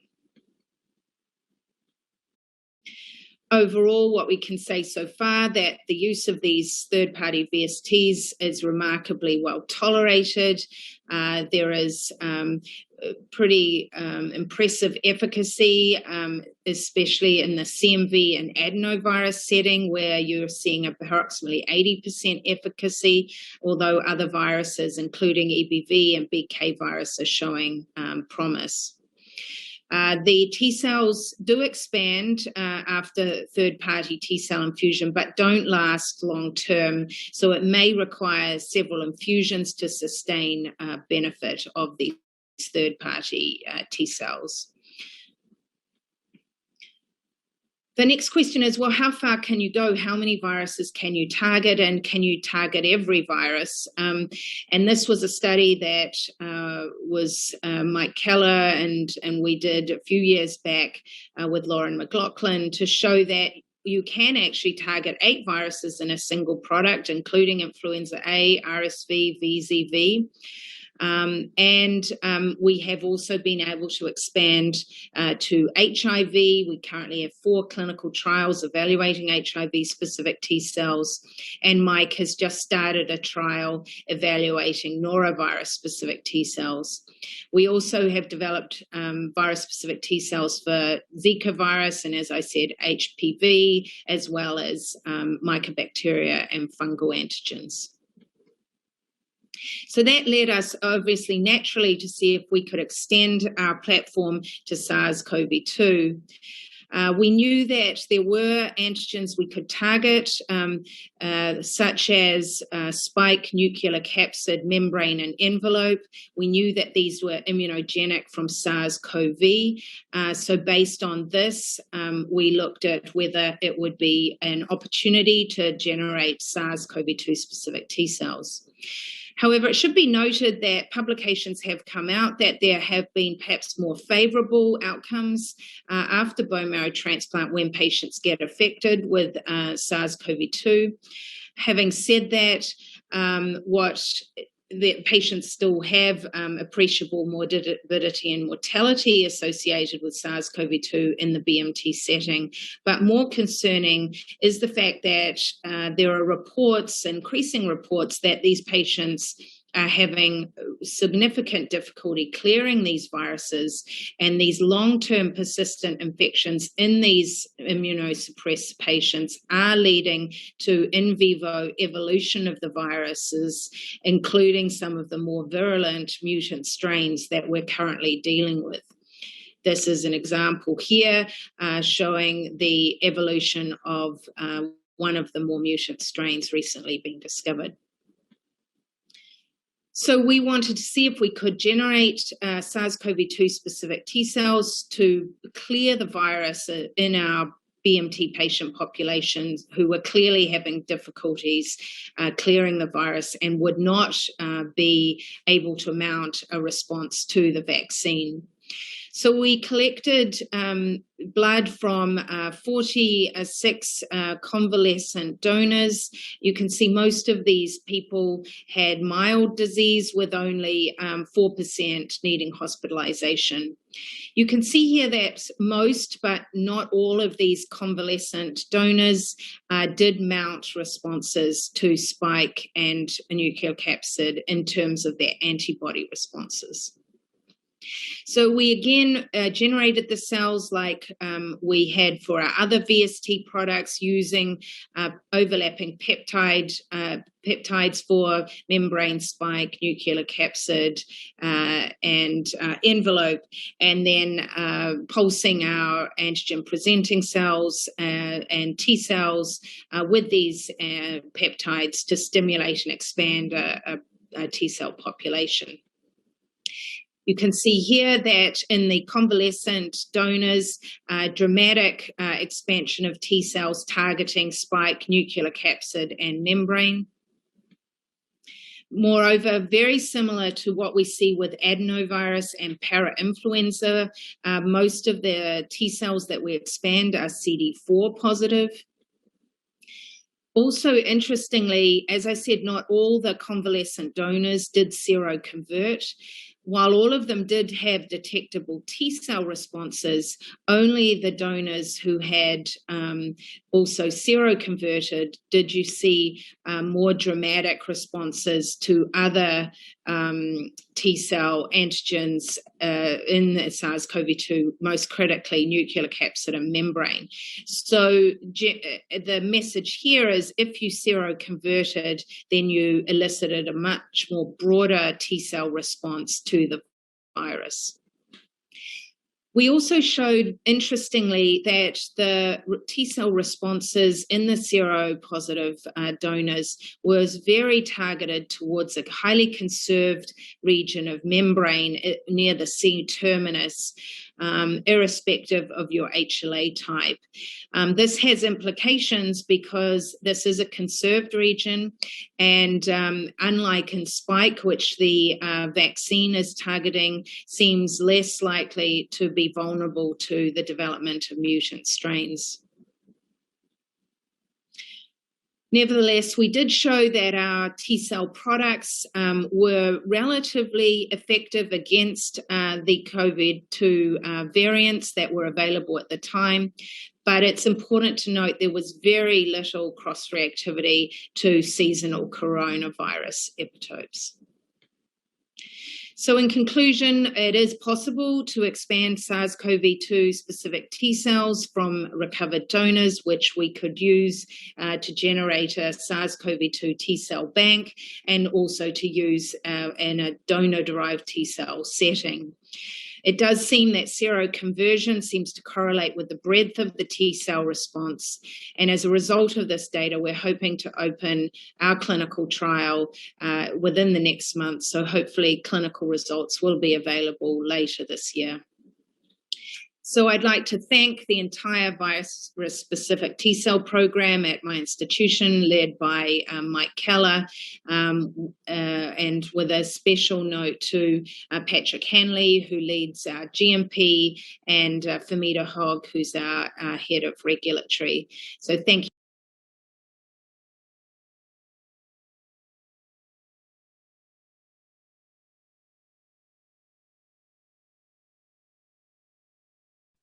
Okay, I think we'll move on to the next talk. The next talk is by Professor Nirali Shah.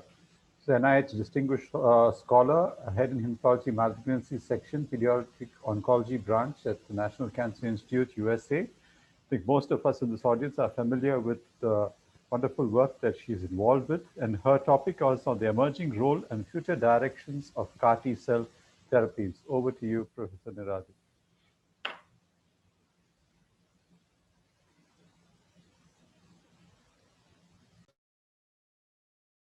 The organizers of the Congress of PSYOP Asia meeting for the invitation to present today. Today, I'll be speaking on the emerging role and future direction of CAR T-cell therapies. I have no disclosures. And for the objectives, I'll review the current status of CAR T-cell therapy in pediatric ALL, review the limitations and active efforts to address these challenges, and discuss future directions and new efforts in hematologic malignancies. So everyone is familiar by now with CD19 CAR T-cell targeting. What has made CD19 CAR T-cell targeting such a success is that CD19 is ubiquitously found on B cells. Showing here a standard schematic, you have your CAR T-cell with your T-cell, the co-stimulatory domain, and the scFv, which is targeting your B-cell antigen, in this case is CD19. You can see here that CD19 is nicely broadly expressed through the range of B-cell maturation. Today, I'll be talking briefly about CD19, but also we'll focus a little bit on CD22 and talk about alternate antigen approaches. Now, our very first experience with CD19 CAR T cells in the pediatric oncology branch at the NCI was in July of 2012. In this case, we used the CD19 28 zeta with the FMC63 as the scFv for CD19 CAR, and this is now the Yescarta construct. Our trial was a phase 1 dose escalation study in children and young adults with 3B ALL. And this initial experience was what allowed us to learn about the management of cytokine release syndrome, allowed us to understand the differences between CAR T-cell persistence and knowing the impact that a 28 zeta costimulatory domain may have compared to a 4-1BB. We learned through this trial the importance of fludarabine and cyclophosphamide for conditioning chemotherapy. We were able to, in the context of this trial, look at treat patients with CNS disease and we're able to show that we could effectively and safely treat patients who had active CNS disease. And with this CAR being a less persistent CAR, we also learned about the role of stem cell transplant to consolidate a remission. And it really, in terms of our overall outcome, you can see here we have several patients out who are now out, well beyond 5, 6, and 7 years. Our updated publication is now in Press and Journal Clinical Oncology. And overall, for us, this really helped to shift the paradigm for outcomes related to phase 1 trials regarding response. Prior to CAR T-cell therapy, you were looking at a phase 1 trial primarily for safety, toxicity, and dose finding, but had very little expectation in the way of response. With these CAR T-cell therapies, we were now starting to see response rates in the 60 to 70% or higher range, which really shifted what we think about as a phase 1 trial in patients with relapsed refractory disease. Now, the CD19 CAR T-cell construct that most folks are familiar with is Kymriah or tisagenlecleucel. This is the 4-1BB CAR T-cell construct that was developed at the Children's Hospital of Philadelphia that has now received FDA approval through the Novartis and the Eliana registration study. Shown here are the results. They found that there is an 81% complete remission rate in children with relapsed refractory B-cell ALL.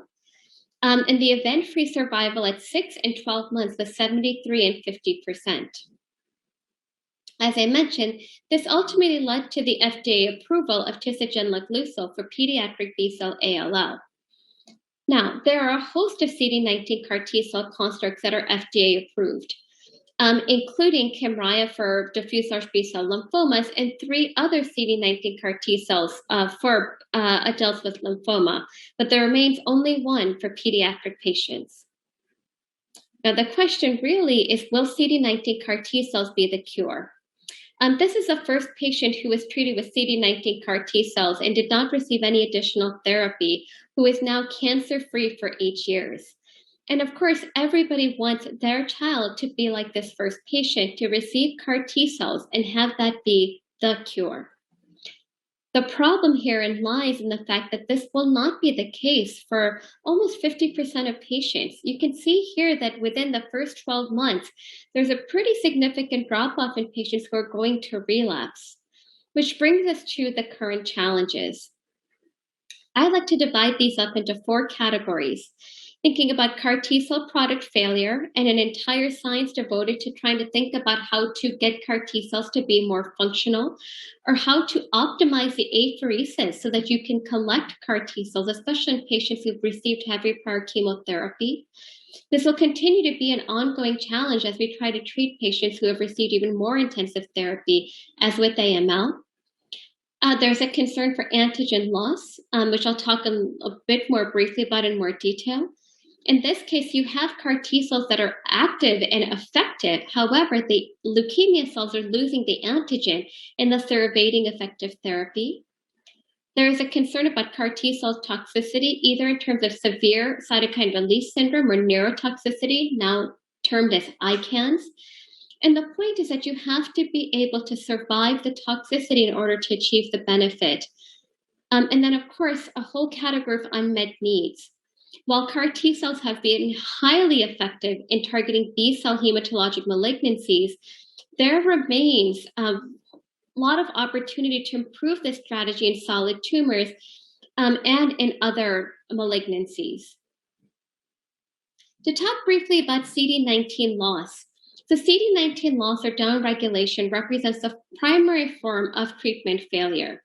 Walking you through this graphic, here is a leukemia cell with lots of CD19 antigen on the cell surface. In this case, this is your CAR T cell. You have antigen recognition, T cell activation, and tumor cell killing.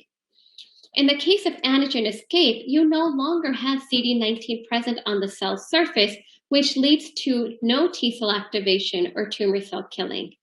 There's also lineage switch, in which case leukemia comes back as a different lineage altogether. For instance, ALL comes back as AML, where again, you have the same problem where you cannot have effective T cell targeting. And then, of course, there's also antigen downregulation, where you may not have as many markers on the cell surface, but then this leads to an incomplete and an inadequate T cell response and insufficient tumor killing. So recognizing that single antigen targeting strategies may have limitations, one thought was that you can target an alternate antigen may help circumvent CD19 loss. So a large part of my focus in the National Cancer Institute in the Pediatric Oncology branch has been to move forward efforts on CD22 CAR T cells. This CD22 CAR T cell construct was developed in the Pediatric Oncology branch in the Mako lab, and we initiated this trial in 2014 as a phase 1 dose escalation study. We have now enrolled over 80 patients to date, have demonstrated that CD22 CAR T cells are highly active in patients with relapsed refractory disease.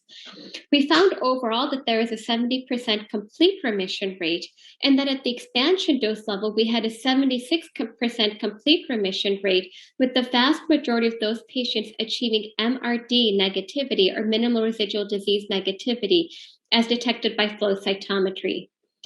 We found that it was effective also in those who did not respond to prior CD19 targeted strategies or those who had relapsed after CD19 targeting.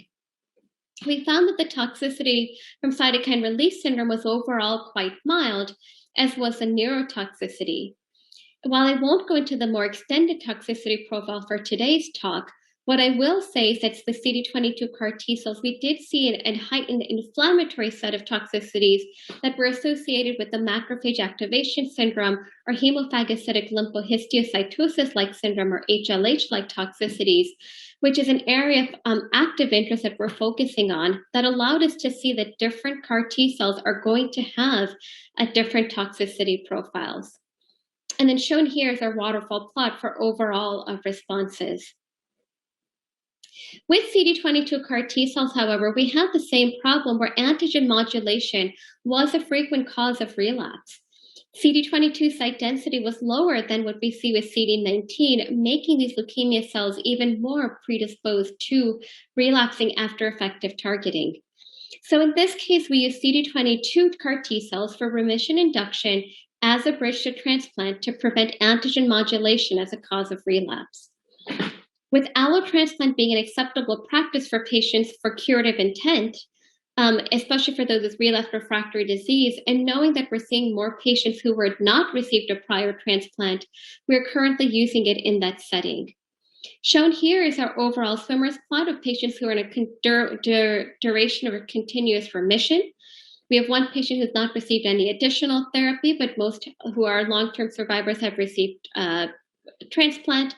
And again, we see relapses happening pretty early on, within about 4 to 6 months due to CD22 antigen downregulation. Based on our efforts, however, we did receive FDA breakthrough therapy designation for the treatment of pediatric and young adult patients between the ages of 3 to 30 with CD22 positive B-cell ALL that is refractory or second or later relapse, that is either CD19 negative or relapse refractory to CD19 targeting. But knowing now that antigen escape is a problem with single antigen targeting strategies, we then were able to take our effective CD19 and CD22 CAR T cell approaches to then think about combinatorial or simultaneous antigen strategies as a mechanism to prevent antigen escape. Indeed, the foundation of ALL therapy is based in combinatorial treatment strategies. So why would we think that immunotherapy would be any different? Shown here are 4 different ways of being able to do combinatorial treatment strategies. You can do co-infusion, which of course would be quite costly as you have to have 2 different CAR T cell products. You could do co-transduction, which again, you still have to account for counts, but may have some limitations of cell surface expression. We are currently testing this bivalent model, which is this loop CAR, which shows the scFVs in tandem, and that is currently out in the clinic. And pretty soon, later this year, we'll have a bicistronic CAR, which is one vector that goes into a T cell, but then has an internal cleavable linker leading to equal expression of both CARs on the cell surface. As I mentioned, we are actively enrolling on a phase 1 study of a novel CD19, CD22 CAR T-cell construct with the idea that it may diminish the risk of antigen escape. Shown here are my colleagues, Dr. Shalabi, who's reading the clinical trial, and Haiying Kin, who designed this construct. Shown here is the preclinical activity of bispecific CAR T-cells. You can see here is a CD1922 CAR T-cell construct. And preliminary data suggests safety and efficacy, although there are some limitations to its efficacy with CD22 targeting, and thus the next construct is already being planned for translation later this year with improved CD22 targeting. A new CAR T-cell trial that we're actively working on that we're also hoping to open later this year is a TSLPR CAR specifically for patients with CRLF2 rearrangements. Patients who have CRLF2 rearrangement represent an extremely high-risk population of pre-B ALL and represents about 50% of patients who are deemed as Philly-like. This is associated with JAK mutations. These are patients who are either have Hispanic or Latino ethnicity, patients with Down syndrome. In this case, the outcomes can be quite poor. Patients with a CRLF2 mutation have 35 to 71% relapse-free survival, 35% representing the CRLF2 population. And TSLPR is a cell surface marker in patients with CRLF2 positive BALL. You can see here our outcomes. This is a TSLPR in the cell surface. You can see here the site density looking at 3 different cell lines. This is the REH transduced with TSLPR CAR. And this is comparing outcomes of CD19 CAR, 2 different doses, CD22, and a highly effective TSLPR CAR. And again, we hope to bring this trial forward later this year as well, and we'll ultimately plan to put it into combinatorial treatment strategies. Now, going beyond B-cell ALL. So thinking about AML, this is an area where really more efforts are needed. Approximately 60% of children and young adults with AML will not achieve long-term durable remission. Considerations for CAR T-cell therapy in AML, however, are intrinsically more complicated. There's considerations for CAR T for antigen expression and whether or not there's more heterogeneity, making there be a greater concern for antigen loss as a reason, or downregulation as a reason for incomplete response to CAR T-cell therapy. We worry tremendously about the on-target and off-tumor toxicity of targeting hematopoietic stem cells, and then also think about a bridge to transplant. We are currently working on a phase 1 study of CD33 CAR T-cells for children and young adults with relapsed refractory AML, and shown here is a treatment schema. This is a multi-center trial that incorporates the lintuzumab scFv with CD28 co-stimulatory domain, and we have enrolled and treated 3 patients to date. Our next construct will be looking at targeting FLT3, which is the most commonly found mutation in AML with cell surface expression seen. And again, there's preclinical data for FLT3 CAR targeting is promising. And we're hoping to take this out to the clinic at the end of this year. And then finally, to end on challenges, is the question of what do we know about subacute or other long-term effects?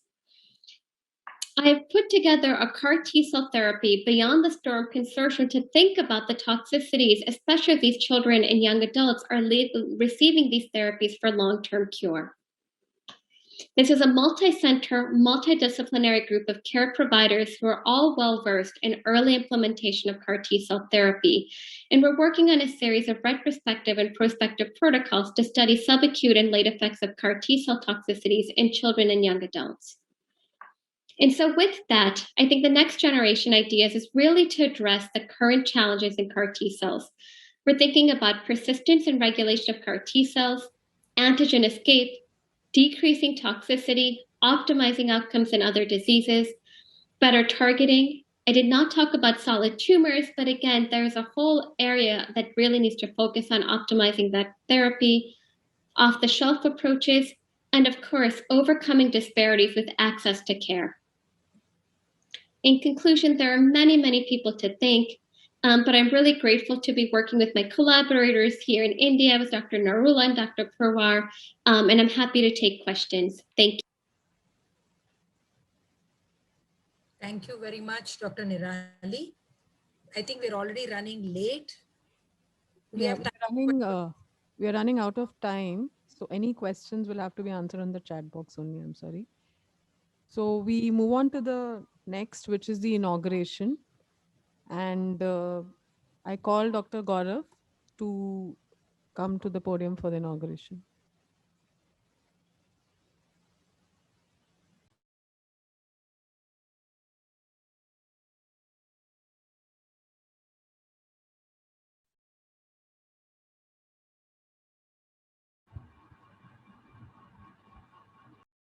Well, after that really fascinating session on immunotherapy, which was very long awaited for us, it's a bit sad that due to our own faults, we are running a bit late and we had to carry forward the question and answer session. So apologies for that. But we do have a cell therapy focus group meeting occurring after this last session today. Gaurav, you need to be a little louder. And I request all those who are interested in the immunotherapy to be clicking on the link which has been mailed to all of you, and join us for the question answers over there. And now on to the inauguration of this long-awaited SIOP Asia meeting, which was supposed to be held a year ago around this time at this very place. That wasn't to happen. The whole world knows why. But here we are, finally a year later, and we are very, very happy that this is happening, and all of you could join us online. Some of us actually over here in this hall today for this meeting. So without much further ado, I would like to now call Dr. Mamta Miglani. She is the president of the PHO chapter of Indian Academy of Pediatrics and the chief host of this meeting here today. Dr. Mamta Miglani, for your welcome address, please. Thank you, Gaurav. Am I audible? Yes, ma'am. Yeah, okay. Good evening, everyone in India and the East. Good morning to all our friends in the West. On behalf of the organizing committee of the 13th annual conference of SIOP Asia 2020-21 now, and the host organization, that is the Pediatric Hematology Oncology chapter of the Indian Academy of Pediatrics, I welcome you all to the SIOP Asia meeting being hosted in Mumbai.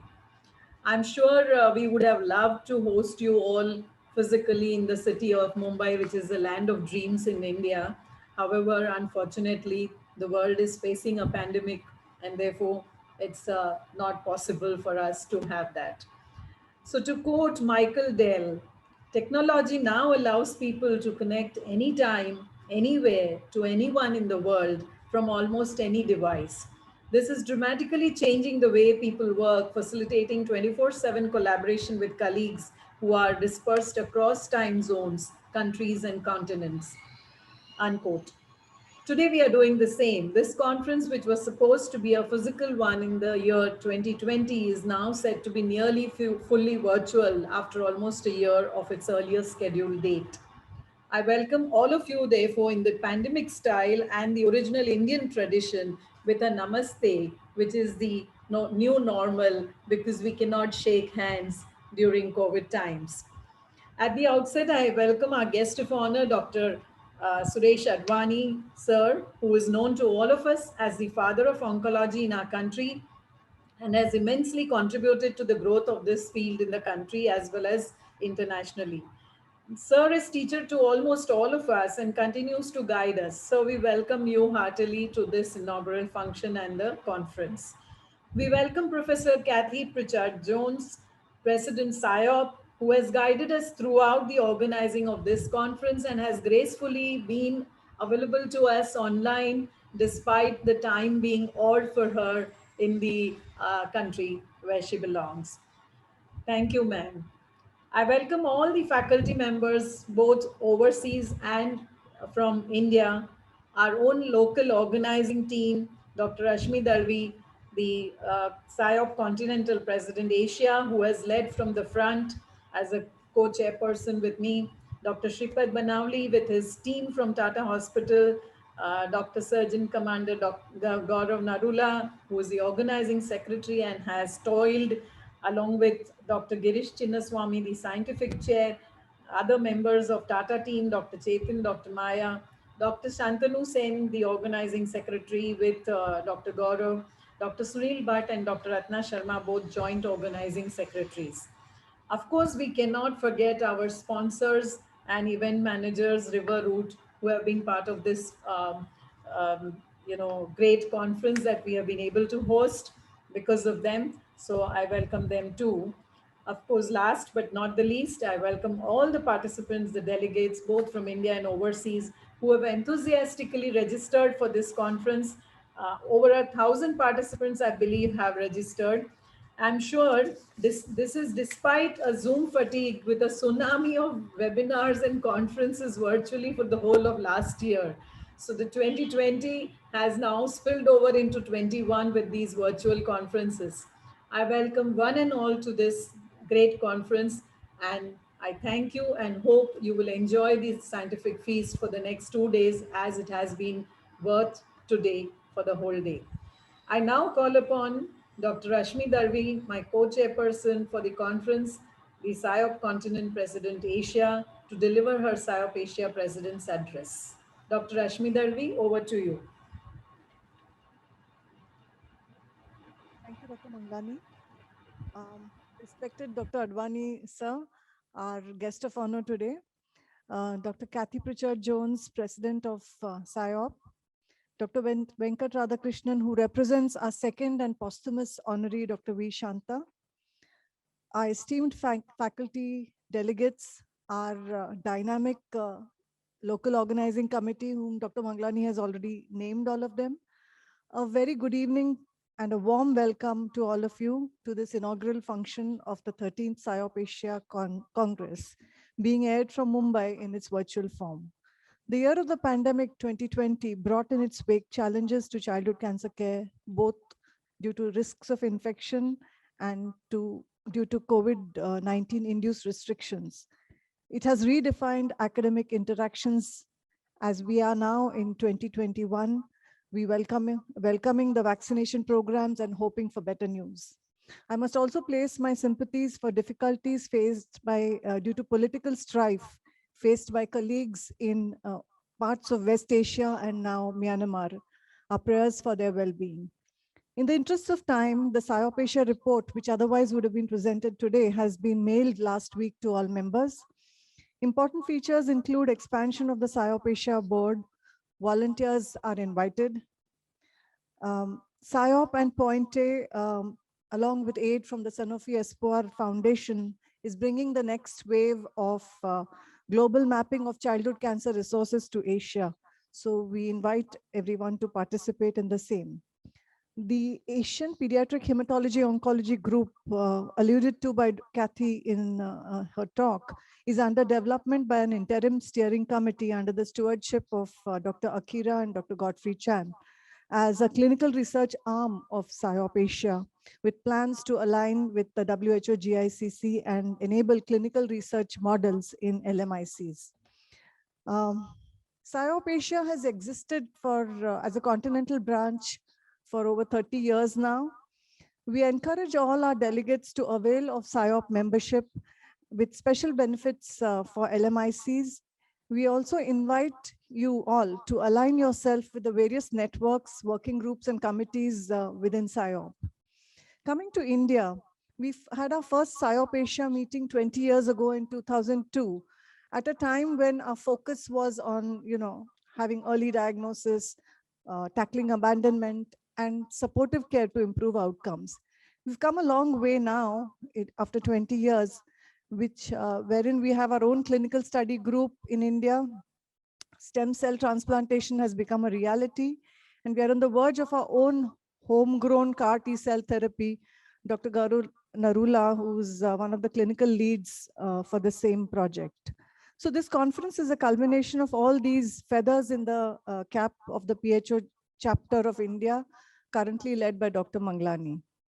Dr. Girish Chinnaswamy, our scientific committee chair, and the team has brought together an expert and stellar faculty with an exciting program with many practically useful sessions, novel therapies, cutting-edge science and technology, as well as collaborative work across Asia. We have a nursing and surgical track too, and CCI Asia, as always, is an important partner for our meetings. I hope you all enjoyed this conference as much as we did organizing it, COVID-19 notwithstanding. So I welcome all of you. And we then also have with us Dr. Kathy Pritchard Jones, the president of the International Society of Pediatric Oncology. She's already been introduced earlier during her keynote address. I must say that Kathy has been an excellent leader. She leads from up front. She has opened up new and exciting frontiers for SIOP during the last 2 years. We are thankful for her support and encouragement, not only in this meeting, but in all other continental activities as well. Dr. Kathy Pritchard Jones.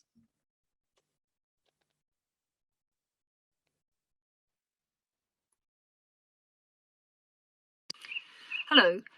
As the President of the International Society of Pediatric Oncology, I'd like to thank the organising committee for this opportunity to speak at the 13th Congress of SIOP Asia, which at 800 delegates is the largest ever. Dear delegates, dear honoured guests, you are participating in a landmark event for SIOP Asia. Our continental branches are the lifeblood of our global society. They provide the glue that unites your efforts to improve cancer outcomes for children and young people, and a forum to accelerate innovation for patients and provision of education and training in our specialty. 2/3 of the world's children with cancer live in Asia. That is a mighty responsibility in your hands. But SIOP is here to help you meet that responsibility. Over many years, we've produced guidance on early diagnosis and standardized treatments by tumor type, under the leadership of many of you in the audience today. The WHO's Global Initiative in Childhood Cancer has now formalized the process for improvement in survival rates and care. SIOP can help you advocate with your ministries of health and bring the best that our profession can offer to the table for planning and implementation. As a non-state actor in official relations with WHO, SIOP is working to ensure the revision to the essential medicines list covers the needs of children with cancer. We're also extending our global mapping initiative to start surveying 5 countries in Asia during 2021. SIOP congresses bring us together to share the latest research findings and to network. The COVID pandemic has forced us to do this in a new way. And whilst COVID has had and continues to have a terrible impact on the world's health, we've also seen that it can improve communication and mutual support whilst working remotely. Indeed, our first ever virtual congress, held in October 2020, attracted nearly 700 delegates from 40 countries in Asia. And we saw a doubling of the attendance from low and middle income countries. Today's SIOP Asia Congress is also benefiting from this new way of meeting together, and SIOP plans to continue to provide remote access to our annual Congress and to how we can involve members in our strategic plan. And this brings me to what is perhaps the most important part of our new SIOP strategy: to support a big, ambitious project to increase clinical research capability in the countries where most of the children with cancer live. Many of the new therapies you will hear about in this Congress are potentially easier and safer to give, as well as more effective. But their introduction needs to be done through careful and expert clinical oversight. The newly formed Asian Pediatric Hemato-Oncology Group, APHOG, is your forum to do this and has SIOP's full support. I wish you all an enjoyable and successful Congress and look forward to participating myself.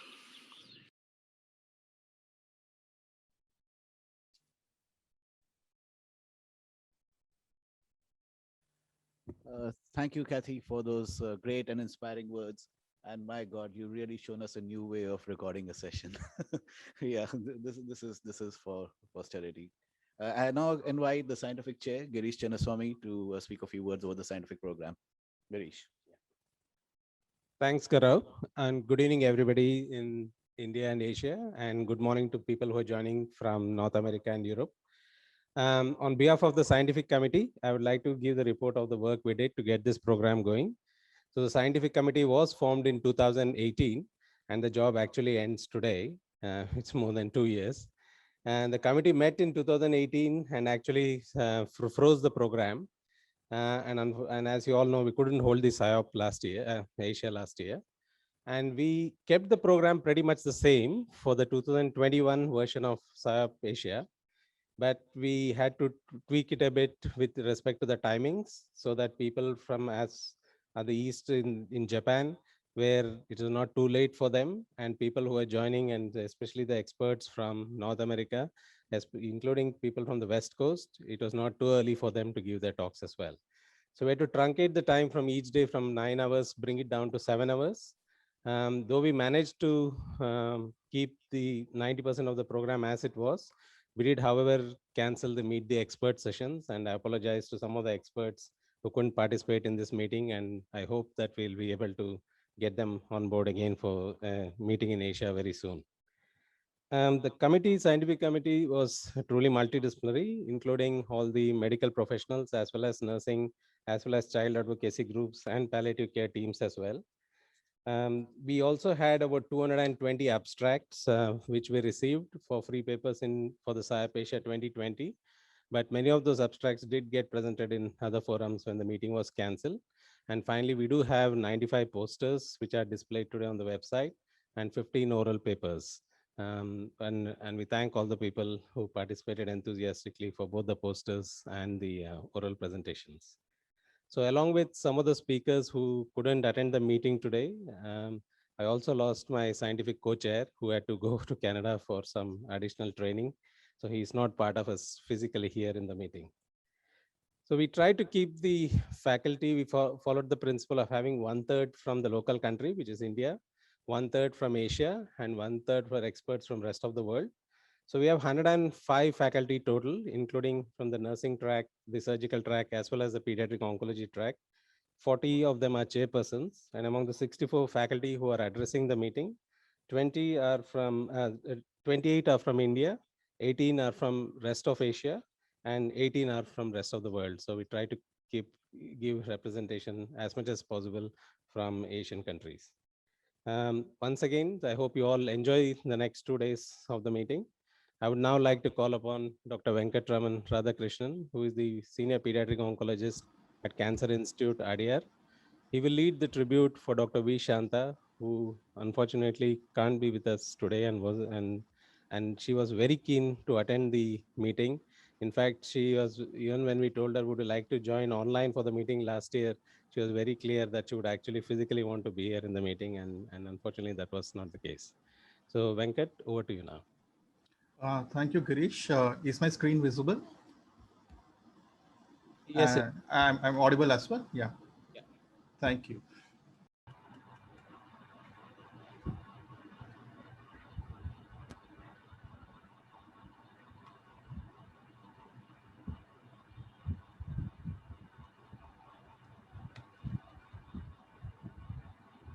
Good evening. First of all, I must thank the organizers for giving me this honor over here. Again, I must say this is not the honor for me, but it's an honor for everybody with whom we have worked together and had a successful time to develop this medical oncology and pediatric oncology.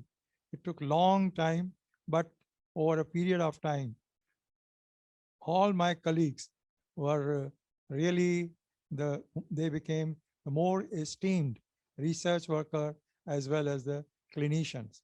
And I'm really proud of everybody with whom I had the privilege to work, and they have now the leaders in their own field.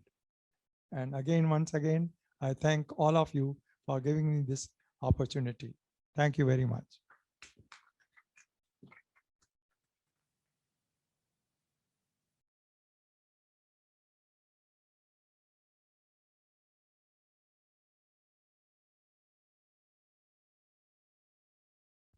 I now call upon my co-organizing secretary, Dr. Shantanu Sen, to give the word of thanks.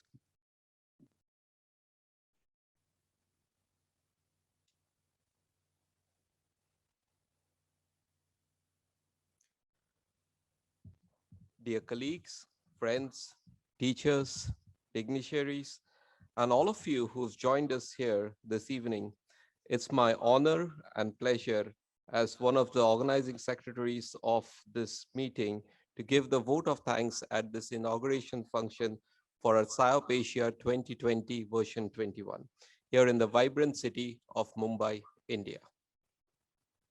There is an old African proverb, it takes an entire village to raise a child. And I think that's so apt, so appropriate as to the efforts that had gone into making this meeting a success. You all know that we've had difficulties thrown our way with the COVID pandemic, and we are still dealing with it, and which had led to us rethinking, reformatting the meeting in a way so that we could hold this meeting successfully here today. The path that brought us here has been difficult, but the fact that we are successfully holding this meeting here today is largely due to the unending support and cooperation of a lot of people and organizations who have very patiently supported us throughout this journey that led us to raise this child of ours, the SIOP Asia 2020 version 21 meeting. Firstly, I would like to thank SIOP and SIOP Asia who had entrusted us with this responsibility to hold this meeting. And my grateful thanks also goes to the Indian Academy of Pediatrics, the Pediatric Hematology Oncology chapter, of which we all are members.